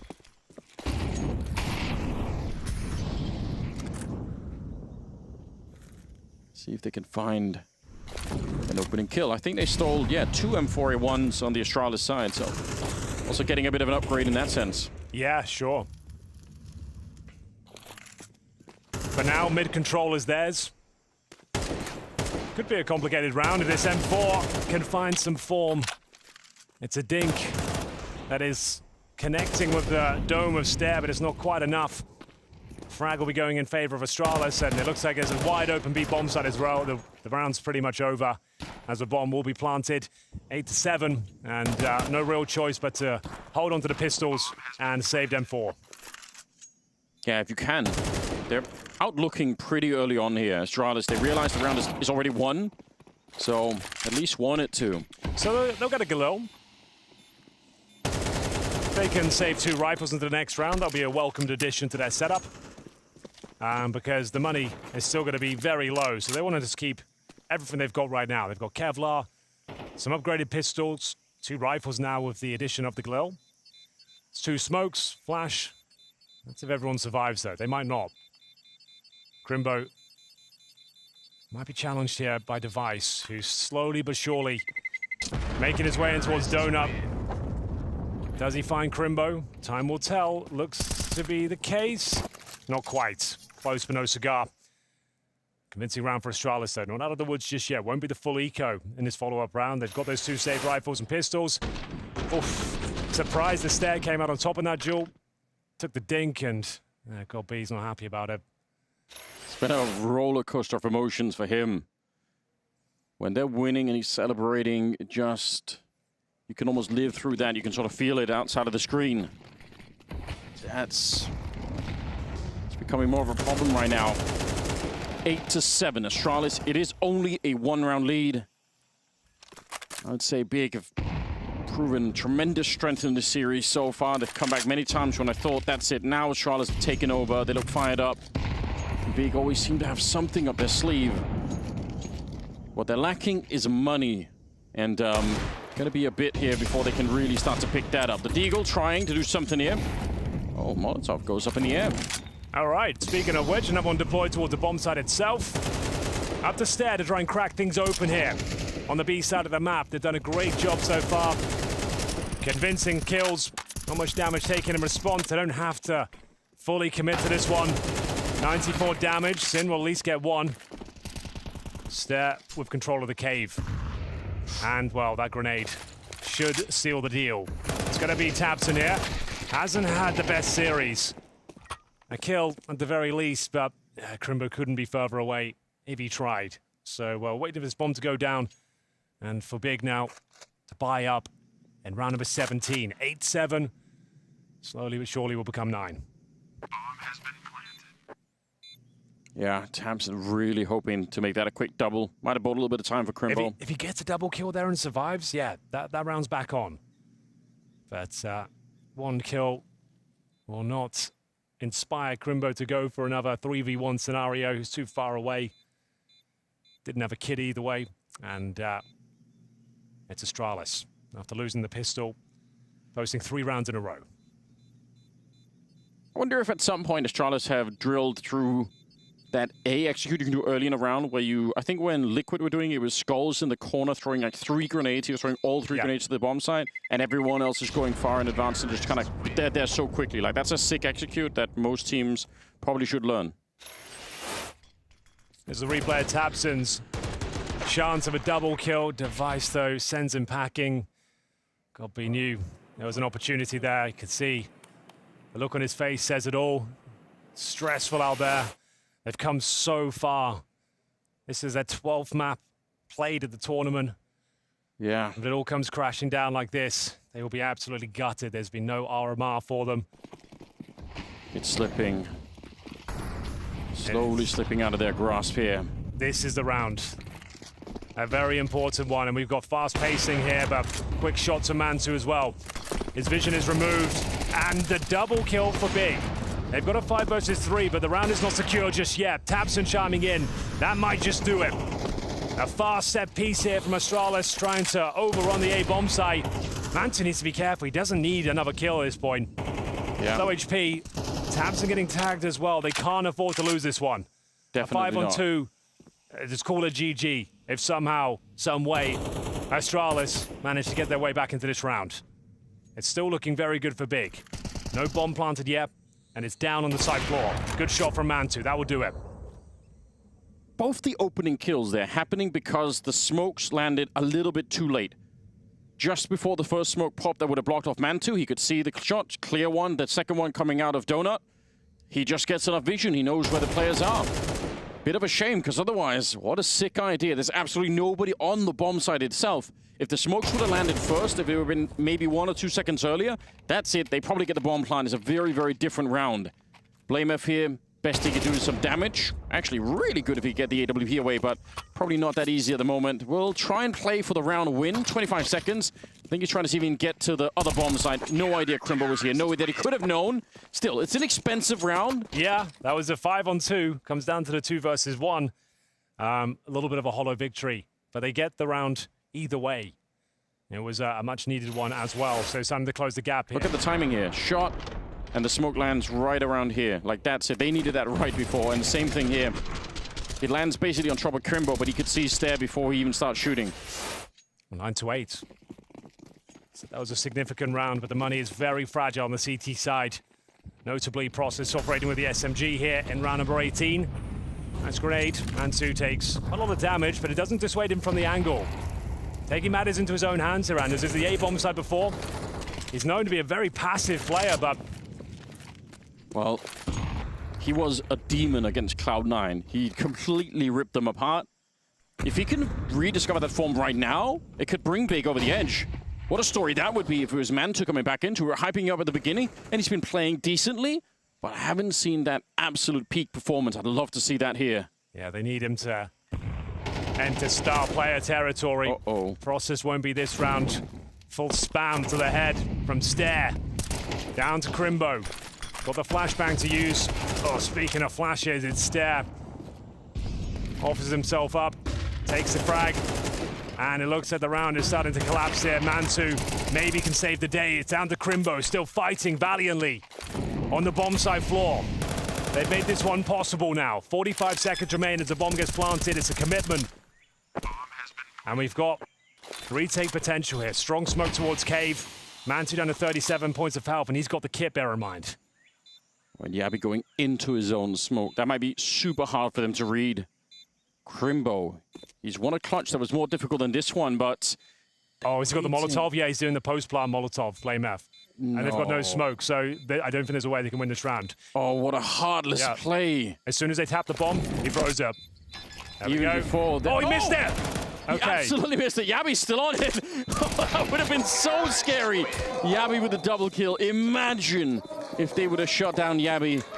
Suddenly it would have been a lost round. Laughing all around, yeah. They knew that there was a real danger, but it's averts it. They're through. It's 10-8 now. Stare once again. He really has. I mean, think about how many kills he had on the opening map. In spite of the fact that they lost it, still, he's been playing very well this series. Yeah, like 25 frags on Vertigo. They had a 5-0 start and somehow squandered it. Lost in overtime. Second map was a lot more convincing. You'd expect it to be so. Overpass, a bit of an Astralis special. But for now, up against a full eco. Not really much I can do to romanticize this round, Anders. No. You want to say it's not all about the money, but sometimes it is. Yeah, especially in this one. Especially when you don't have it. That's usually when it's a problem, you know? Well, Yabi. Here we go, Yabi. 3 kills available. I dare say he gets a 4th as well. That's actually pretty sick. Yeah, nice sequence. Good job, Yabi. That was a guaranteed round. Big now, completely out of lives. Yes. One round away from the showdown point, we'll call it. Yeah, for them. That's true. And yeah, so many opportunities to close this out on the Astralis side. After losing the pistol, they've only given up 1 round since, found 4 of their own. They have something now. What could they do? Even some grenades here to work with. I mean, this could be done. So for Mars, it's an MP9. Obviously, they would love the AWP on Mantu, but they don't have that kind of funding at the moment. 11-8. Astralis themselves 2 rounds away from making it to London. The big city awaits them. What a start for Astralis if they can qualify to the spring finals in the first couple of weeks of almost this roster playing. Yeah, well, they had a 2-week boot camp here in Copenhagen before this tournament. They've got a long string of events coming up. Katowice, the RMRs. Season's really underway now. And for Big, that season, if this game falls awry, won't be too action-packed. He's got Molotov. Throw it down. They have to almost run through. There's so little time. The fact that they don't, they've used all of the grenades behind Mantu. Oh, Astralis, this just became an almost impossible round. It's not done yet. They're trying to power through. Tabson in front of the smoke. He's dead. A flashbang against Mantu. Just as the peak, the timing could not have been worse. And there's the nade on top of Crimbo. If it had blown over the smoke, he could have been dead as well. Bomb gets planted, but here's the swing back. Big kills just as the bomb was getting planted. And Blamef is on his own. Back here, I don't know if... he doesn't have really a lot to work with. They have a kit as well on process. The only thing is they don't know where he is. Now they know that's Crimbo out of the round. 2 seconds on the defuse, and Blamef is hoping that it was a bit of a fake. That maybe it's a 10-second defuse. They weren't quite looking for him. They smoked the bomb, right? So the fact they know he's in towards A main, they can take a little bit of a risk there. 1 player defending, and with the 5-second defuse and the smoke, it was pretty much under lock and key. So well done to Big. Locking them out of the A bomb site. Mantu especially buying a boatload of time with that incendiary. That was pivotal. They probably lose the round if he can't fend them off. Sin swinging in with that Famos. It was a compromised buy, to say the very least there. But now, one step closer to double digits. They can still do this. Astralis one away from series point. Glad this is the map that delivers. Third and final map of the series. 2-round game. Advantage big potentially. If they can pick this one up, the money will be in a treacherous spot.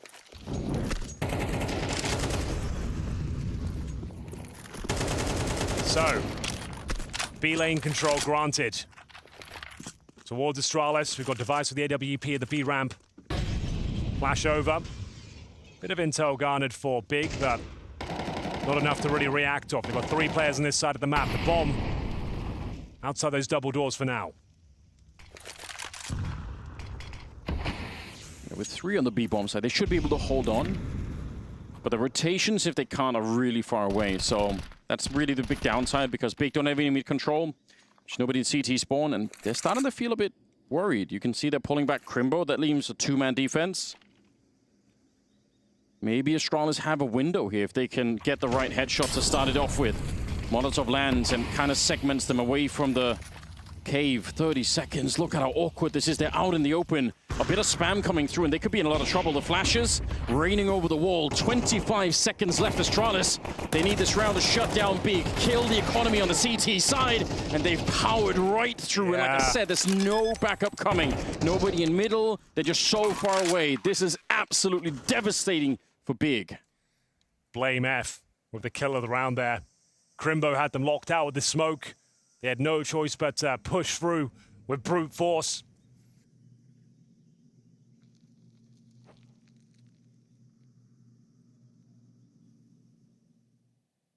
After this, send Big down to the unfortunate realm of the showdown. And Astralis, after a long week, will be our 5th team going to London. Yeah, they're looking for it. They can almost taste it now. And bear in mind, the action isn't done after this one, ladies and gentlemen. We have an absolute blockbuster fixture for you coming right up after. The final slot will be up for debate between G2 and Liquid. Now, Anders, that one's got to get you excited. I actually think it's going to be such a sick game, right? Close out the whole tournament. Nico has so much to prove coming back in from that map yesterday, and obviously Liquid, I mean, it's been a wild ride with them so far in the tournament. All kinds of different things that we've seen out of them. Some of it good, some of it very questionable. Yeah, they haven't hit the ground running as you might think. No. With that kind of superstar team, but... Not yet. Not yet, that's for sure. Oh. Could it be the final round here? Blame F special. We said he'd be attacking that red room relentlessly. And here he comes, tabseN. He wants you. But he fends him off. And will be tabseN to keep the dream alive for now. Looking for that 12-10 scoreline. Has to be overtime now for Big. They've got a 5-on-3 in round number 22. Can they hold on to it? I was so sure that he had that kill. You can just feel it coming. I think tabseN was scrambling, reloading his rifle while he was running back. A little bit of spray here, but Yabi's not quite ready. It's a double kill for Crimbo instead. Stare, 1 versus 4, and to be honest, the bomb is not really in his grasp at the moment. He has got a minute to work with, though, Anders. He has, and he's been playing very well. Yeah. But again, remember how Astralis lost a 1 versus 3 against Crimbo? You want to see Big avoid the single fights. Just leave it alone. That would be the most heartbreaking way for this game to end for them. Truly. But you were the one asking for heartbreak at the start of the game. True. I'm not sure they could handle it, though. It'd be devastating for them to go down in that fashion. But let's have a look. Bomb, not yet recovered, but now scooped up. He's thrown away the AWP, which is kind of good, right? So tabseN, if he rotates back this way and looks for it, not going to be able to pick it up and put it on man 2. So small details. 20 seconds here. Making a bit of noise. Not that it really matters. They know where he's coming. Fakes it once. Kind of soon to be out of time to fake anything at all. 10 seconds on the clock. He does it one more time, but absolutely nobody's peeking him. This is so good for Big. Now they've got him locked in. tabseN running up behind him, and they still manage to deny the bomb plant. That's exactly how you want to play that kind of round. Yeah, that's something. 12-10. 2 rounds to take us to overtime. It's going to be a tactical timeout called here. This was the moment tabseN was caught in a compromised position. He knew he was being hunted down, gets the reload in the nick of time. Gets himself a couple of kills in the round, keeps the dream alive here. Round by round. They can still do this. Yeah. Backs to the wall. Astralis will be the ones to call the timeout. Looking for that knockout punch. On T side, they can dictate the pace of the game. Yeah, Gobby is saying just 2 more rounds. Just 2 more. That would be another overtime here in this series. We kick things off overtime on a Vertigo. The pick of Big. Can Astralis end things right here, right now? You mentioned no AWP was salvageable for the CT side. They won't have the luxury of the man to AWP. To be fair, though, he's had some pretty remarkable moments with the AK, and that's what he'll be wielding on the CT side. In round number 23, we've gone the full distance here, ladies and gentlemen. Who will be taking that 5th slot to spring finals? Looking likely to be Astralis. 1 more to go. Defensive to kick things off. They called a timeout. Oh, see if they can do it. Process gets the first one. Oh, but he walks right into the AWP. So that's going to leave Gob worried behind him. I believe he said, nochmal zwei. So just, 2 more, just 2 more. He can feel it. He knew that's all they needed. Well, they got the first kill, but unfortunately, Process unable to escape. Sin's made a bit of a comeback. He was 0-7 at one point. He's not amazing, but he's no longer a complete liability. He's got some kills here to work with. They're forward towards the middle. They're expecting Big for an attack here from Astralis. So this could be really sick, but if they can't hold on to the Jaguar Cave, they're in trouble. 1 good grenade around the corner. A Molotov here to segment them, and they could be in a little bit of trouble. Sin, the first point of contact. No grenades thrown. They walk right into it. Yabi's dead. And Astralis on the back foot now. Good little tap, but stares still. Solo from the earlier fight. Crimbo battling his way through. He gets another headshot. He might have done it here. Device in a 1 versus 3. And the bomb, he doesn't have it. If he would have planted the bomb, it would have been a sick 1 versus 3, but I think it's too much to handle here. Spray. And he actually steals the bomb away. Hold on. Hold on. Yeah, he can actually do something with this, Anders. Is this the way it comes crashing down for Big at 2 versus 1 against Device? They're both in towards the K position. They're going to find him. And we're 1 step closer. But the money would have been absolutely broken for Astralis had they not got that bomb down. It still will be in a very difficult spot. But there's 1 round now till overtime. Big, and especially Crimbo, keep the dream alive here. Round 24. Huge advantage for Big. Might require another tactical timeout here from the Astralis side. You're right, though. No grenades used in this cave position. Not even a flash to avert the crosshairs. Yeah, that would have made a huge difference. I thought they were going to throw Molotov one side or the other and just double swing it, but also tabseN, he pushed through the smoke. That's a sick move. You can tell. I mean, there's a reason why Device isn't looking at the cave. It's because he knew the smoke was up. He's thinking, no, they're not going to go through the smoke, but tabseN did. Huge play. Timeout now. Oh, this is, again, think about the gravity of this game for the Big organization. They would be so excited to qualify for London. It would mean everything to them.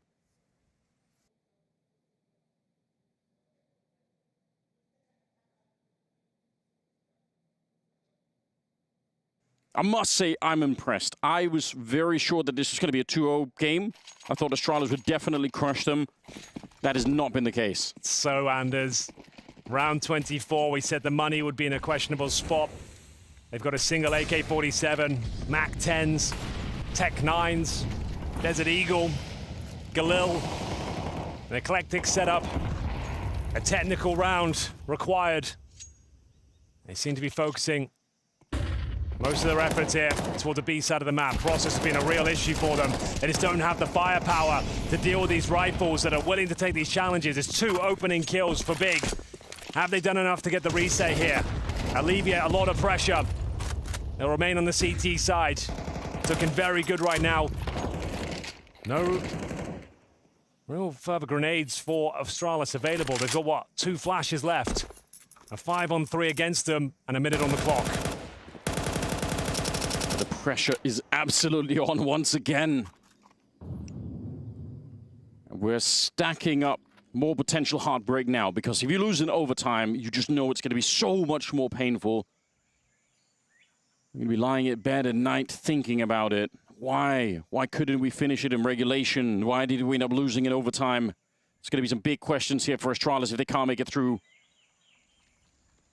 Flash over, that was one of them. Stare.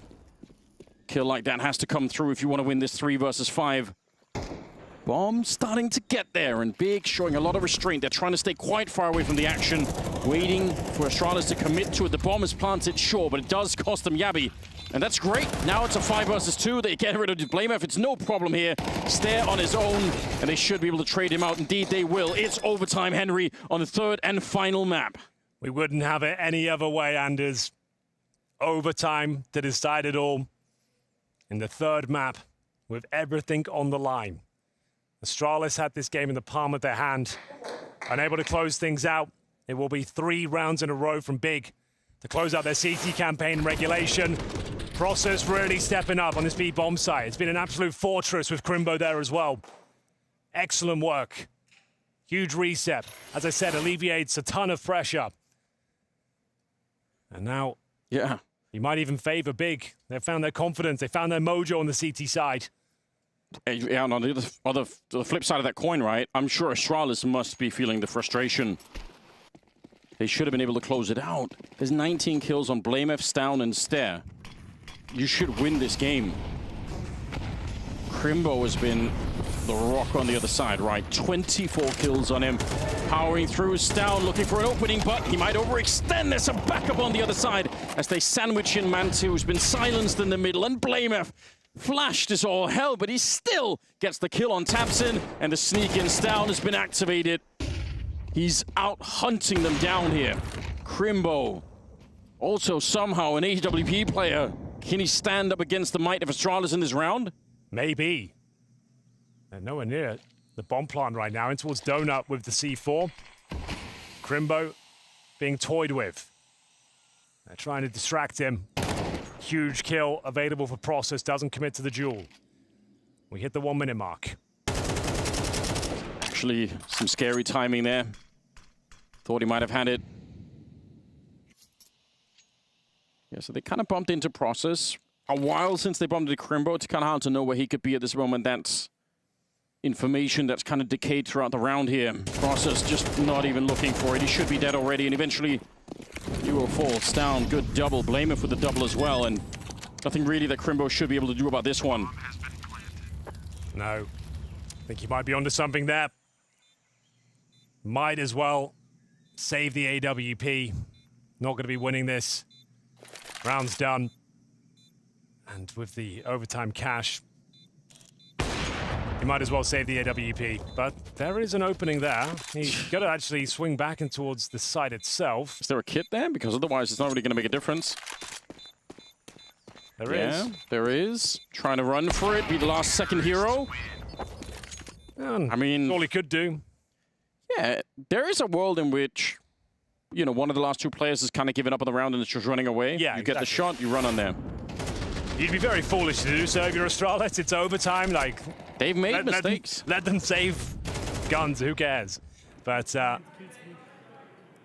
first round goes in favor of Astralis. This one has tested both teams here.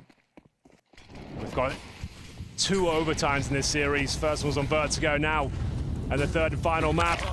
Tabson, nice. Returning to form, finds the kill through the smoke, takes down rival in-game leader Blameff. Molotov in response. Tickles him slightly. Oh, this is really nice. Good coordination there from the CTs. Just when they know they're receiving pressure towards middle, they've got the man advantage. B likely to be clear. They've confirmed it and then so. Mantu puts him a step closer to finding their first round in overtime here. Looking to tie things up 13-13. They've got a 5-on-2 here. Should be a done deal. Yeah. Only thing that's working for Astralis is the time that's left and the fact that he's on Device, but that's not even true anymore. A bit of a quiet game once again for Device. He got 10 kills. I think Mantu now maybe up to 11 or something like that, but just overall, some of the snipers here in the game, they haven't really been popping off.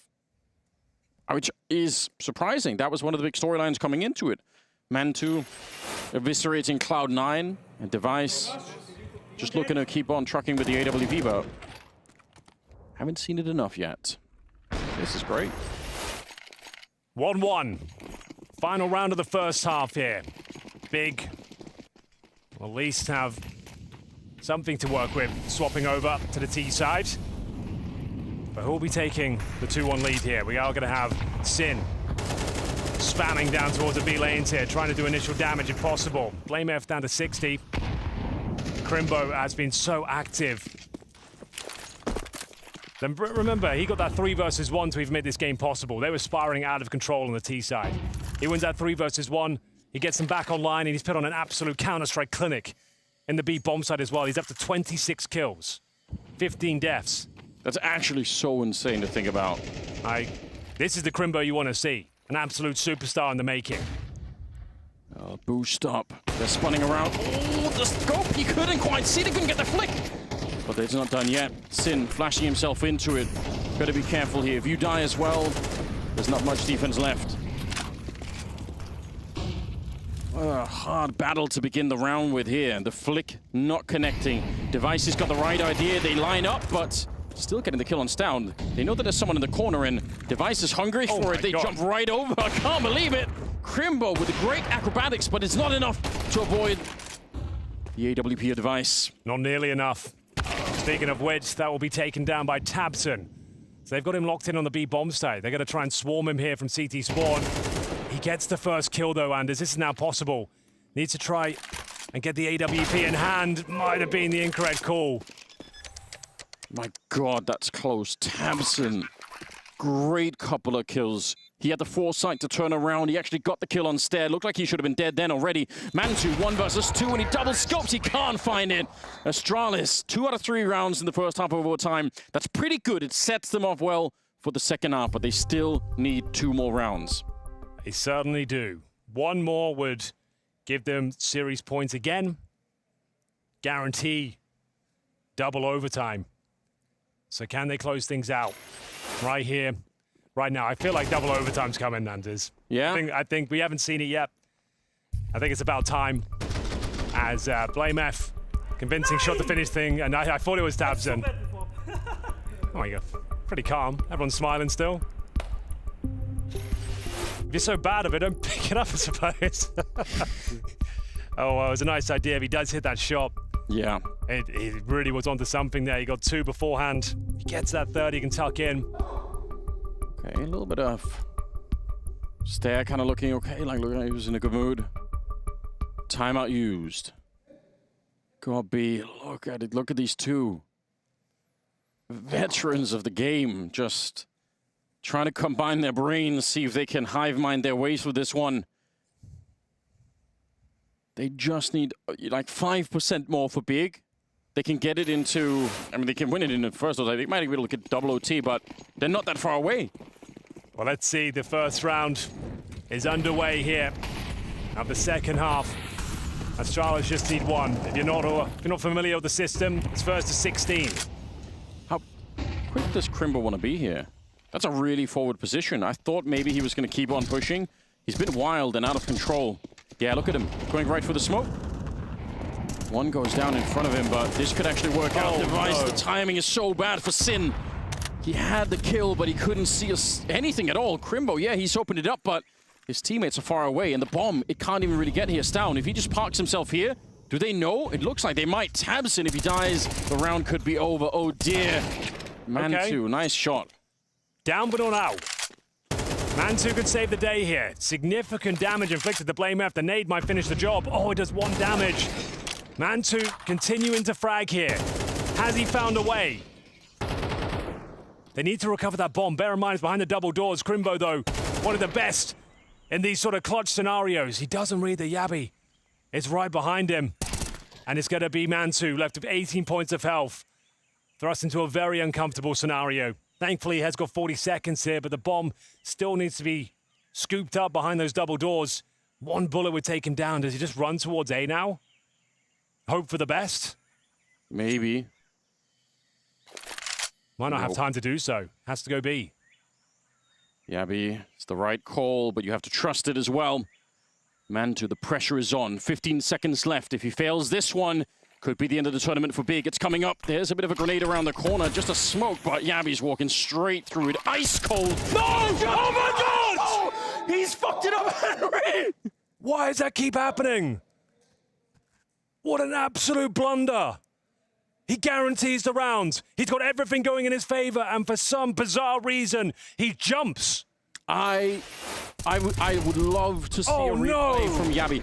I think his hand was shaking after that. Like, if we can get a replay of him putting his hand, I'm pretty sure that's his hand just shaking. I understand why. Oh, God, bro. The blunder of the tournament at the worst possible time. Divine intervention, perhaps, has got B, can't believe his eyes. Yeah, it's a mouse wheel bug.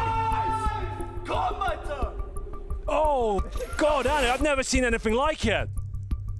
With so much on the line, to find series points, a guaranteed round against a player that had 1 HP, essentially. He jumps and can't find the frag. I cannot imagine what that does. I'm speechless. Shattering the confidence of Yabi, no doubt. How do you recover from that one? I've never seen anything like that. Everything up until that point was smooth. It was on rails for an easy round win. It was guaranteed. He had to just land one bullet. Mantu had no information, he was there.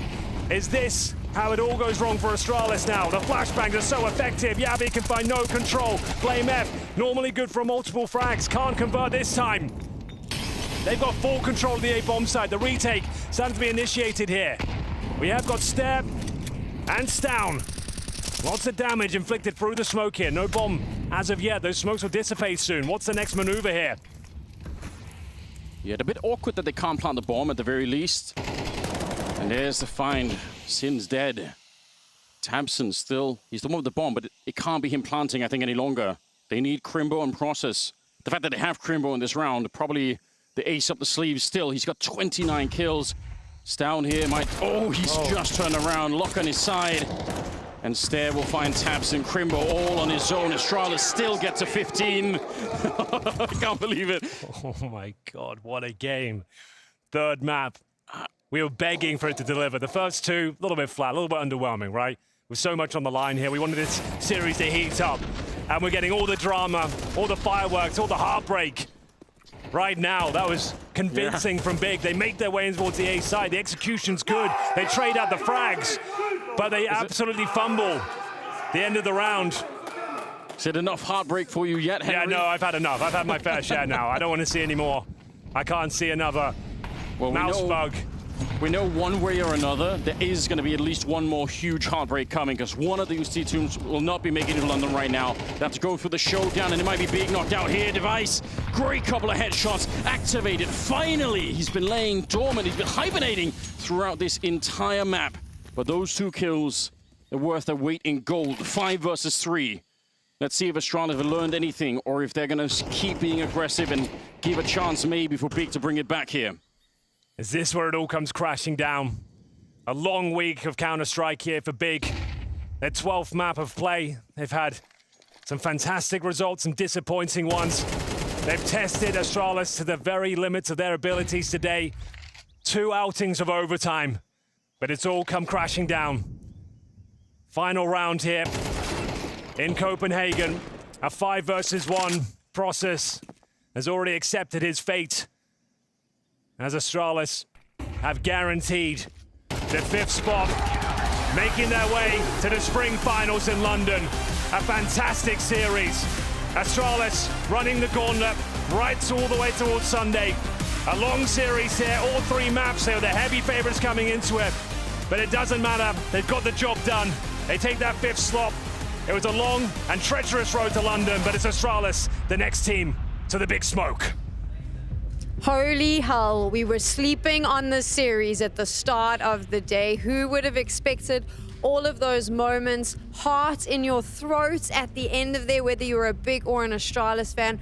What a matchup. What a matchup, what a game, what a fight being put up by Big. I don't think anyone came into this game thinking, realistically speaking, that we would be standing here almost 4 hours since game start, saying that Big could have won this game, saying they come dangerously close.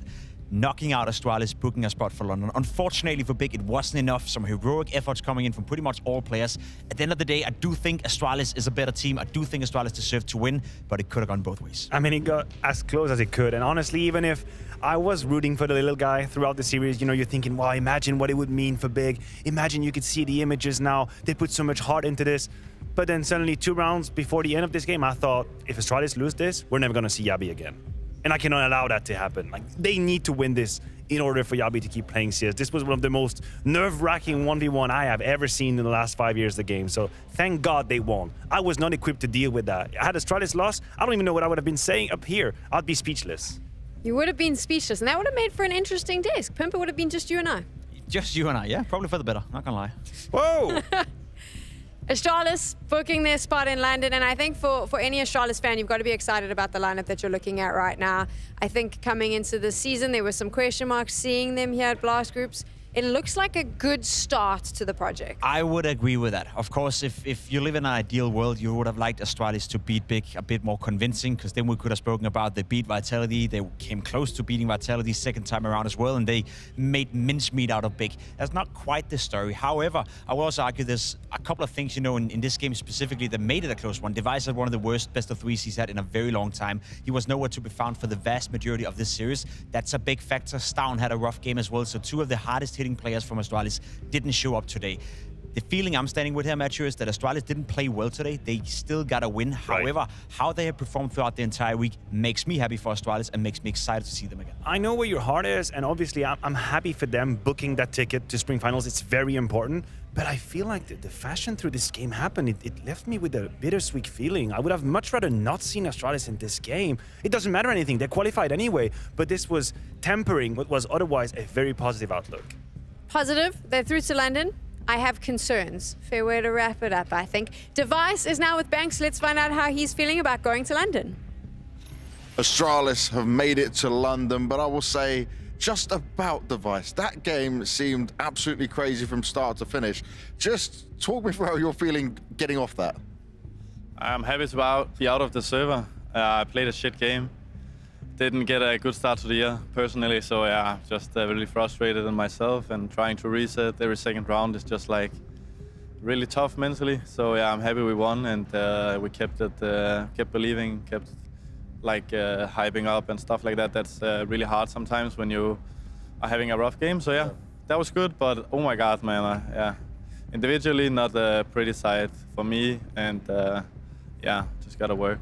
But it's a team game. It's not just about what you can put up, right? And there was fight from you on all of it. I would say Overpass looked good. Obviously, the Vertigo, you had it in your hands and it fell away. But I've got to come back to this Ancient that... What happened with that Yabi jump? Was it a mouse wheel? Yeah, it's a mouse wheel, yeah. No. It was even a mouse he got from me, so it has to be my mistake, right?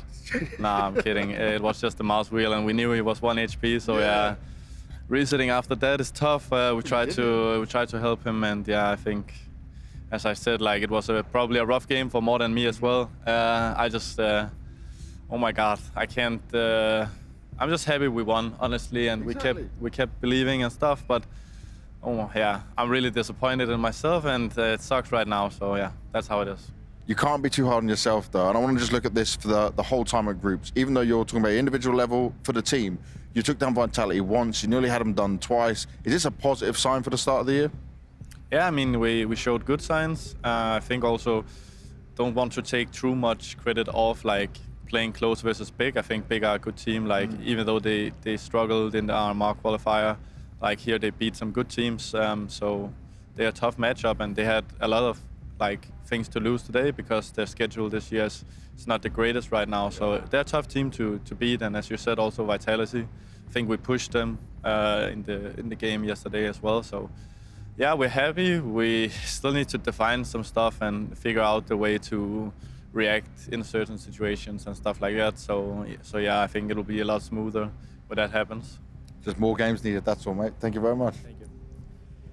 Maniac, when you see Device there in that winner's interview, it kind of touches exactly on what you were saying. They don't even look happy about this victory. 100%. I mean, if you have empathy, it's ambivalent coming out of Device, but we do understand it. On one hand, you're qualified, you survived, you had resilience, even though you run some very weird rounds, and that is something we have to command, it's something we have to respect. Even through the hardship, they maintain and they, at the end, won that game. Okay, step one. But step two is the way. The floor of that team just dropped massively after the series. You're looking at beating almost Vitality. You know, you're thinking about putting your name out there as a contender, deep players, and then suddenly you make that against Big. Yeah, it tempers off our feeling just a little, and I think Device echoes that sentiment. It's a great reminder how the narrative can change so fast. As you said, yesterday against Vitality, overtime on Mirage, they came so close beating them 2-0. Imagine if we would have seen Astralis qualify as the first team out of everyone here taking down Vitality twice. The narrative would have been completely different heading into Katowice. Now we're left with a bittersweet feeling. Device weren't too happy about his own self. He has a couple of days to reset himself,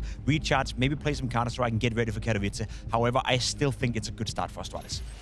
Does the narrative change around Big now? I think that they've put on a really good showing here. They're going down to Showdown, but they did more than most of us expected. Yeah, they did more than most of us expected. I would agree with that. I think they can be proud of the performance we saw during this week. Unfortunately for them, it doesn't lead anywhere. It doesn't give them anything. There's no end result for them to hang on to. Maybe some of these online tournaments, online qualifiers, they can use some of that level and some of that confidence, but I feel sorry for Big right now. That was a massive game for them to win because their schedule, as Device said, is not looking pretty. Absolutely. Infuriating not to see them at the RMR, but that's the consequence of their own actions. We're going to have to hope that this phase shows in Katowice. Well, Big is going home, and we're going to a break. We'll see you in a bit.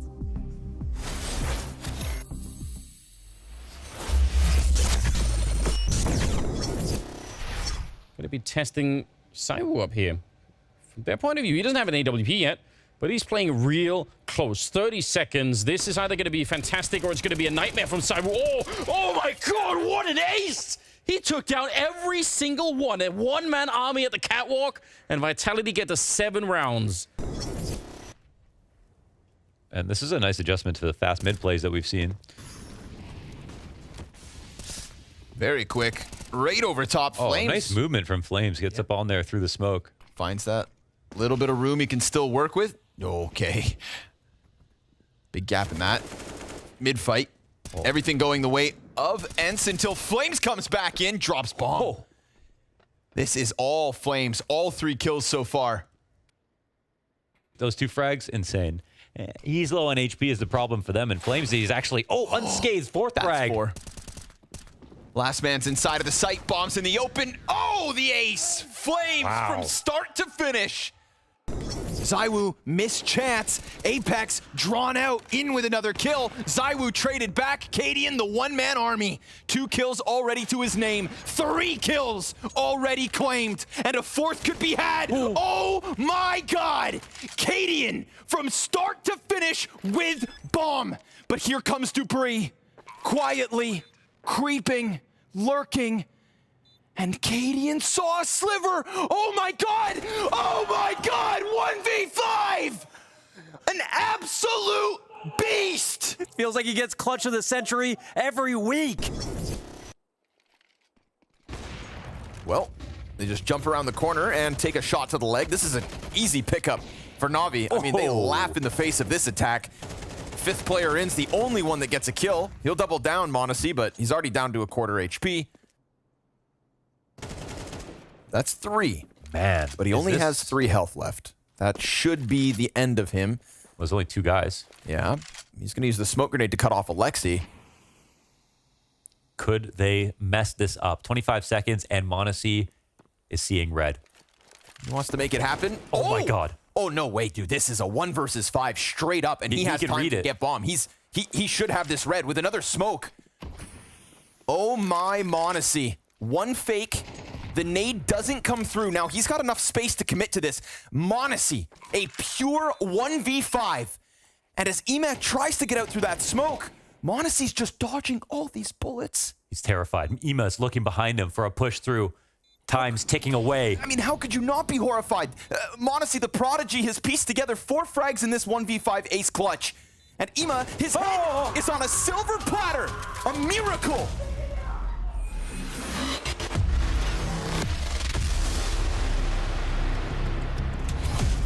One more spot in London remains, and either Liquid or G2 is going to take it.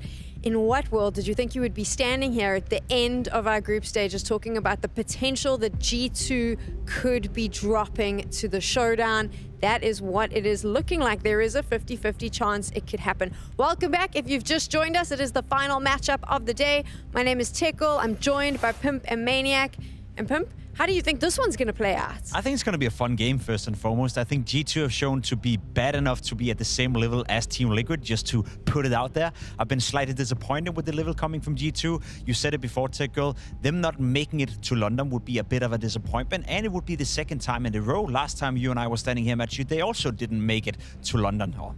At the time, it was Copenhagen. It's been a rough season for G2. It's been a rough transition. The whole Nexa versus JKS coming in or out of the lineup. I don't think we're seeing the results we would like to see. We don't see the effect that some may have hoped for. So, yeah, I'm left, wondering a little bit about G2, where they're at and what kind of season are they going to have. You know what? I feel like we are in a Mobius ring. We are in a perpetual time loop, you and I, Jacob. We are forever condemned and doomed to talk about G2, not showing up at events, and then suddenly they just take everybody by surprise. They win the most prestigious event of the year, and we are left with nothing but questions. Who is to say that we're not in this loop right now? Because I agree with you. We have been standing here in Copenhagen on different occasions looking at a lukewarm G2 that was uninspired, no passion at all. You see them a week after and they turn into beasts, literal panthers in the jungle, right? So I'm being careful. I do think the next angle is an interesting one. That's something new, and he's got an incredible amount of pressure on his shoulder. And if we look at G2 through this lens, it's not looking that great.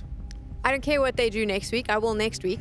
But right now, what I care about is why they're just not pitching up. They played so badly yesterday. Here's my take, because I agree with you, Matthew. G2 is kind of this loop where they can win any given tournament, but they can also lose any given tournament. That's just the way it is. One of the things for me is that the only way they win those tournaments are if their star players are playing well. The Nikos of the world, the Monacies of the world. JKS used to be a difference maker as well. And Nico have been struggling in this tournament. Some of the other players, Honda, have been struggling in this tournament. And my issue with the whole JKS versus Nexa thing is that sure, you can bring in Nexa, he can add a different layer to the game, maybe a little bit more secondary calling, a bit more vibe into the team, a bit more yelling, yada, yada, yada. But you take away JKS's firepower. And one of the things that made G2 able to win games despite not having the best foundation, the best team play, was the firepower. So you're taking away some of the identity that allowed you to win Cologne, allowed you to win Katowice by removing JKS. And I'm not a fan of it. I agree with you. I also wonder what's happening in his mind right now. It's one thing to give interview and say, now I'm a player, I'm not a leader anymore. I have so much less pressure on my shoulder. I'm having such a good time.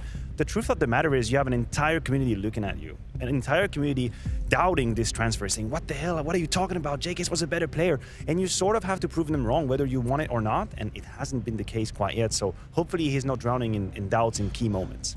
Standing behind G2 is, of course, a legend of the game, Taz, and Banks caught up with him to find out how he was feeling about G2's performance so far. Looking at that, right, looking at what Liquid will be able to throw up to you guys. Okay, they challenged FaZe a bit yesterday, but this is still a new team with a lot of question marks around them. Do you feel like you are much better prepared to handle them? I don't think that we can be prepared against Liquid because they are still like a fresh team and they are still searching for their identity. So I think it's more or less understanding that they have very smart players. Their players are very brave in their decisions, and that we need to be actually ready for every magic trick they have. Riekindar going through smokes, Kadian rotating 3 times during the game, and yeah, we just need to be ready. We need to be composed, and we will be good. And for the energy in your team right now and the mood, how's that? Energy is good. The mood is fine. It's like it's the beginning of the season. There is a new coach. The rookie came in, so the guys know that we need to have some time together. I hate that excuse that we need some time together. I'm going to just say it, and I understand Babsky has taken me to task for this. I just feel that there are other teams that have arrived like Liquid that they might not be winning the games, and maybe they've had a couple of stumbles, but they look good. G2 only brought in 1 player. They don't have the luxury of time. But what Taz can do right now in a very, very short term is absorb some of that pressure, just being Taz, like being the funny guy out there, having some of these manners and all. He can absorb a little bit of pressure and make sure that the players don't drown, because the Liquid players that we have on our screen here, they have very little to lose. The story, the narrative going up against G2 right now, you kick them out of the run, you steal their spot for London, it's all gravy, it's all good time for you. I would agree. It's probably too early for Liquid to come in and have too high expectations expectations, especially considering how rough a start they've had. Some of those NA qualifiers they were playing, getting into the RMR, it wasn't looking as easy as it probably should have been. So for Team Liquid, they can low-key go into this game with no pressure.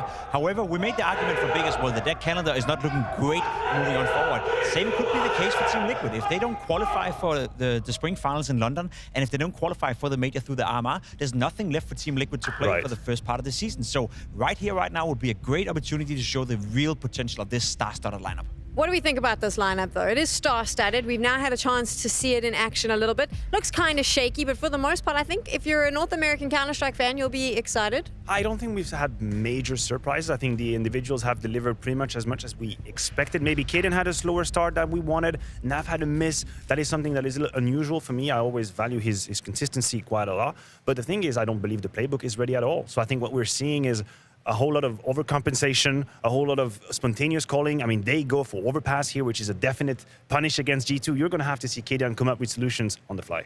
So you mentioned there that Liquid, we still don't know what to expect from them. Maybe they don't even. James caught up with Zeus, their coach, to find out how he's feeling. Yesterday, Zeus, was the first real test, I would say, for you guys in going up against FaZe right in the way you did. And it was such an intense game. So what did you take away from that? Takeaway is FaZe is an amazing squad. We know how they were. We felt like we messed up a lot. We reviewed it. We saw it. Many tense situations where we didn't have a set protocol or something could have gone different. And we still got pretty close. We thought we'd lost a lot of rounds that we shouldn't, and it was really close. So for us, it shows that we're on the right path. Now, when you're reviewing the games, though, and when you're going through the event, like, how much do you try to fix and change? Because obviously there's a plus and minus to changing too much during an event, right? So how does it work for Liquid? For us, it works. We try to identify the bigger points and what we want to focus on. We try to go through every round, but our players are very smart, so they're able to go through themselves. We talk about the main ones where we had different options where we could go through and just try to align. So it's not much about changing, it's more about realigning and staying on path, I guess. And from the FaZe game, now coming into the G2 game, has it told you that, okay, we can compete with a G2 like this now? Yeah, definitely. G2 hasn't been looking the best, but it really isn't about the other team, it's always on us. If we played a little bit better yesterday in some situations, we would have beat FaZe, and we can beat honestly anyone. So G2, whoever's in front, we don't care. Wow, I love the confidence. It's good to have you back giving some of that as well. But what is it going to come down to in this game? What do you see as the main deciding factor? I think both teams have a lot to prove. G2, obviously, we're not happy, so we expect a different G2 today that's going to be ready and up. Nico is running a 10K yesterday to try to focus up. So he's doing his thing. I know it's going to be a really good match. It's going to be about fighting, but we're prepared. We're going to win this. He mentioned Nico. I want to mention the other star in the server, Twist, because I think that is going to be the deciding factor for Liquid if they want to take this. Yeah, they're going to headbutt on the server. Twist going up against Nico, that's always a fun duel. Twist have come alive in Team Liquid again. He refused some very good offers. He could have gone elsewhere, but he decided to go into Team Liquid because he wanted star roles match here. He wanted to be the star of the show. And so far, I think Twist are making a case for the right decision in terms of his individual output. Yeah, he's been pulling his weight. You're right. We talk about the amount of effort and the protocols needed. It's going to be a lot of energy put down from Liquid, so I hope they're ready for the marathon. The marathon, it's about to begin. You know who's ready for the marathon is two gents who were busy doing yoga this morning. So they'll be more than ready for either the verbal marathon or yoga that's about to take place. What the hell, Sam? Don't reveal our secrets. Tricks of the trade. James, we actually didn't do yoga. Yeah, we skipped out on our lesson this morning. Damn, huh? He sent me a YouTube video that he made, though, 10 minutes of yoga, so. Nice guy, that James IRL. Trying to support the NASCS from casters to Counter-Strike players. We've got the GG bet odds favoring G2 for this one. Mohan 1.6, 2.31. Fair enough, I guess. Yeah. You know, I think that what we just saw with Big Astralis is a good example of teams that have gotten better across these last few days. Liquid are one of them as well. Liquid are indeed one of them as well. Liquid obviously starting their endeavor versus Team Spirit, and well, that was with a coach and a stand-in. 3/5 of the Team Spirit we expected, and they almost took Liquid down. Could you believe it? I was a little nervous coming into the year, but I also think I put, Team Liquid at the top of the list of teams that are going to be feeling pressure. Obviously, huge project, huge expectations, and a huge opportunity tonight. London is indeed calling. Hunter will open up. We've got a chance at the monster push to go swimmingly here for Liquid, but we've also got Bomb still flirting back towards spawn, so nobody get crazy. And this Monacy push through connector, I think, is going to make an interesting late round situation, perhaps. Ooh, big pickup. That's Skulls making this possible inside of B. Ooh, that's the bomb. Wait a second. Yeah. Ay, ay, ay. Yeah, there was way too many layers. And I mean, what's crazy is this is still recoverable, but they're not going to expect Monacy because he has pushed through connector back around to party to find Yakinder late. Doing too much. We saw Cadian try to make a rotate like that on Mirage yesterday, and it was a little bit too much. Brought the bomb underpass, ended up dying when they could have gone B.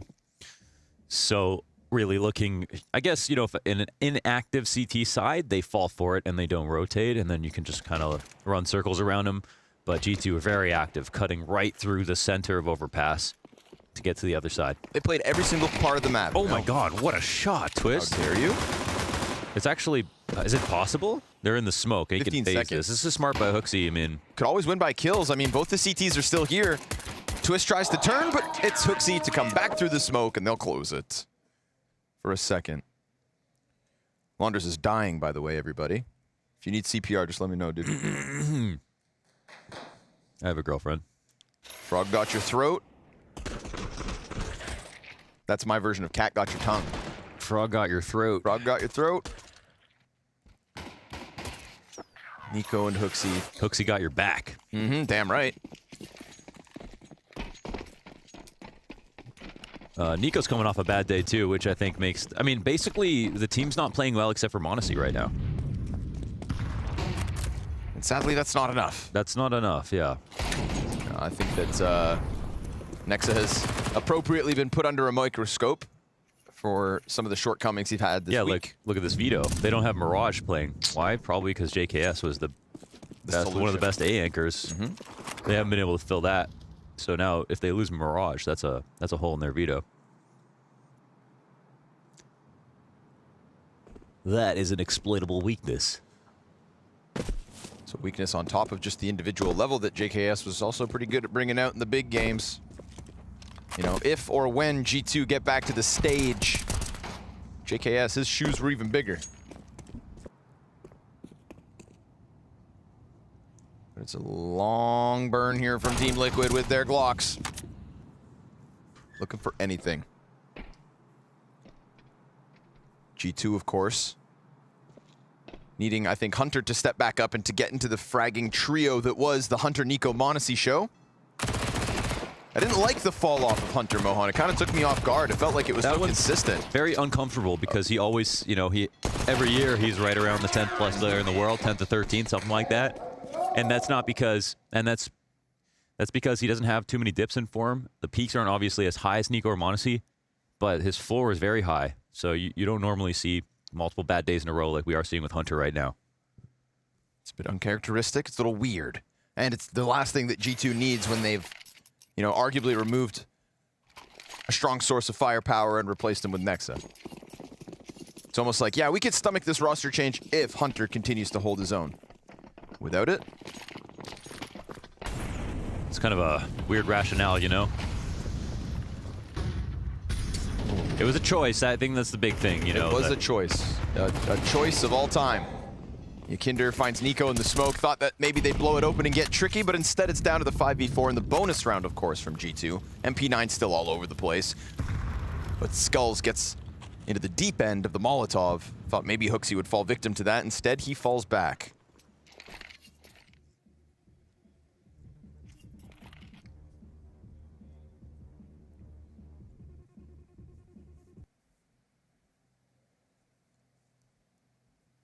Man, we had so many like electric fast rounds out of Liquid versus FaZe yesterday.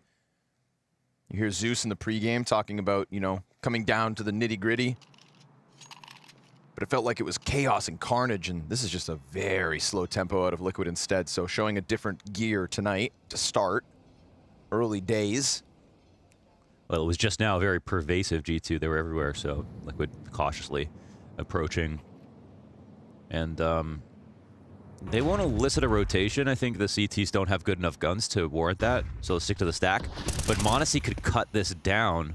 That could have been a play back to A. Now Monacy influences the play back to the MP9s, but 3 of them. So It's just about doing more with less. 20 seconds. It's a tight one, but again, trade frags could be good enough. Yakinder in the middle of the pack, 9 health. Ooh, they get churned up. Oh, not a kill. No chance, dude. You don't even get close to that bomb site. Twist comes in late as the last piece, and this one's flat. That goes one of two ways. Nafly gets the first kill, and then they trade everyone down right behind it because it's too hard for the MP9s to hold, or what you just saw. MP9 domination on close angles. Brought to you by Monacy catching off Cadian. Again, something to note, his lurks have been called out. Reported back to the squad.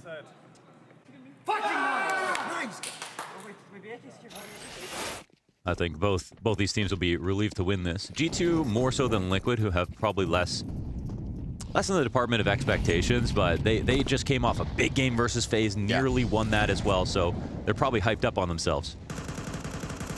Why shouldn't they be able to do this?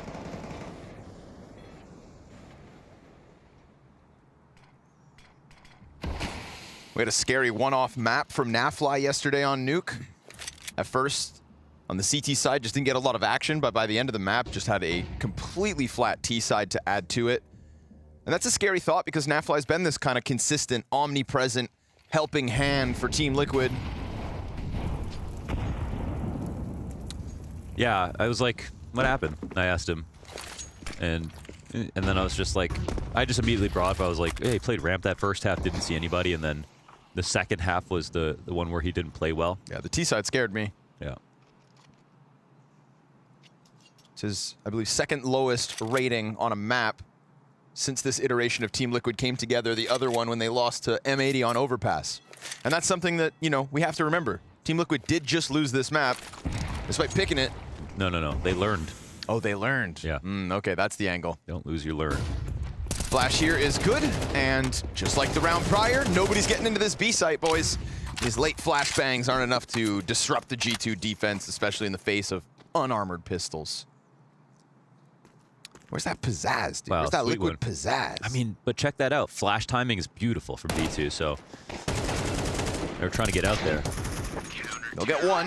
That's all you get. One frag, no damage on the others. G2, no sweat so far. We know T-side can be kind of unapproachable sometimes on this map, but it doesn't mean that you can win these rounds, and G2 are looking well-oiled in terms of all their tactics.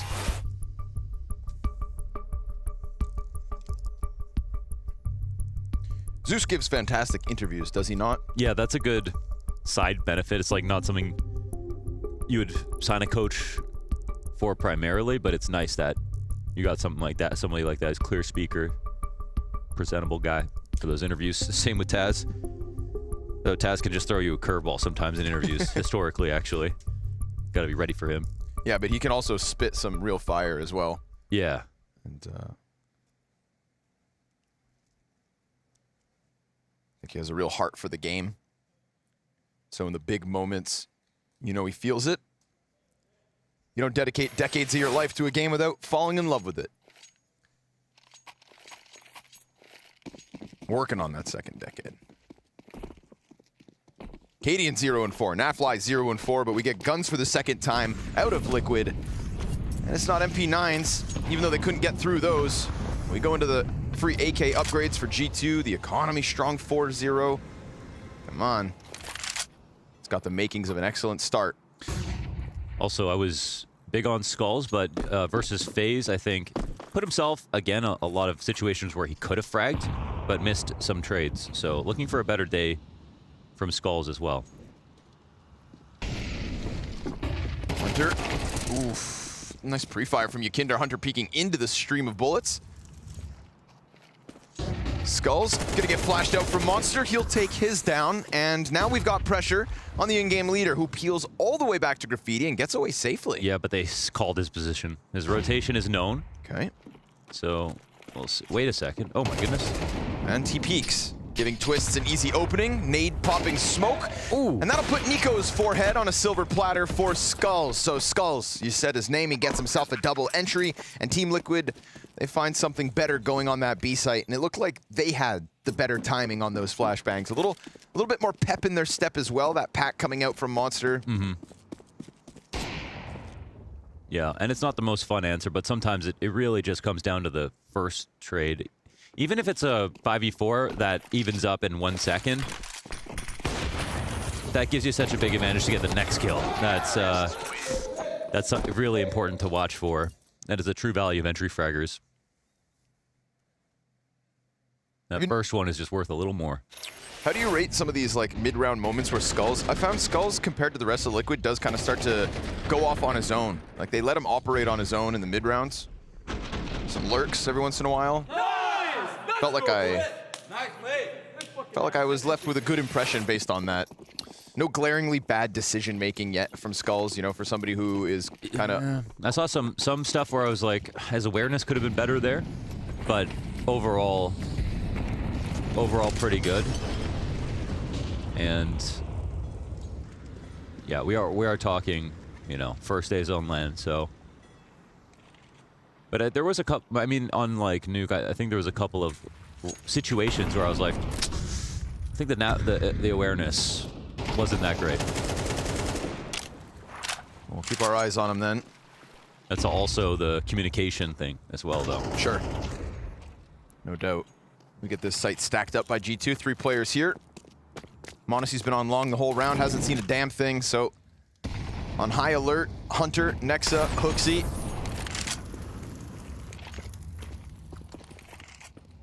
I think it comes back to what you said. Having Zeus is probably really nice for that regard. Yeah.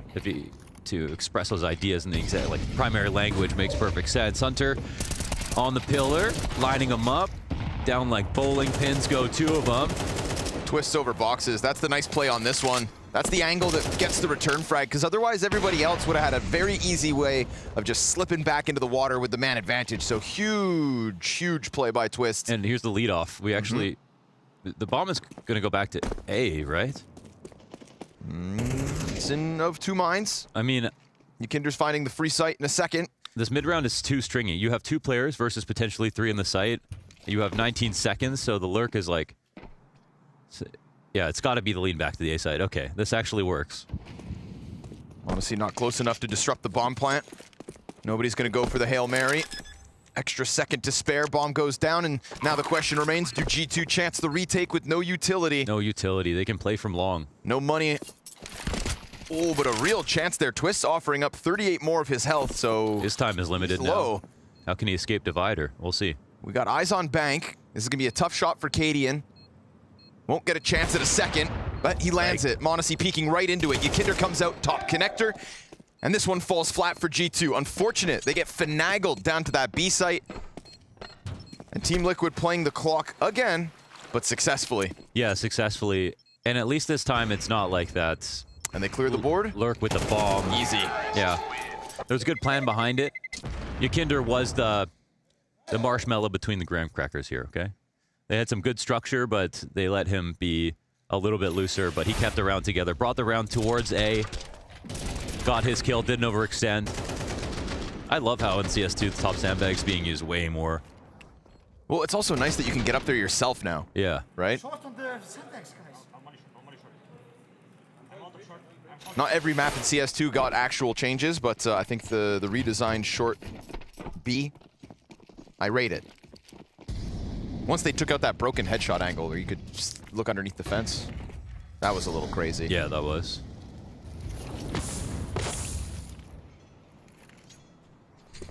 Big opportunity for Liquid. Only 2 T rounds for now. USPs abound here for G2. We got an easy one.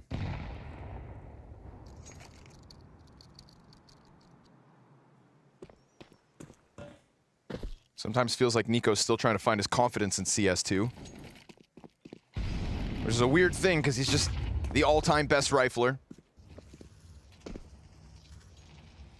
And we've seen the rifle work of so many players have an uptick. Poor Nico. You know, he said it not long ago, interview, you know, m0NESY will become the best player on G2 one day. Yeah, he said slowly he'll become the best. Mm-hmm. And, we can see it happening in real time. Yeah. But I also will never blame m0NESY for sticking around and wanting to play with Nico, right?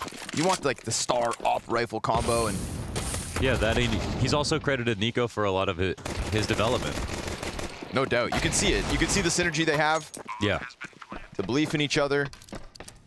The 2 stars of G2.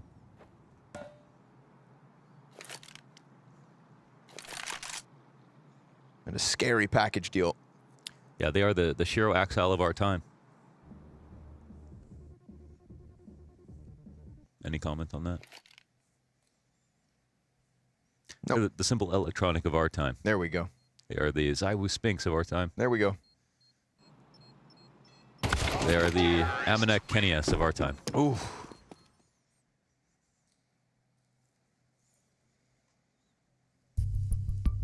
The Shocks and Smith of our time. Well. Yo, lay noob. I rest my case.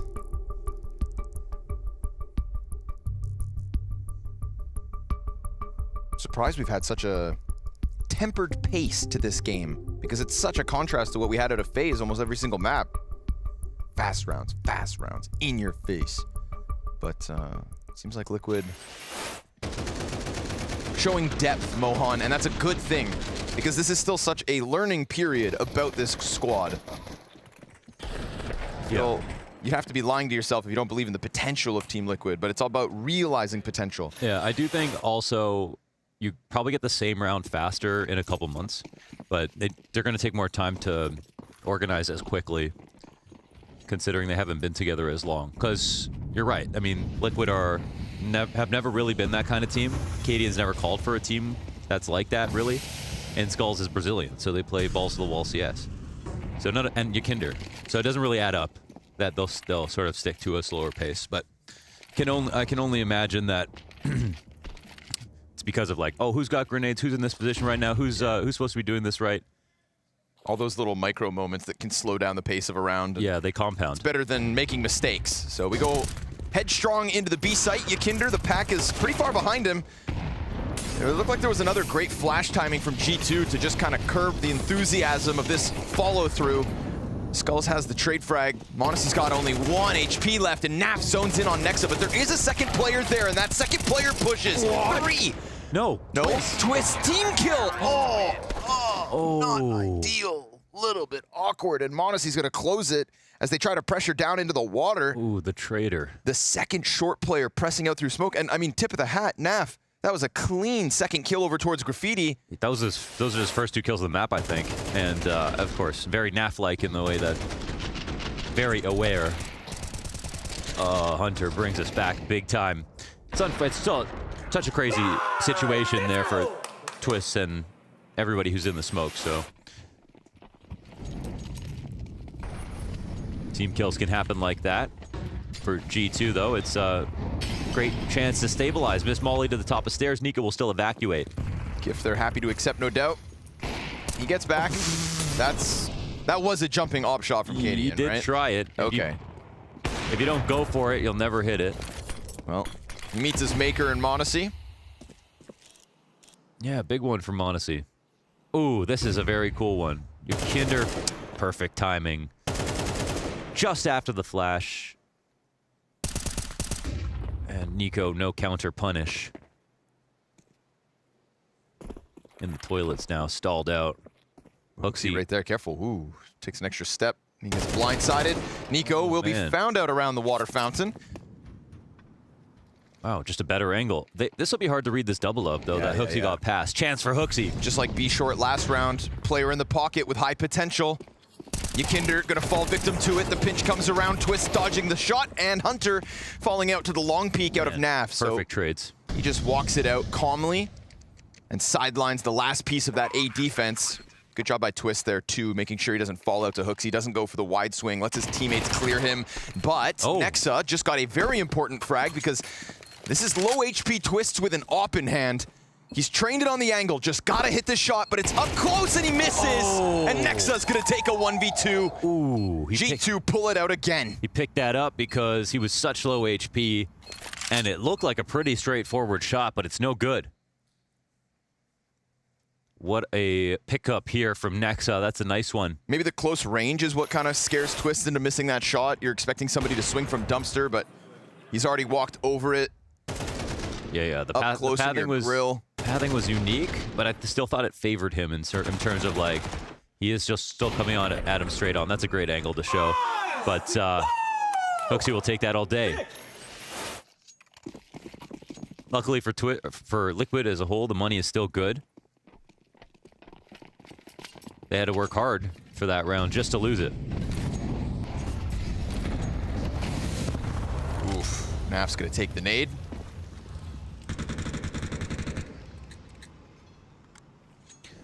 Call's gonna set up to a B play. Considering the impact that G2 have gotten out of playing short, I feel like they haven't been too aggressive in getting into it. And this round, they're not gonna have it. It's just on site. Yakinder instant headshot. m0NESY off the pillar. Oh, 3! And they're still coming at him. Has yet to miss. Hooksy here to support it. Last player tries to charge out, and Cadian. And what's he gonna manage to see? What can he find here? m0NESY low.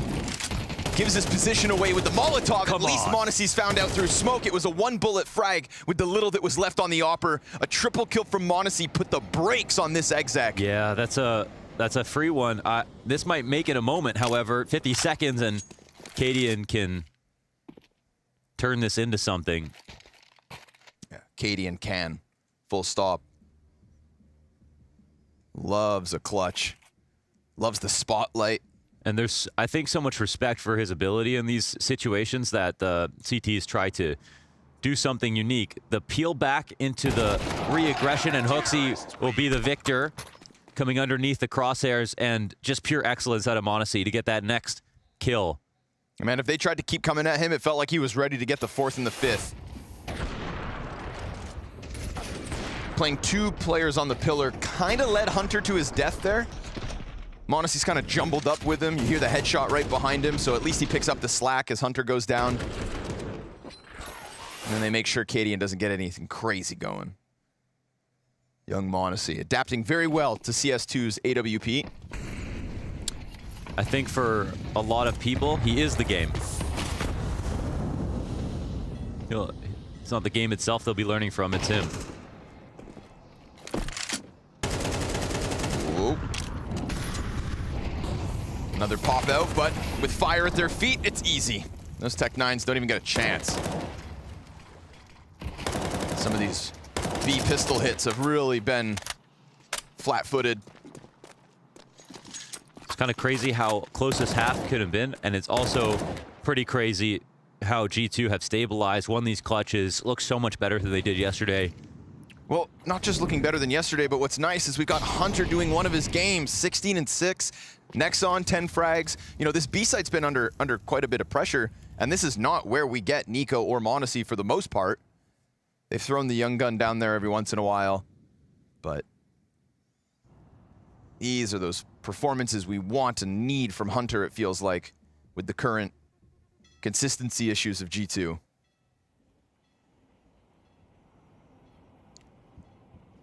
We'll still be in the territory that anything is possible with a pistol going into the second half. Liquid will be looking forward to next round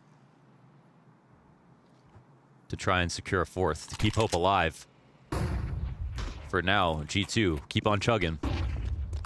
Easy cleanup. See ya. Never really getting anything. You know, none of those little lucky pop-off moments, no golden opportunities where G2 are making mistakes. Feel like I haven't seen a mistake yet this map. Some big numbers. Yeah, make no mistake. Hunter is absolutely frying. I think as a community, we all had high expectations with Liquid versus FaZe yesterday. We got a great series, good back and forth, showing Liquid's ability early on in this team's year. Kind of thought we'd get more of the same now, and, you know, maybe a little muzzled because T-side overpass, but G2 looking cut from a different cloth. You know, we had a very light half from Nico a couple days ago, and that one ended in a loss.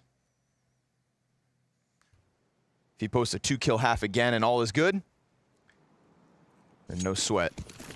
But he falls back, smoke's coming over top, and Yakinder getting a little closer. Something of a test for Nico, it feels like. About time. Yeah, he's got a real affinity for popping open smokes. Feels like Nico's been making the most of the new mechanics. That is so sweet. I mean, that frontside smoke is to stop anybody from executing, but it allows teams to get nice and cozy right in front of the site. And you can't drop your guard in front of smokes anymore. Not even these mid-site CT. Whoa! Slow. You gotta use both clicks on the mouse. Yeah. That's the scope in. He had that for sure. And again, we just lose bomb on long solo. Kind of reminiscent of the pistol. Liquid are gonna have to try and scramble this back. It's round 12, so gotta go. 25 on the clock. m0NESY's just gonna hold off the bomb site. They've got a perfect pinch on long. 2 backs exposed. Nico's gonna close, getting his 5th and his 6th, and another round for G2. What a phenomenal, perfect start to the night.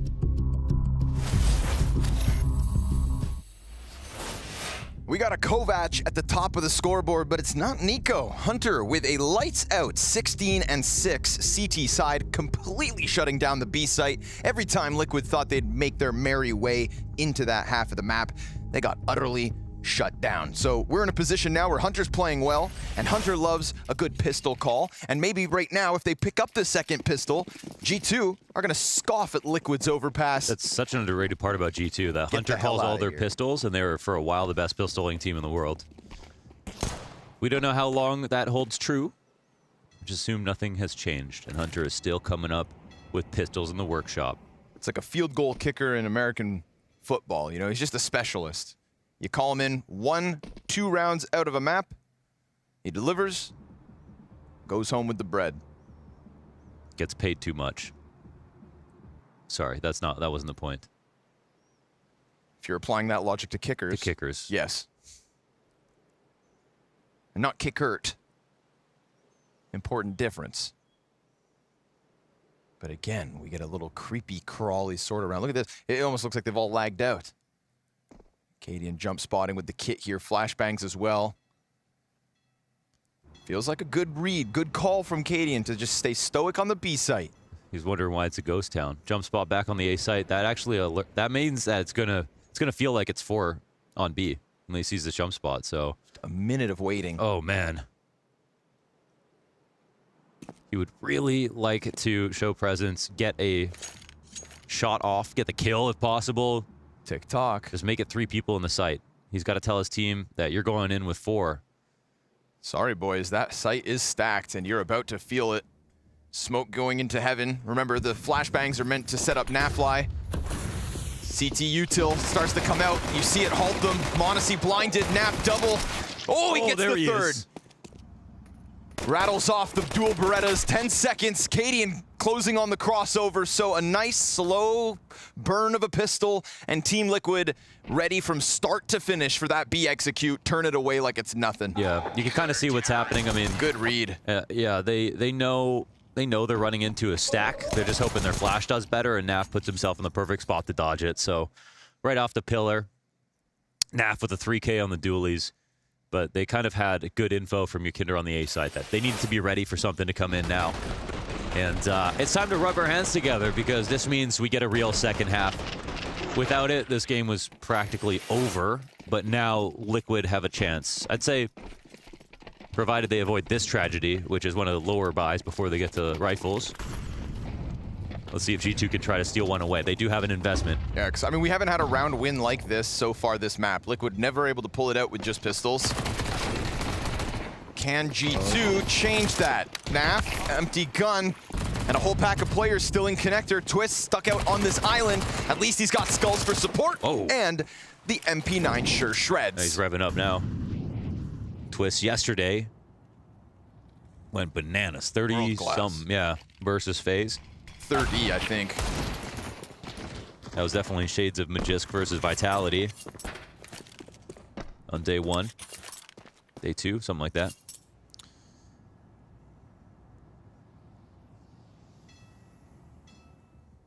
Honestly, he's also all-time great clutcher.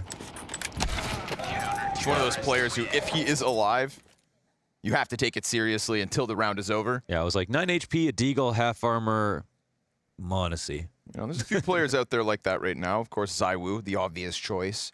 Monacy. Yeah. Cadian. Cadian. Which is funny because, you know, Monacy and Zywoo, we're just talking about players that perform every round. Yeah. Cadian's just got that, like, you know, that special something.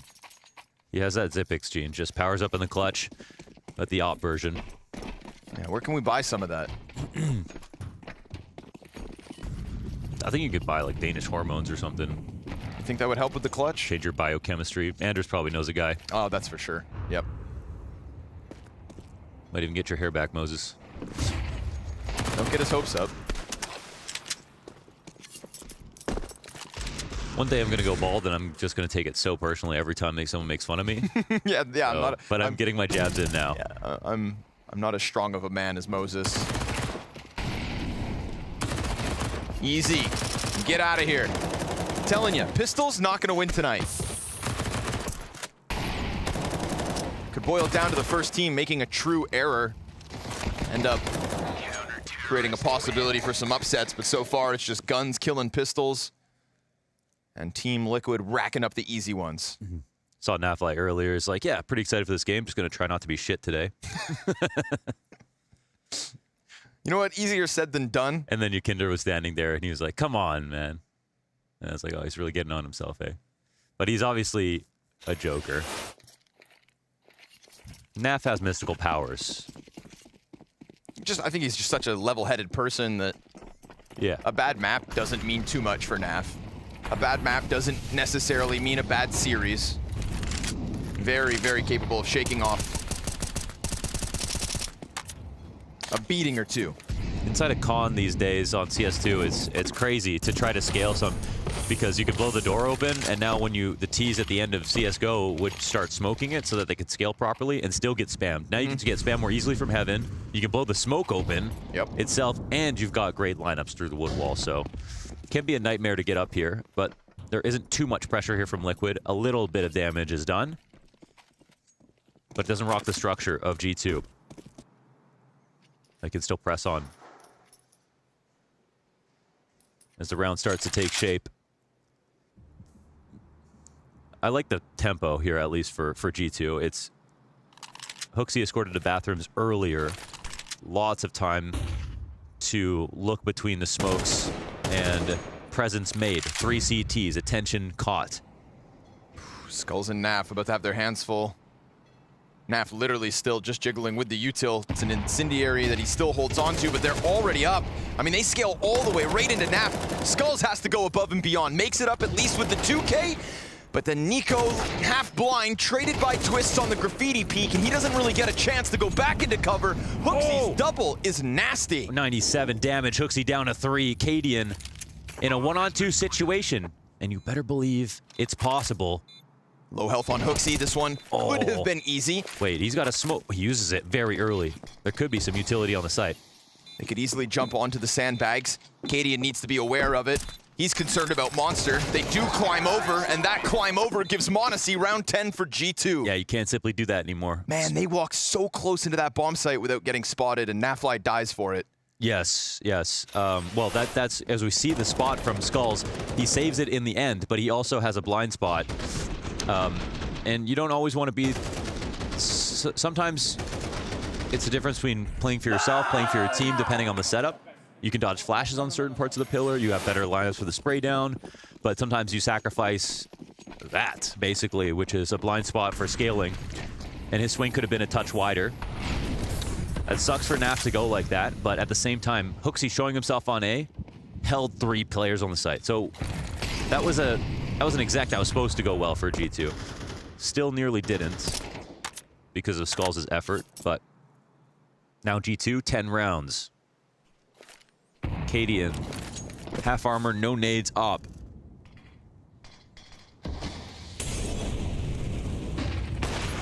Missed. Peek out from Yakinder's good though.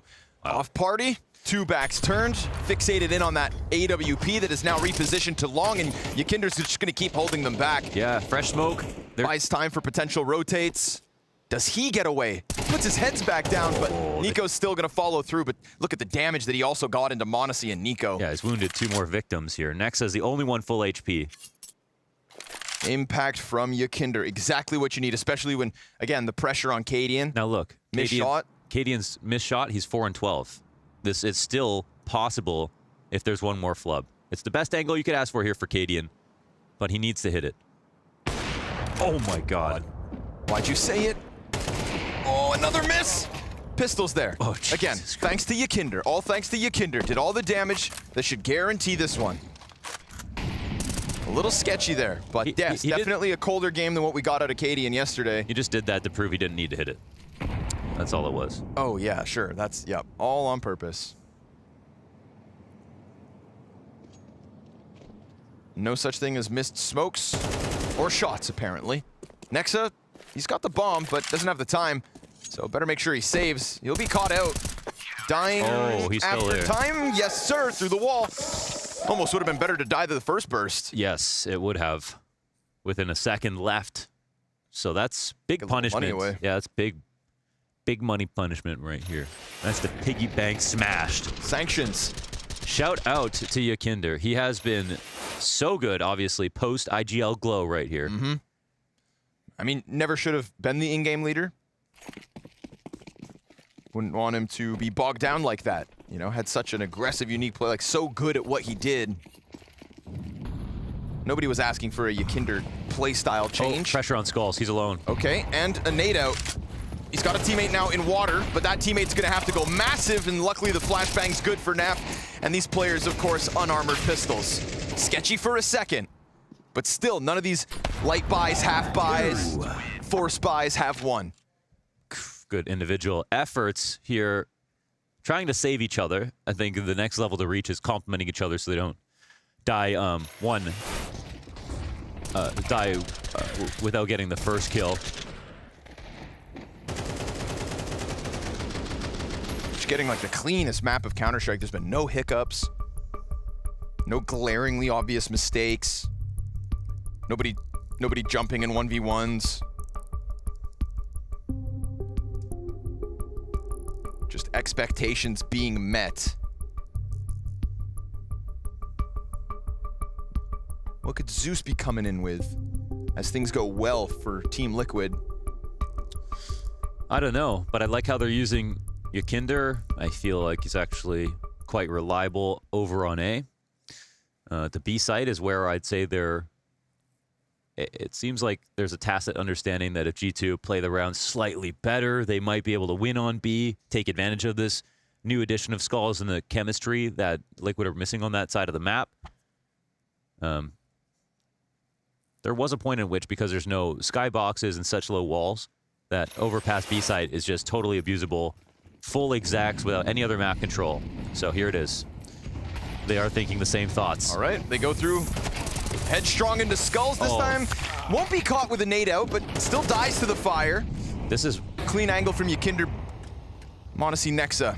They've gotten a little footing, trying to get up to this bomb site where there are, of course, majority of Team Liquid lying in wait.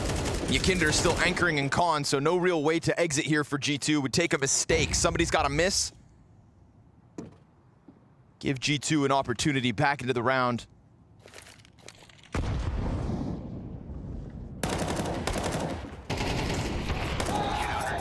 Nicely done from Skulls, another double kill. Another double kill. This is why they hired him, to be an anchor. He is very good at playing by himself, and I think they still need to reach a point where they can have chemistry, but these CT-sided positions is why he stood out on Pain. Obviously, the job of an anchor is to be acutely aware of the flashes that are coming in. He's supposed to know Portuguese. That's good. Okay. Yeah. Dodge 2 flashes, get the spray down. Harder than it looks. Not many players can do it that well.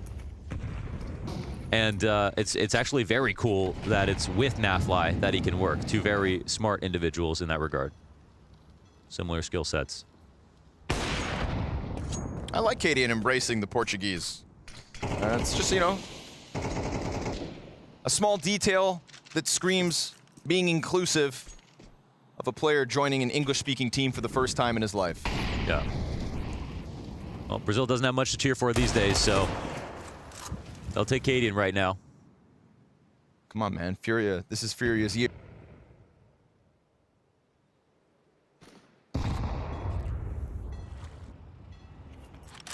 You didn't get the memo? You know me. I love Furia. Ooh, this would be the first time for this entire map that we get an upset from pistols to rifles off the back of what was supposed to be Liquid taking control of short. But they go peeking into what is a very stacked portion of the map, probably not expecting all the numbers. Yakinder and Cadian, it has to be a recovery, but with a scoreline like this from Cadian, is he really up to it? And will he even get anything to stop? Because instead, we've got G2 getting closer towards A, and CT's still 50-50. Yakinder's gonna have to go huge here. It's low health Nexa. No Kevlar on m0NESY. It's not the most ideal, perfect spot here for G2, but they still get over top of the truck, and they're gonna put this bomb down. Wow, okay, key trade. They got it. That's Cadian way too far away to do anything about this. Like you try to outline that, Yakinder, all or nothing. He gets 2 and delays, then there's an argument here. But instead, it's G2 to take 11 off of this. I mean, good organization with enough time towards the A site. They try to make a move, man. They try to make a move, and they're just met by a face full of G2. So G2, they used up a lot of chances trying to hit the B side, topple it, and well, it seems like the opportunity was just right under their nose. They didn't need to. I think they were just improving the B site. They were giving them practice rounds. They were calcifying the defense. They were adding to Skull's knowledge. and experience. Giving him the reps. What to do better, yeah. Letting him power up. And I think what's really important is that you just like, you can stay confident during boring games where no one comes, and you can stay aware when there's a few rounds where there's nothing to do, and then suddenly it's a massive barrage, cascade of utility, 5 guys running out at you, and then to deliver for those moments. It's like your job is literally stay warm. Yep. Stay warm when it's cold out. That's the tough part about anchoring. But they've been helping to keep him warm. So you can't slip into any kind of a daze when you have that much responsibility as an anchor. One mistake feels so much worse when it loses a bomb site. Like, I have so much respect for the role just because, like, I'm the opposite. Like, I am a basket case when it comes to playing. Like, I'm an entry fragger. Go. I just gotta go. Huh? Gotta move. Yeah. What was it that Some Die Young HLTV confirmed bit talking about VP? How it's like the most depressing way to play Counter-Strike. Yeah. I'll never do it. I like to have fun. Right. Because it just grinds you down. So, okay. But that was it, Mo. That was the hiccup. That was the one bump in the road for Team Liquid that they may not be able to afford. This is pretty massive for Liquid setup right now. I mean, I love this map right now for Liquid because they have hold on. Oh yeah, they have view on door on con. On that boost on short. No nades, no people coming through. They have 2 players in a long bathroom setup. So not a passive setup. And they just find information past a minute. Oh, what? Shot. The straight up rifle peek and the op shot to complement. That's what we...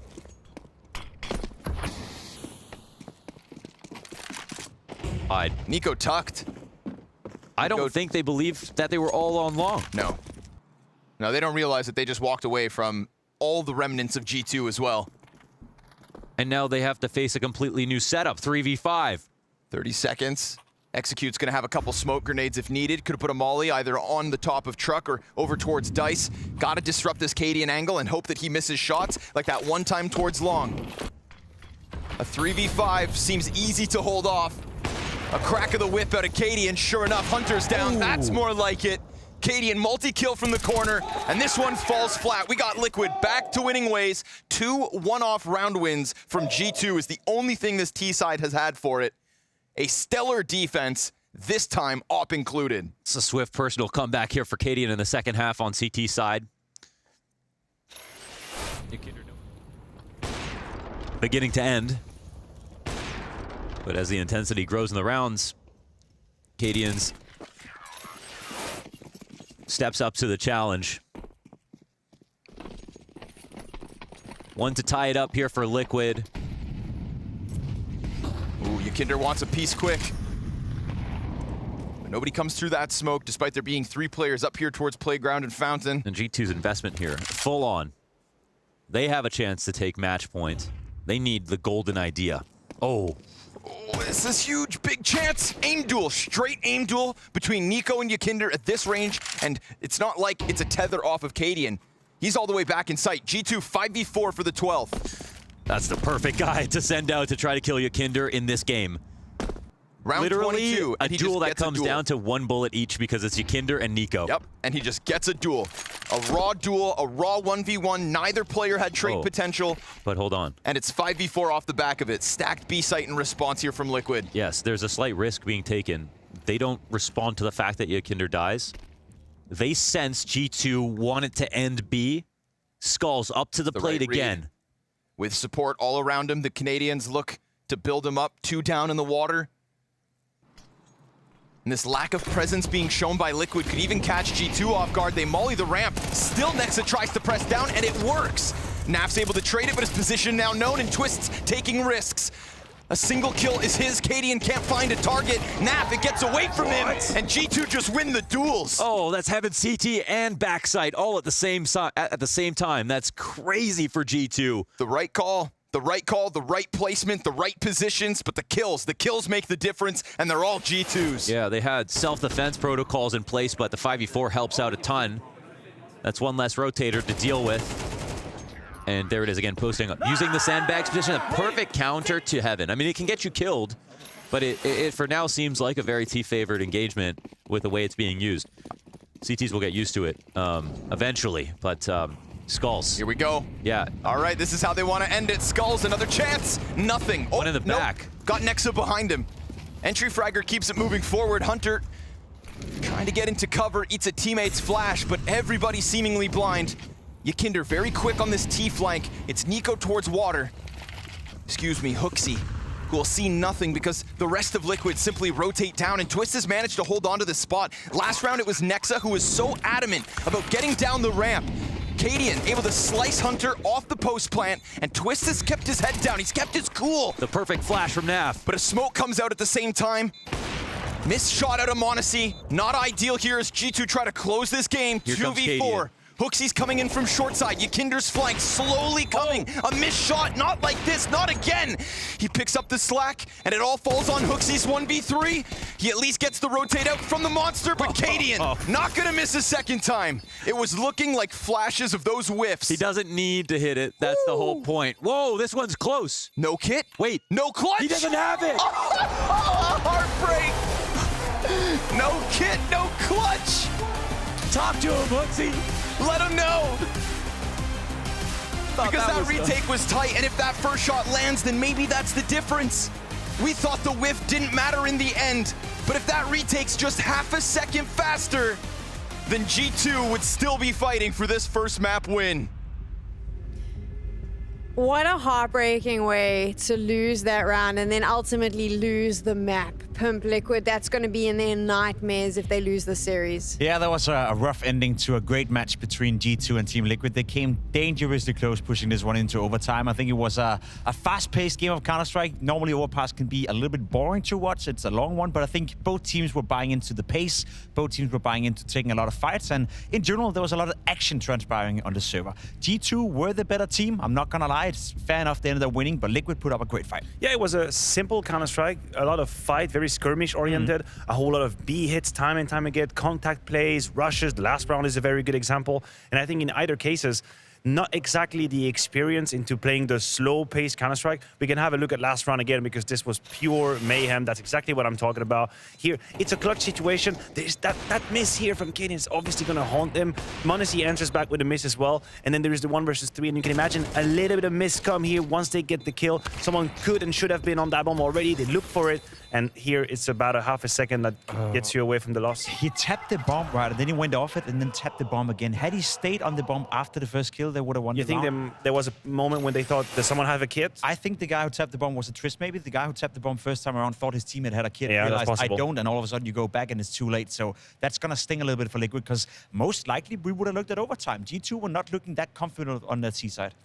We should talk about G2 because they won it, but I actually want to keep the conversation on Liquid because I just think that they look so scrappy and like it's just impressive considering sometimes you can see the lack of coordination, which I'm presuming just comes from being a new lineup, but I really like what I'm seeing from this team. Yeah, I think they look exactly like you'd expect, to be completely honest, at the current state of Counter-Strike. They haven't had too much time together.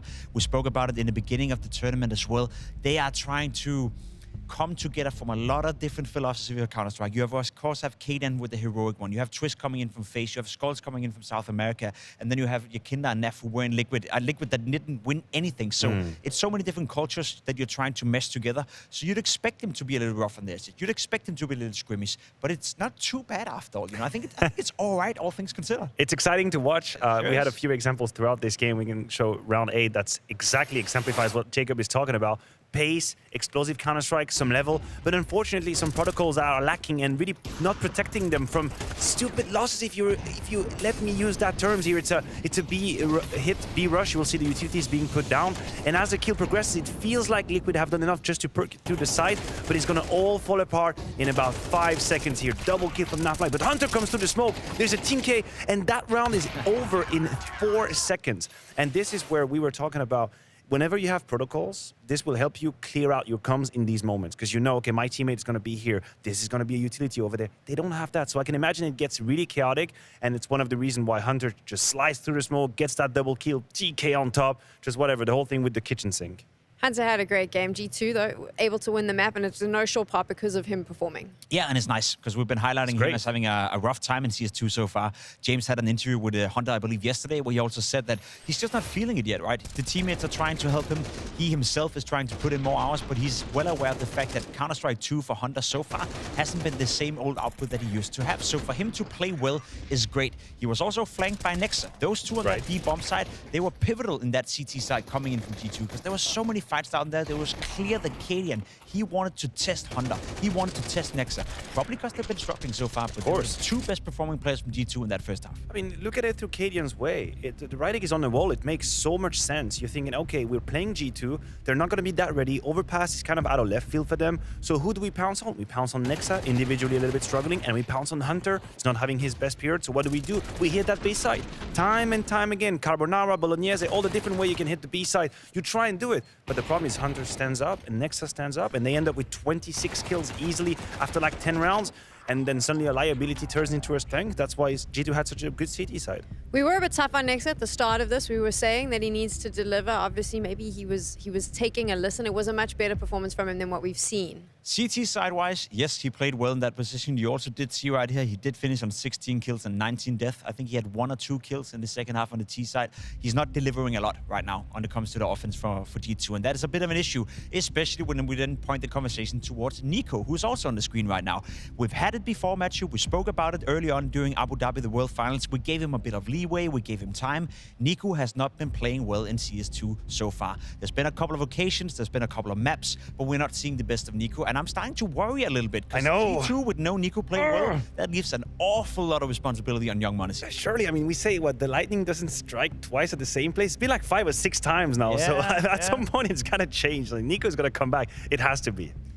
Why? The transition to CS2, why is it just not working for him? I mean, it's tough to say. I think there are some mechanics in the game, obviously, that don't really play into his favor, but I think there might be a little bit of confidence as well in there, some frustration. And you know how we can be. I think Nico is one of the few profiles in this game for which we have no forgiveness at all. We have no tolerance for weakness. If someone else is having a little bit of an off day, we're going to give them 1, 2, 3 events. We're going to be careful. With Nico, it's like you play one bad map and that's it. You're an HLTV post for him. You're a Twitter screenshot. 1 or 2 events. Sure. You're a topic of a podcast, 4 events, and you're the laugh of the crowd. That's how it is, right? That's how hard it is for these profiles. But we have to admit, we haven't seen CSGO Nico quite on this game. He'll be back though. He'll be back though. He's too talented for not to perform at a very high level. He's struggling right now, admittingly so, but trust me, give it a couple of months coming into the major as well. Nico will be back. A few years is going to be fine. There we go. He'll be back, according to Pimp, and we'll be back as well right after this.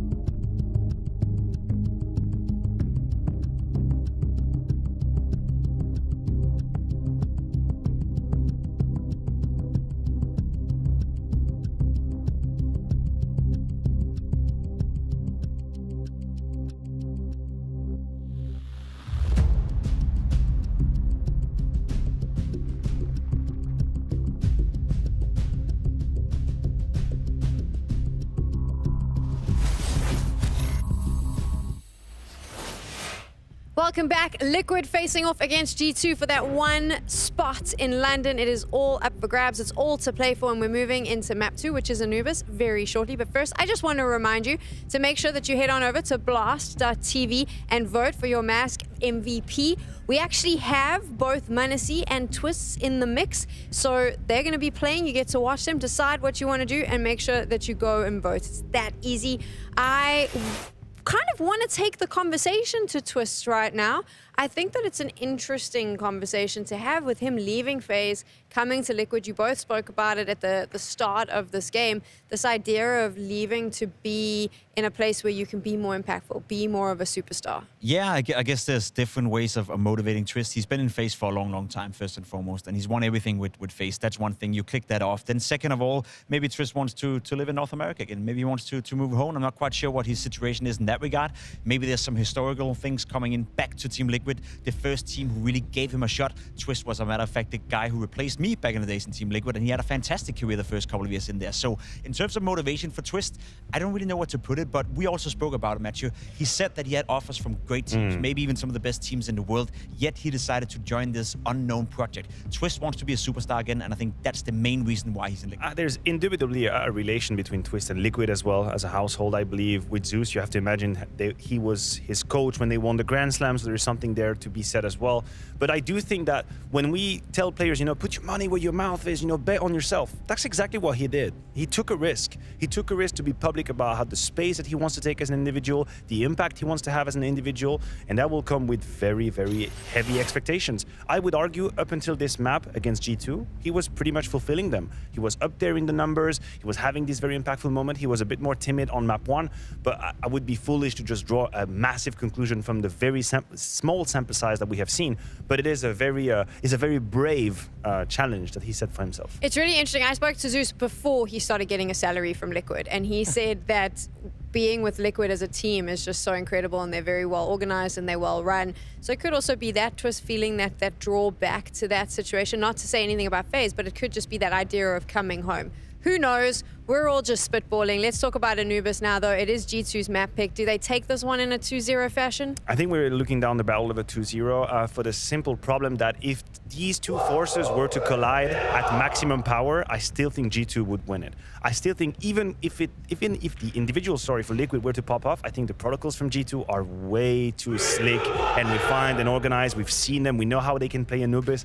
There's such a long list of win conditions for Liquid to be able to push G2. I can't really imagine that. I really feel like this overpass had to come through. I would agree with you. I think Anubis right now is one of the more complicated maps in order to be playing great at. It's one of the maps where you need to constantly be on the move on the CT side if you want to stand any chance of racking up rounds. One of the few weaknesses G2 have had on the map, I'd say, is on their CT side, and that's Hunter in that cave area. He's been struggling in CS2. He's been struggling a bit on Anubis. However, with Hunter playing well on overpass, most likely he's going to take some of that confidence, bring that into Anubis, and that's going to remove one of the few weaknesses I see in G2 CT side on Anubis. So for me, I see a clear 2-0 as well. Sam, G2-0, it's in the name. G2-0, it's in the name, Maniac. That's how we're going to wrap this one up. There you have it.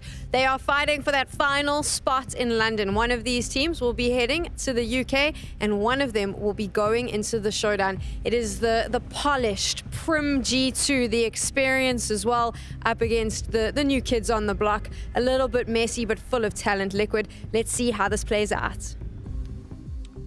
Yes, indeed. Unfortunately, of the last 6 seasons of Blast, since we have come out of the COVID era and returned to LAN, Team Liquid has featured at 5 of the showdowns of those 6. It is a trend that, as North Americans, it hurts to see, and a trend that could very well continue tonight. We've got the GGBet odds favorites to G2's favor, I think coming off of Overpass, seeing the level that they brought forward, and again, notably, Hunter playing well. If that carries forward, then I am right here with Pimp in saying that maybe Darkroom will be less problematic as it has been for this team in the past, and they should be able to close. I actually don't necessarily agree with the desk. I think that, okay, there is the memory of playing against Spirit at this event, but that was kind of like years ago in Blast Group's time, because a lot of teams have gotten better. So I think, first of all, Liquid have adopted this map in terms of they're playing it a ton, they're practicing a ton, they've been getting better as a team. They beat teams such as Boss and Huge Sweaty, Los, Party Astronauts, and NRG, no problem. Oh, yeah, all but right, hold on. Yep. What was that? You don't even need a pistol if you're that good. Sorry, you wanted to... I think Jacob just nailed it. All right. Looks like there's a new sheriff in town, and his name is... Come on! Hunter! Okay, it still counts. 4 kills. He's won this round. Yeah, there's no chance. Poor Nav smoked off. His teammates have just been chewed apart. Oof. Hunter, speak of the devil. Come on, buddy. Ah. Brotherly love. He's got to share it. He's got to let Nico get one. Killer 4K coming out from Hunter. We just said Hunter has been problematic at this event. Boom. Plays like he did on Overpass. Hunter has struggled in dark. Boom. Dual Beretta's shredded the pistol. Now it is just the pistol. Let's see how he holds it when there's smokes, mollies, and entire packs of rifles coming at him. But it's a hell of a way to kick off this map. A continuation of the first. On paper, it's a very good position for him. In terms of his skill set as an individual, he is extremely precise with movement, and when it comes to shoulder peaks, working by the pillar in front of E-Box, that's pretty much the entire thing. You have to be extremely precise with how much of your body you give away, so you can understand why this makes sense for Hunter to try to lock down. But it doesn't make the position any easier, as you said. It's still hard. It's not his task here in the conversion, but rather Hooksy's, who's going to smoke off the triple pack of Tech 9s, and poor Skulls didn't even get to shoot back. Got a flashbang on Cadian, that's it. So you'd assume the flash comes out from long. Once that smoke fades, they're going to try to swarm in, but 3 members of G2 behind the obelisk, trying to take a fight before the commitment. Maybe that commitment's not right away. We still have a minute to cook. And Hooksy, having fallen back from Dark, looked like they could go into it, but Hunter just takes a glance, gets a freebie on Yakinder, and they're doing their best to protect Hooksy on his measly 8 HP. I think there will be a question as the game goes on around the A site and Nexa's ability to contribute to G2. Big responsibility. The anchoring of A on Anubis. And even with a 5 versus 3, they still give just enough room to middle for Liquid to have this false sense of hope that they still had a chance. 1 kill. Hunter's here to clean it all up, but he gets dinked as well. So there's openings here. Hooksy could have died early, Hunter could have died now, but Naf just wants somebody to kill. Better hold on to that M4 because he's not going to get any bonus. Time expiring. He will be allowed to hold it unless Nexa comes running at mid, but he's more concerned about storage. So good, clean conversion from G2, turning away the Dark players, and honestly, just never even giving Liquid a chance to get that Dark split going. And getting the MP9 kill to show that they're there is big, even if it's maybe inconsequential because they have such a distinct weapons advantage. You never know these days.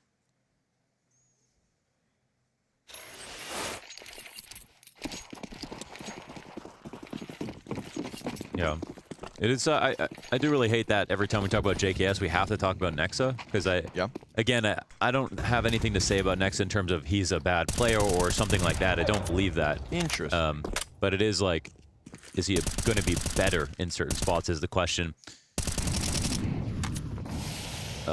Well, yeah, that's a. But Launders, he brings vibes. Here for the vibes. Here to have a good time. Bring a little character. Interesting turn of events with Naf saving that M4 last round and then just getting a smoke spam kill for it. Oof. Twist life made infinitely worse. But he does still have Kevlar twists. Okay, vibe check. He's got Kevlar in case he has to pick up that M4, but now being down to 40, not ideal. Nexa just gets caught by dual Berettas. That's the vibe check failed right there. Hooksy swings, clearing the lane, and fast flanking with Monacy with him. Yakinder gets caught going up to the rugs. That's a great spot to go to. How are they supposed to get past him? Yakinder can try to offer up something, try to distract for Naf's rifle to come out, or just straight up use the Glock to take Hooksy's head off. Monacy and Nico 2v3. Another dink, another kill! And as Nico comes out from camera, this is Liquid picking up pieces they had no business following forward with. Skulls is going to be found, you'd think. Wait, he didn't clear him. He doesn't know he's here. Nico, back of the head! The M4 spam into Dark to kick it off, and Cadian catching Nexa with a molly in hand. That is, That's a blunder. That's a big blunder. That's a big. That's quite a tragic situation here. That's the round that we never saw Team Liquid able to pick up on overpass. It was so scripted every round, so par for the course, but this time an early speed bump for G2. Oof. Even Nico not seeing Skulls. He could have definitely saw Skulls and won that round because, well, Cadian has basically nothing to hold from a position where he's known in. Series of unfortunate events here for G2 to get Liquid on the board. Last map was one that I feel like, I don't feel like this a lot, which I'm surprised about, but with MR12, there was always the question of, you know, with less rounds, does it feel like you'd get a different victor if you played more?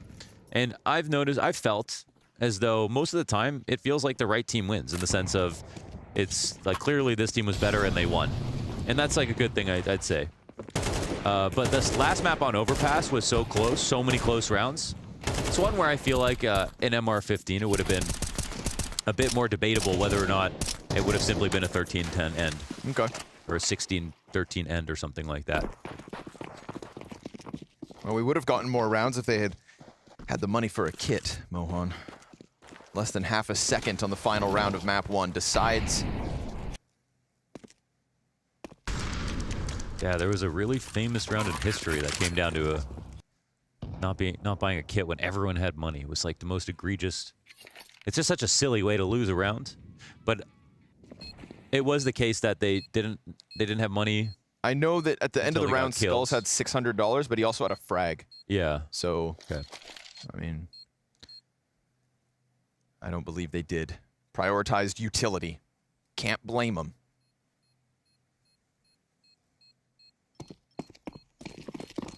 Down to milliseconds. CS really knows how to break your heart, you know? Can fill it with joy. Can also crush it in an instant. A crushing feeling of losing early momentum, no doubt, here for G2, but in a round that they buy nothing up. Can't be upset that G2 have now lost that lead. We're tied. Dum dum dum. I'm definitely enthusiastic about where this map goes. And was just saying, like right now it feels like G2, Liquid, Vitality, FaZe versus anybody is pretty much a great matchup. Like there's a lot of teams that are so consistently fun to watch, and this G2 Liquid matchup is at the top of those, it feels like. We're getting to a place where I would actually almost like to put Navi in that category as well. Yeah. Navi's games this week delivered. Yeah, for sure. You know, quietly improving after the departure of Simple. Imagine that. Ooh, gotcha. Naf, clean one. Wow. Nexa just peeks out from the temple and gets iced. That's a weird kill, right? He's an A anchor, so they know m0NESY's opping here, surely. Also just Naf. It's not like he was posted on that for a long time. Little timing here lends it to Liquid, 5v4. But this op just stalled out on the angle. Skulls. Oh my god, just perfectly, and it won't be seen. And he's gonna push through, and he's gonna kill one. But Nico turns it.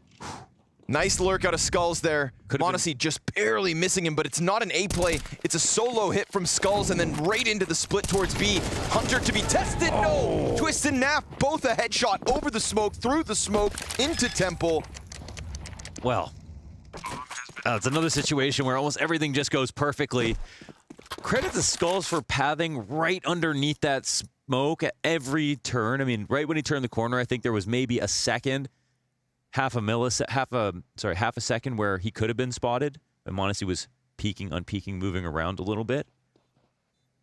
But he pretty much played that perfectly. Yeah, the moment Skulls sees that Molotov, I'm sure he knows he's got one. Oh. And that's the freedom that you were talking about with Skulls, right? Yes, that's the kind of lurk moment where it's like, you know, we've got a split going on somewhere else. And I think that's Skulls, see what you get. Perfect example of Cadian style calling, which is some of the best, and it's because it's thorough but not strict.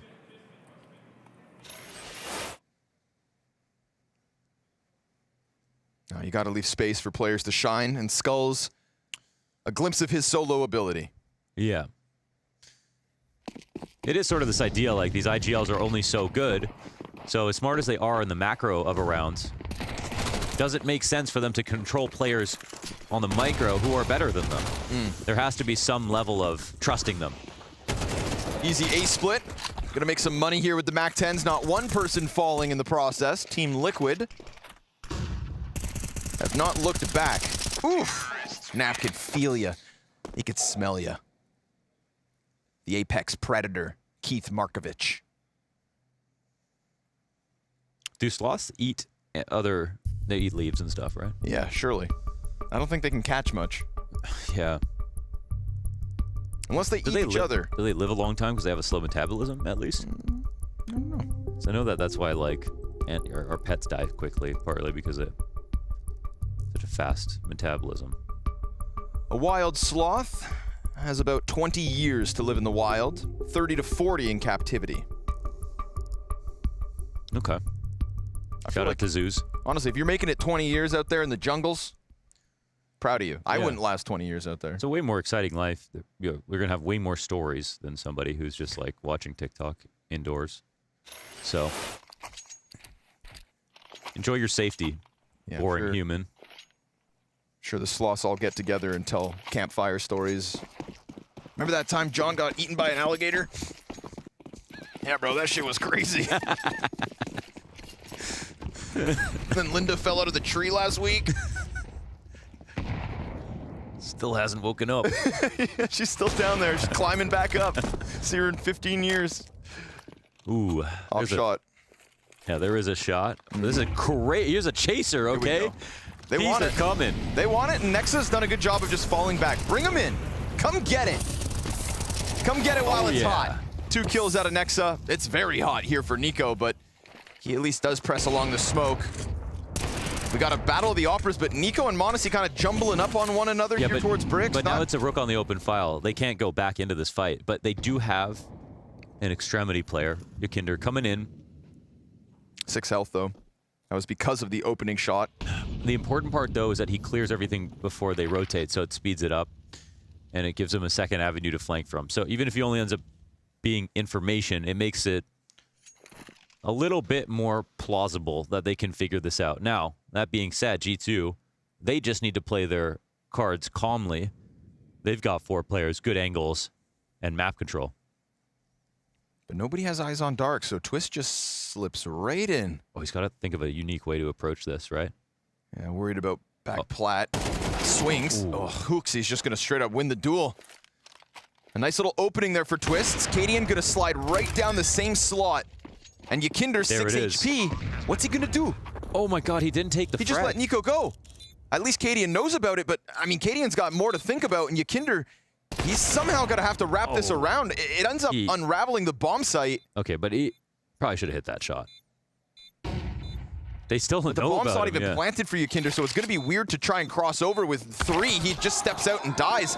Should he have shot Nico in the back of the head? I mean, Cadian should have hit that shot for sure. Like, he literally told him at least that it was dark, and then that was like the easiest shot in the world, so. I think he was probably hoping, at least, if there was a case there could be a second player. I think he didn't expect the drop down to be as quick as it did. So I believe if there was one more second there before he dropped down, he would have just taken the frag. But either way, that's... If Cadian hit that shot, Yakinder could actually do something on the flank without actually showing himself. Yeah. If Yakinder takes his shot, then he's known. Cadian doesn't have to worry about the flank. Then they're both known. Think about that.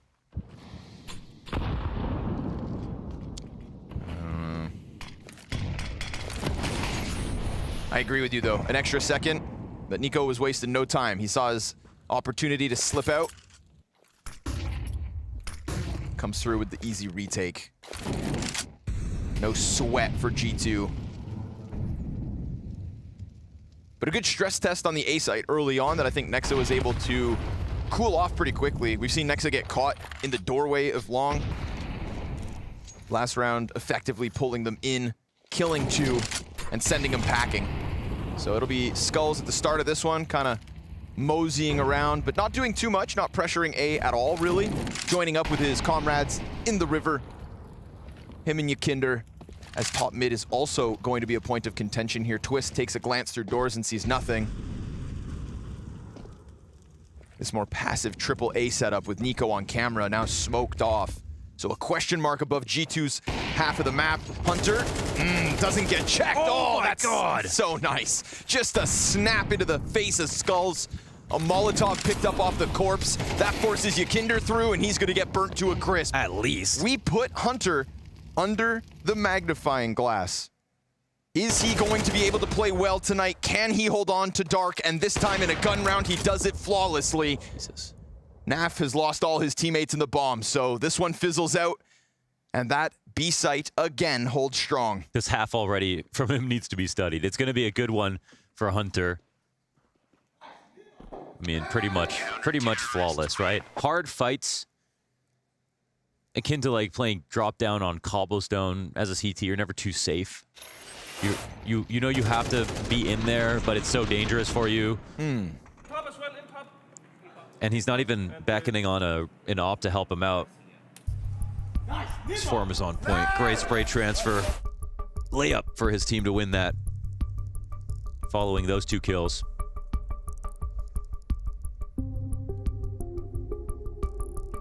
Not messing around today.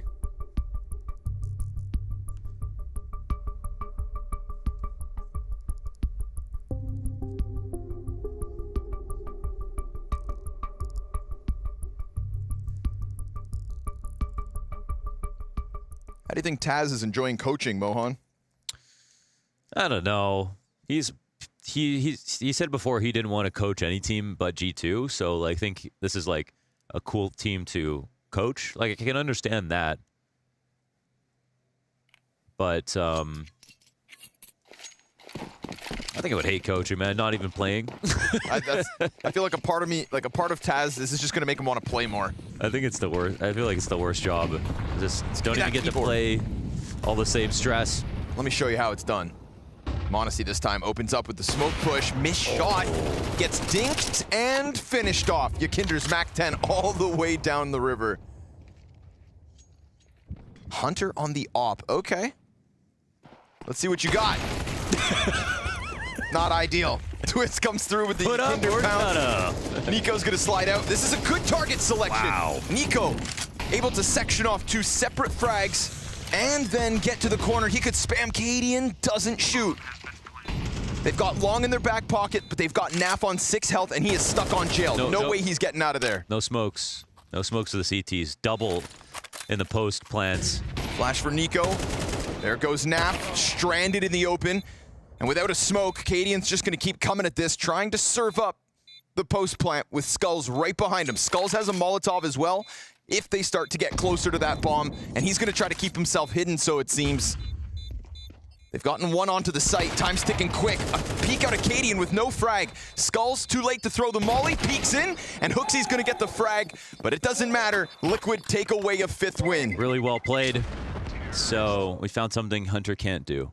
Op. At least there's one thing. He is human. Op shots missed. Nico nearly makes up for it, but they had no smoke for the retake. That would have probably been a round changer.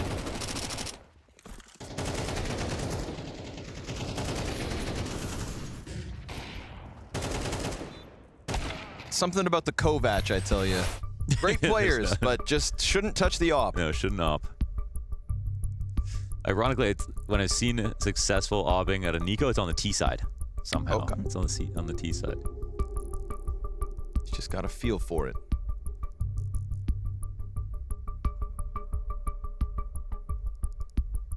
Zeus and Taz having some words.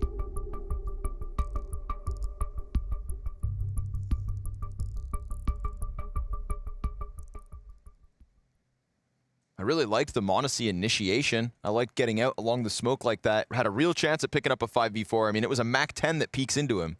I think it's the mark of a tier 1 team if you know how to fight out of E-Box and not just play from within E-Box or within the site. It's one of the hardest things to try to organize successfully, so I like attempts like that for sure. You don't do them every round in the half. Just a few times is enough.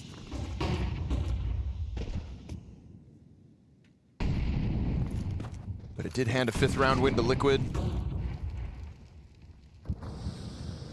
They were also so happy to go fight Ebox the moment they had that kill.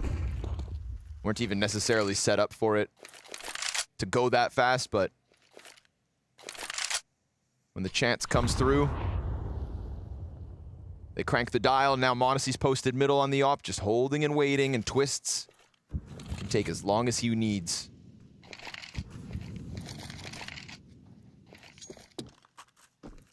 And this is something Tease can do because it's very scary to try to take A control. Like you don't see, like you see Vitality's double swing B main often.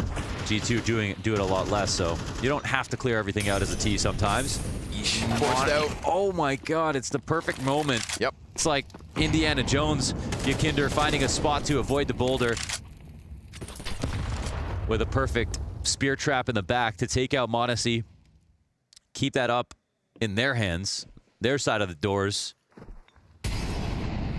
And time bleeds down, but the structure of the round for the T side looks good. Yeah, Nico's leaving mid entirely, tries to double back around, but the longer he takes to come up and help Nexa, the deeper we're gonna get Team Liquid. They're already past the point of entry, honestly the point of no return. If you're Nico, I don't even think you take a glance at this. You've just gotta let it slide. That reposition through middle. Yeah, I respect Nexa just trying not to die, as we have seen moments of him falling too soon, but so passive that A-Site never stood a damn chance. Yeah, man, it's not easy to play passive and still have impact. You want to see that? Watch Crimbo, for example. He's so good at that. Yeah. He finds a way to have impact. When Who else do you put up there in terms of A defenders on Anubis? Skulls. Okay. So CT Skulls on Pain. He's one of the players who is really excellent at playing the pillar. Yeah, Pain loved a little Anubis. He'll fall here at the end of the 10th, trying to go hunting. 3 weapons kept up by G2. A nice meticulous dismantling of the mid setup. Yeah. Feel for m0NESY, he had to take a swing. And then, of course, Rops. Oh, yeah. That one almost goes without saying. Yeah.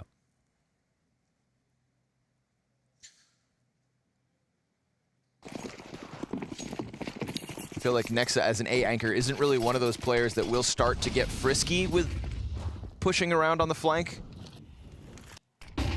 Doesn't want to run the risk too often. When they get aggressive, I feel like it's when Nico has come over and done exactly this, taken the tip of the spear away from him. Hunter has the chance for a peek and sidelines Yakinder. It's all about knowing when to take that risk, and Hunter does it with no op posted on him in a round, of course, where they're working with less. So big opening. Skulls, though, okay, even bigger. Finds 2 players pushed out on long. And again, it's that constant tug of war. How much risk do we run? He just seems to know. Like, he's got a good feel for, like, when he needs to... They do scramble, though. G2 just sprinting out through camera, not wasting any time, trying to come back in with it before Liquid commit.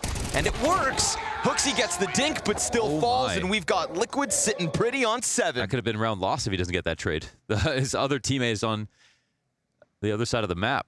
Wow, close one. So many rounds like that in this matchup. Both maps so far. Overpass and Anubis. G2 and Liquid just right next to each other with these individual plays. But this whole situation is played pretty ideally, I'd say, by Skulls. First 2 kills. The establishing nades to smoke and molly at the choke points. Oh, and just as I mentioned that, first one out of the round. Hits the deck. Dry peek into the site where m0NESY decides to post the op. Could have possibly been in transition to the dark plays we'd seen, but slam Skulls out of the map, out of the half. Last one fizzling out here as Liquid just try to take a chance walk through smoke. Bomb sat outside B. It's gonna be Naf to try his hand at an A lurk.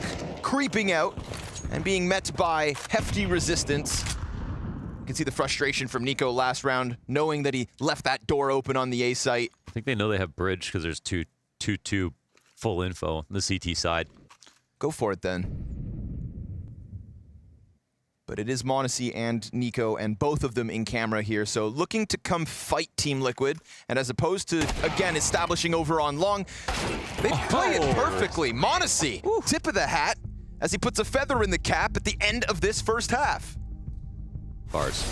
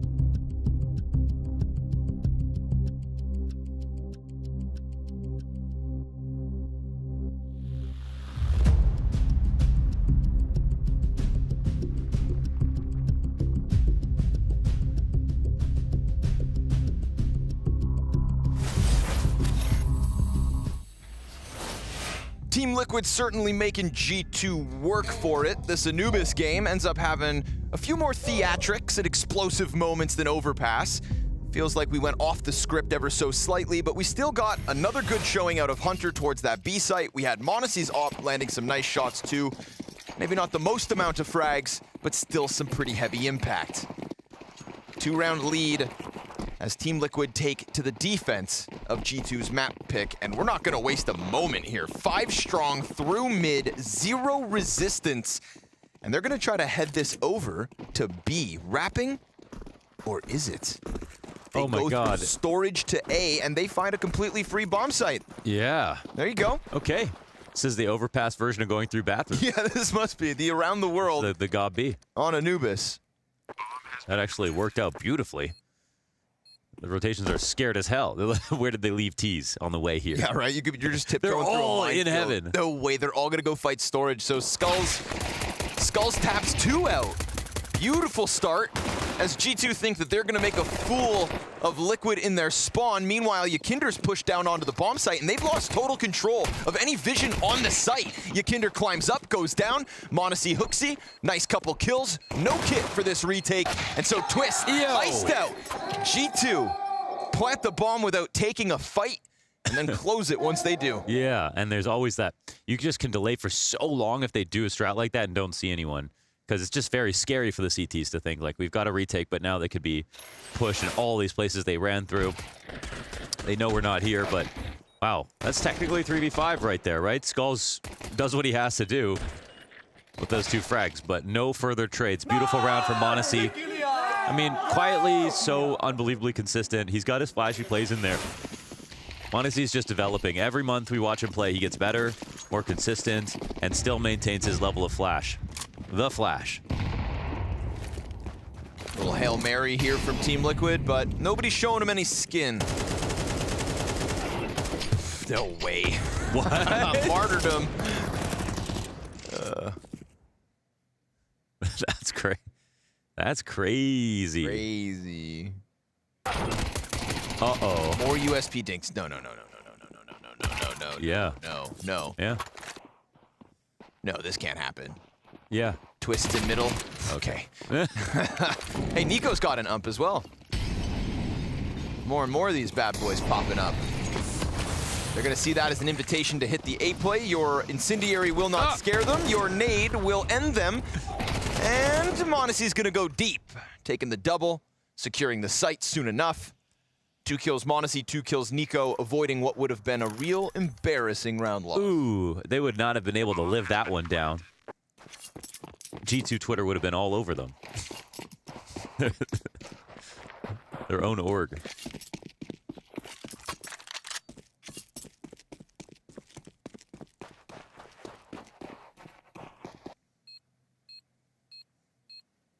This has already been a great series. Yes. But in the second half, I think can get even better, honestly. Very excited for this. And it should be a tight game, as it is the last place available at the Blast Spring Finals in London, bro. Nico dies to the bomb, not ideal. Yeah, he got him low. Oops. And an extra kill on that MAC-10. So 1 survives. Even though it's a round win for G2, it's still a little sketchy. Wouldn't be a G2 round otherwise.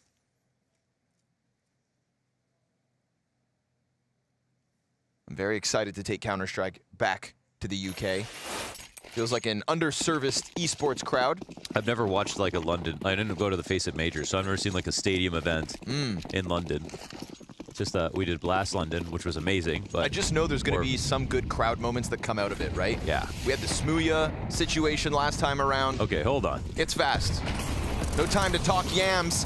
It's a slam out of G2 straight into the site with no resistance, really. Ooh, these smokes, so oppressive. They punish the passive setup instantly. There's nothing to do but wait. CTs throw their own smoke out from camera, trying to create a little ambiguity here. There's no big flank coming in that quickly either. They're working on it, but... And the smoke fades, it's easy vision. Could there be a CT in here? Yakinder decides that he wants to just dive through it. That question mark as to whether somebody would slide out through smoke is answered as they just find him jumping out. So a very fast round coming out of G2, wastes no time, and it's the perfect call. Okay, you lost that. How? That's the Galil. Wow. Okay. That's the perfect call. Perfect call. Good call. And G2 out of spawn calls are something to behold, man. Whenever they do pistols, man, they always get it right. They don't run into stacked sights on pistol rounds. It never happens, honestly. Bro, they couldn't find an enemy in that pistol round. And they had the perfect smokes and everything to punish the retake setup. First of all, there was no walking contact play, running nades. Man, that's such a drop kick to Team Liquid, though. Guns up. Yeah. Your bomb site's gone in 15 seconds. You've got no way to get a kill. I mean, look how desperate they were to just either bank on Skulls fading a smoke. And then this from Yakinder, you know, he tries, but it's a nice angle from m0NESY, comfortable in the corner. Yeah, it's the perfect momentum call here by HooXi. I love that to start the round following your anti-ecos. So 8-7 now in favor of G2. London on the horizon. And really does make up for the economic losses of the round prior. You know, such a sketchy round versus USPs, but then you come in versus guns and it goes down smooth.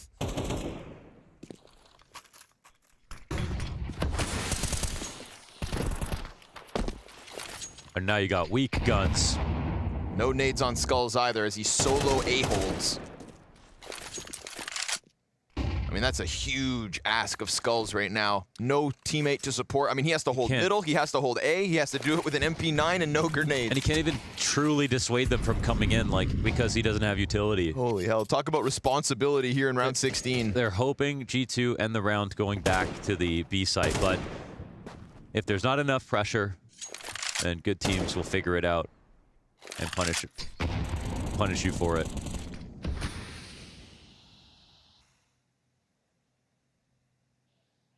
Also, brave call to make considering how fast G2 went into that. 1 round prior, Nico. Oh, that's what you love to see. Gallery. Just headshots, popping them in middle. They set up this fancy little hold, thinking they could take a quick glimpse across the bridge, but it comes at a cost. Oh, and Yakinder doesn't finish off the first one. So Hooksy holds on for dear life, and Liquid are going to do the same thing. Cadian and Twists with M4s in hand as G2 start to build a lead. Yeah, they build a lead, and they have so many players alive these last 2 rounds. I don't know, did anyone die last round? Oh, no, yeah, last round was versus all those pistols, remember? There's only one person who survived. Oh, right, it was the previous rush round. Yeah. It worked out. So, okay, 5 alive just means cash flow for everybody. Once again. Oh, no, excuse me, I'm wrong. I'm 1 round ahead. Okay. You are correct. Yeah, so they're building it. Like, yeah, you can see the money already is really good. So it's grim for Liquid. They have they could play this whole half out with bad money if they're not careful. They're gonna have one chance to stabilize, or they're going to be making concessions every time. Nice shots from Nico. Kind of felt like the round was already over even before Nico got those kills somehow. Yeah, that B site was getting prime for the taking. It all looked so weak, it all looked so weak. Making the use of that dot crosshair. Oof, good shot. I'm a dot guy. Yeah, big on dots. I use Donk's crosshair now. I've been using that. Oh, the tiny little, yeah that's tiny the zoomer crosshair, yeah. Tiny little, I gotta really lean forward and squint to see it.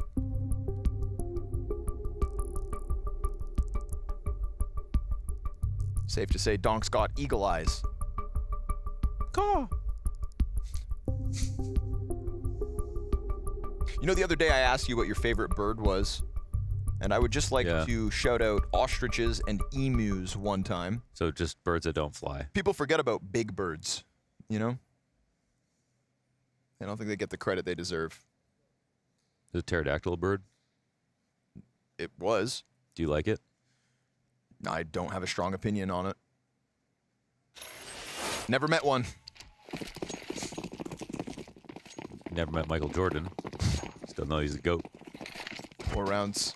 4 rounds and no answer. And if they're not careful, this one's going to get wrapped up fast, and we're going to have G2 locking in London as Team Liquid will fall to what feels like their inevitable showdown runs.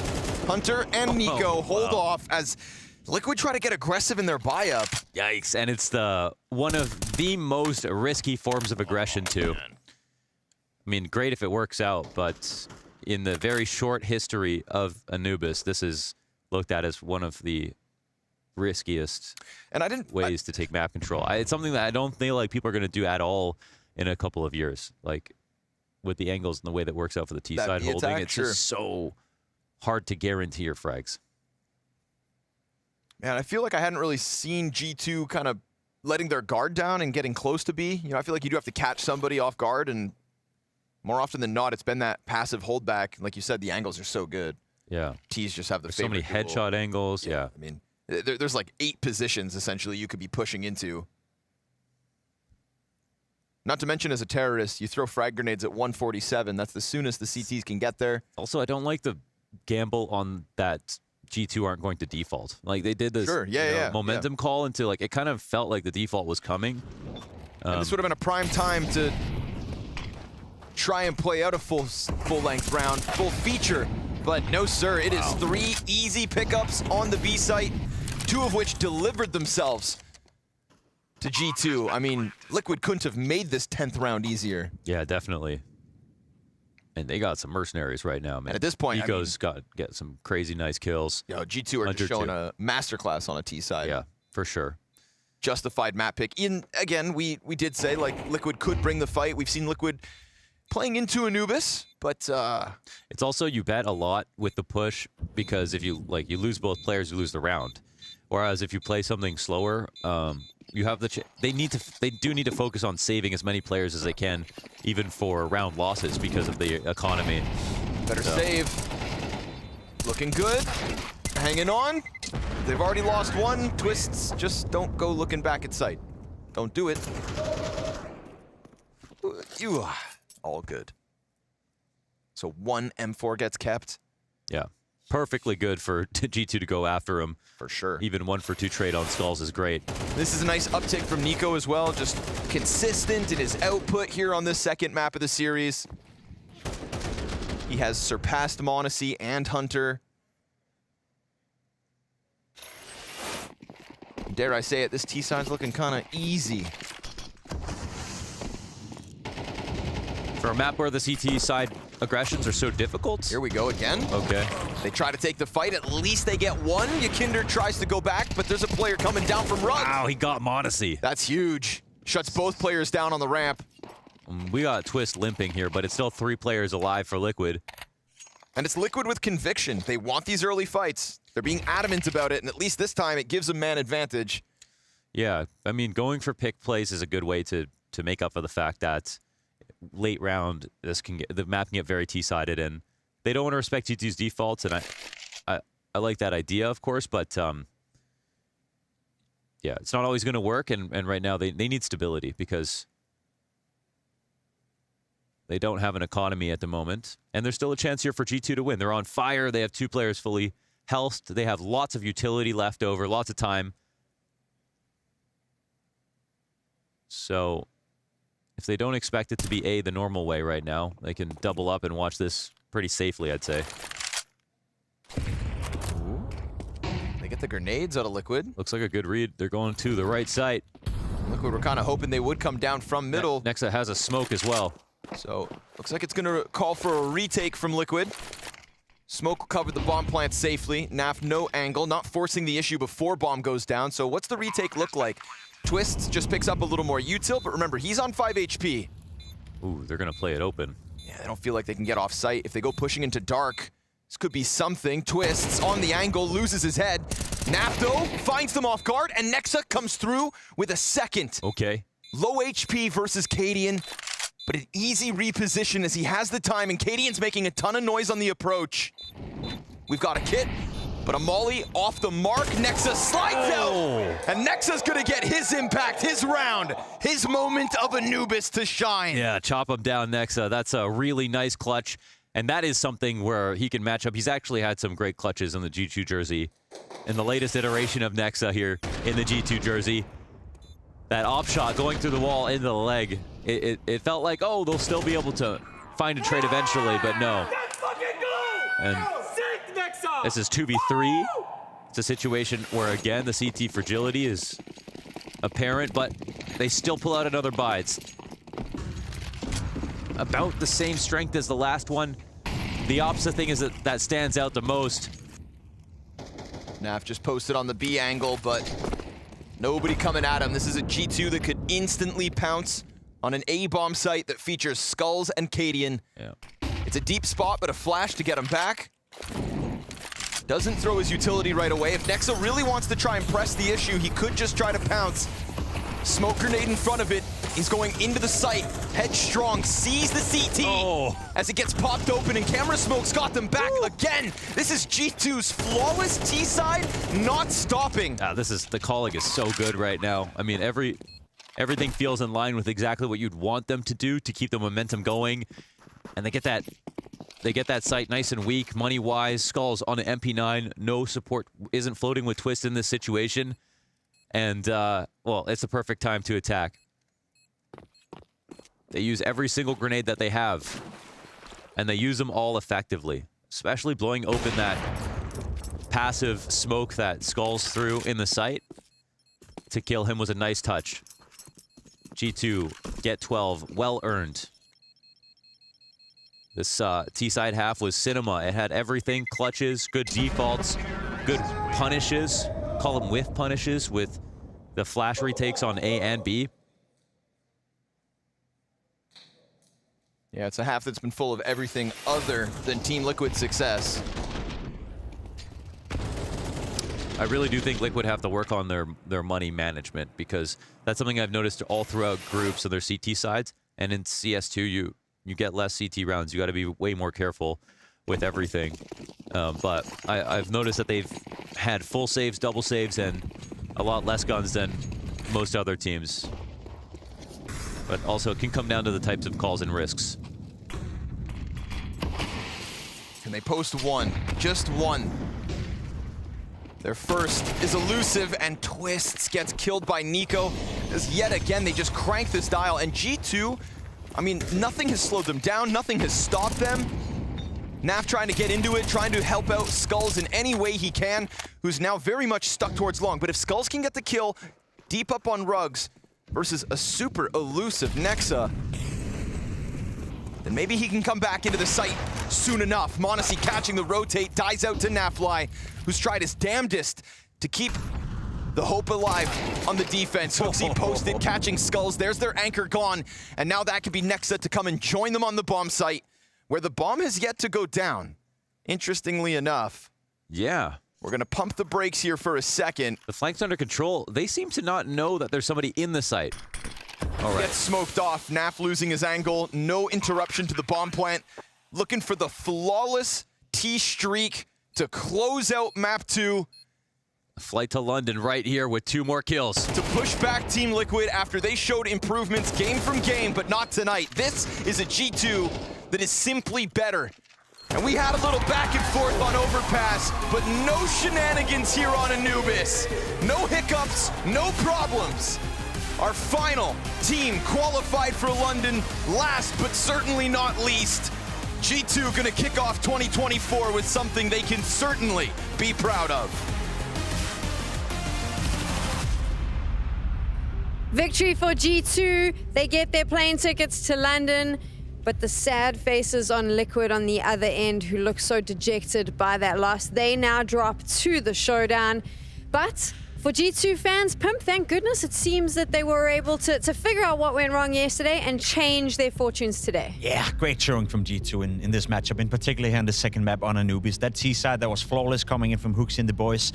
We have been a little bit after Nico, saying that he hasn't performed up to par with what we expect from him. This game was a different story. Finally, he came alive, and then you see the difference. Then you see the difference. When you both have m0NESY and Nico firing on all cylinders, that's when you have a G2 that has enough firepower in order to make mincemeat out of Team Liquid. But we have also seen the limitations. Whenever Nico is not playing well, it's a different outlooking for G2. I will definitely always be an impactful and differential factor. Of course, we're going to follow the trajectories of these individuals, but it's a good reminder as well of how strong the T side of G2 can be on the maps they feel comfortable on. And I feel like throughout Copenhagen, sure, there were some lows. We are far from a perfect performance, but we've been reminded here and there of these flawless T sides where the pace, the rhythm, I think HooXi always has some of the flair to know when to accelerate, when to pick up the pace, when their opponents are a little bit lost.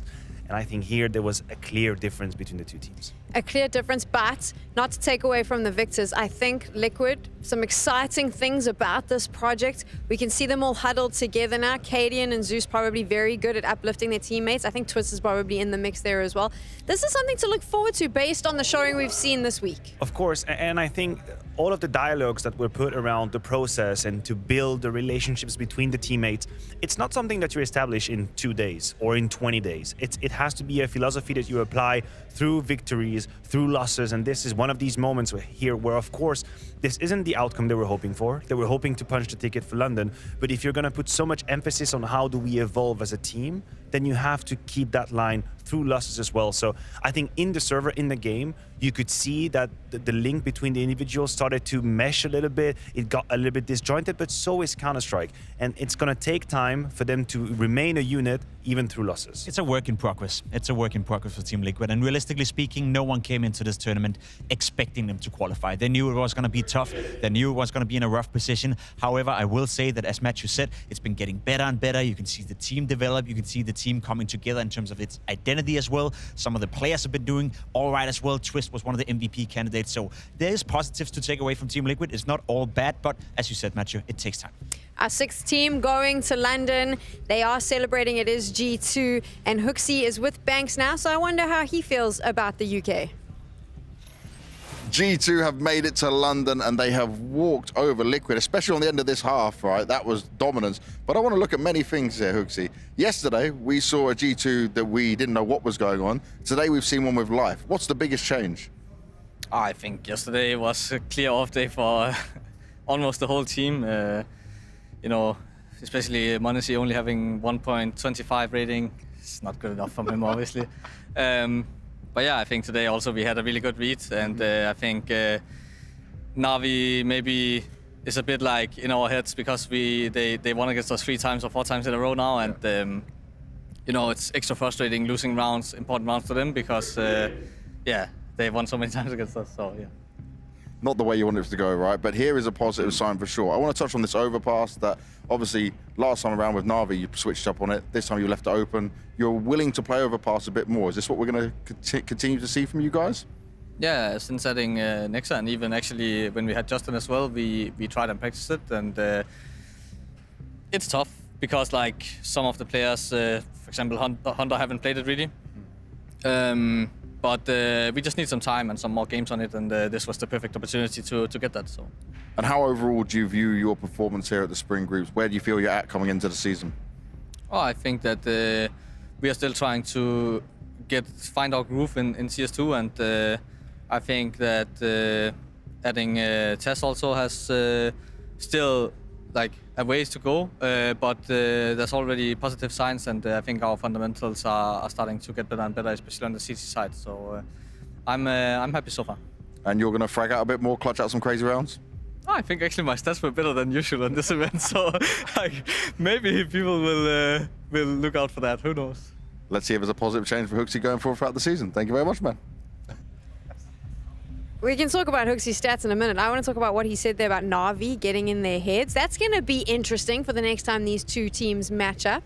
Yeah, definitely, because when we think about G2, we're not only talking about a team that should qualify for finals, we're talking about how deep can they go in tournaments, who are the teams out there who can stop them. And there was a time, once again, when we came around big events, we would say, well, technically maybe nobody can stop them. Now I feel like we are moderating our expectations just a little bit, but the truth of the matter is, just as we saw today, they still have this ability, not only individually but as a team, to rise up when it really matters. And at the end of the day, it was about winning today, qualifying for London. They've done it. They've outclassed Liquid. So I don't really know where to put my critics. I'm kind of dancing between the lines. And that's what we can't forget, right? They will move into Katowice in a couple of days as the reigning champions. They'll move into Cologne as the reigning champions as well. G2 is a championship caliber team. As you said, when you have Nico and Monacy on your team, you can always come up, always show up. But it's not the best preparation for them. I think they were struggling a little bit throughout this tournament, but at the end of the day, they got the job done.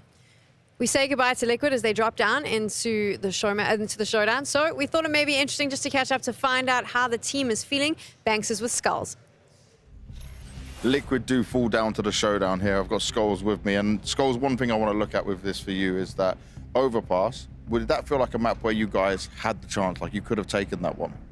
Yes, of course. I believe that we started a little bit slowly, and as the game went by and we started to feel a little bit more, and yeah, definitely we could have closed that game. But Anubis, more positive, right? We get a good string of T rounds on there, but it was the CT side where they just kept rolling and rolling for you guys. Do you feel like the CT side setup isn't quite where you need it to be right now? Sure. I believe that we have our practices, but it's not enough right now, and we are learning a lot from every match we're playing here right now. So it's just a matter of time and to figure our stuff together and just, yeah, I think just give it a little bit more time. And how's the learning for you to come into Liquid, to be speaking English, to go through this as your first event as well in terms of a LAN event? How has the whole process been? It's been hard, I'm not gonna lie. It's a new challenge for me. I accepted this challenge because I wanted to challenge my career, and I feel like it's a new chapter in my life that I need to fight a lot. And of course, things are not going the way I expected, and I just have to keep working and improving every day. And I believe that we have an amazing team here. The support, the staff, everything it's just perfect, and it's just a matter of time to get the team vibe going and just start to win it all. Now, you said not going the way you expected, right? Your individual performance was pretty good as well. I wouldn't say you were a liability or anything like that. Would you say you're happy with the start you've had here? I'm not happy because I know I can do much better. And again, I'll keep working and keep improving and keep learning every day. And yeah, now it's back to the practice. That's what it's all about. Thank you very much, Scholes. Credit to the young player. It is extremely tough to go do a loser's interview. You've just got into the lineup. There were lots of question marks about you being in Liquid as well. And he held it together really well. And I think he gave some insightful answers there. Yep, respect for him showing up at the interview, giving honest, thoughtful answers about his situation. And I gotta say, in the realm of Counter-Strike, people use time a lot as an excuse. We are used to that on the Desert community is used to that. But in this very specific project, I do feel like it is such a huge undertaking that they have started that I am ready to give them a little bit of set time. The issue is, for how long can you go without success, without getting cracks in the foundations of what you're trying to build, right? For now, all is great in the sense of you're building this new project together and you're ready to stomach a few losses, it's fine.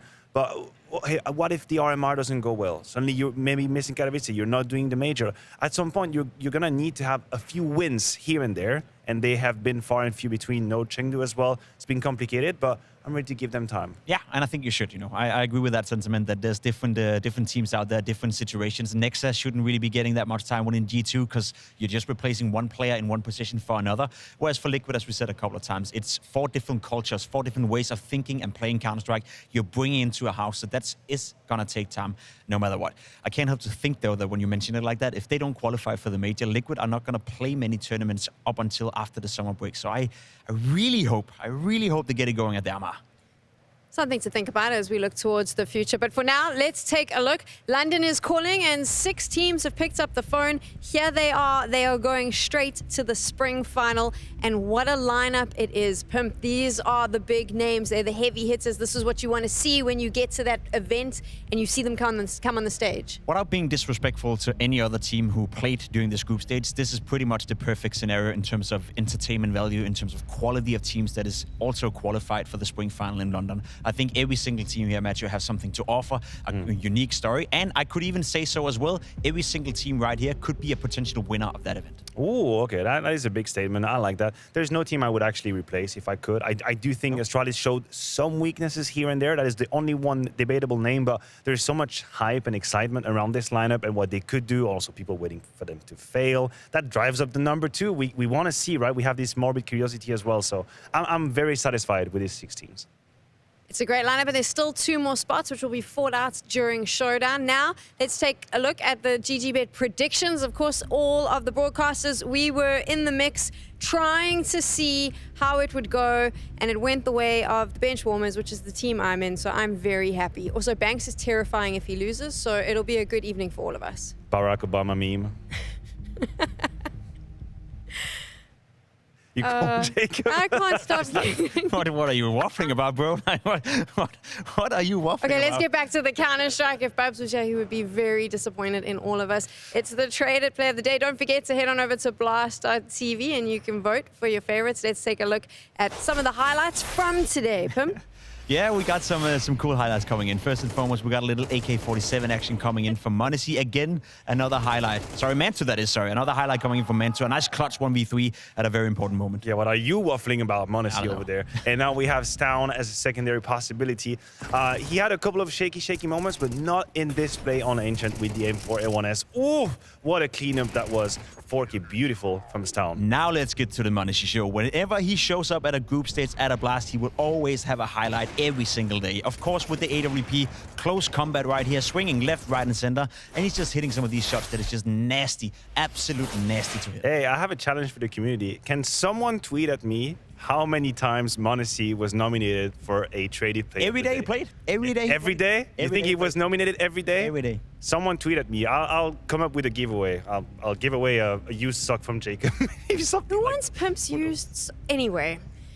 Once you've headed over, once you've gone to blast.tv and checked out how awesome the website is and all the fun things that you can do, then please go over to the Blast Premier Instagram where you can vote for your traded play of the day.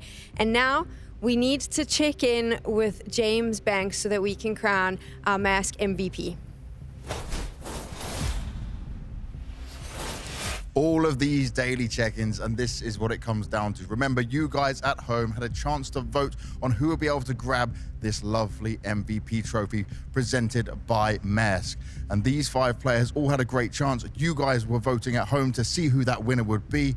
So who will it be this time around? Who did the fans love the most? Who put up the numbers to get this win? We'll wait and see. I have a feeling it might have been a Mr. ZywOo in there.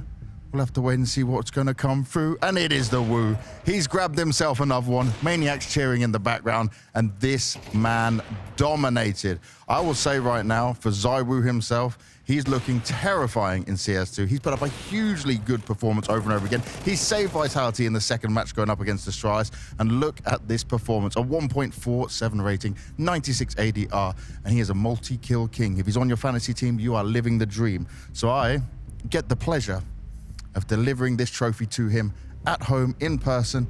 And you know what? If it does end up behind my stream, I promise you I didn't steal it. Well done, ZywOo. Banks, if you're going to steal the trophy, you don't give it away right during the beginning. He gets to go to ZywOo's home to give it personally? Maniac, did you feel like you missed out? I mean, maybe I can tag along. I don't know, maybe as a carry-on luggage. I mean, James is strong enough to just maybe carry me. you want to bring the second sock you haven't given away yet? You want to take Pimp's other sock? I mean, if he gives it to me. Why don't we move this conversation away from his socks? I feel like we've lost complete control, but it was because we were getting a bit giddy about all the amazing Counter-Strike. And to be fair, 2024 CS2, if this is how it starts, the rest of the year is going to be absolutely pog. Please don't forget that there are a stack of people behind the scenes that bring all the action to you. Everything you've seen for the Blast Premier Spring Groups is courtesy of them and their passion, so show them some love in chat. And from all of us, we'll see you at the Spring Showdown.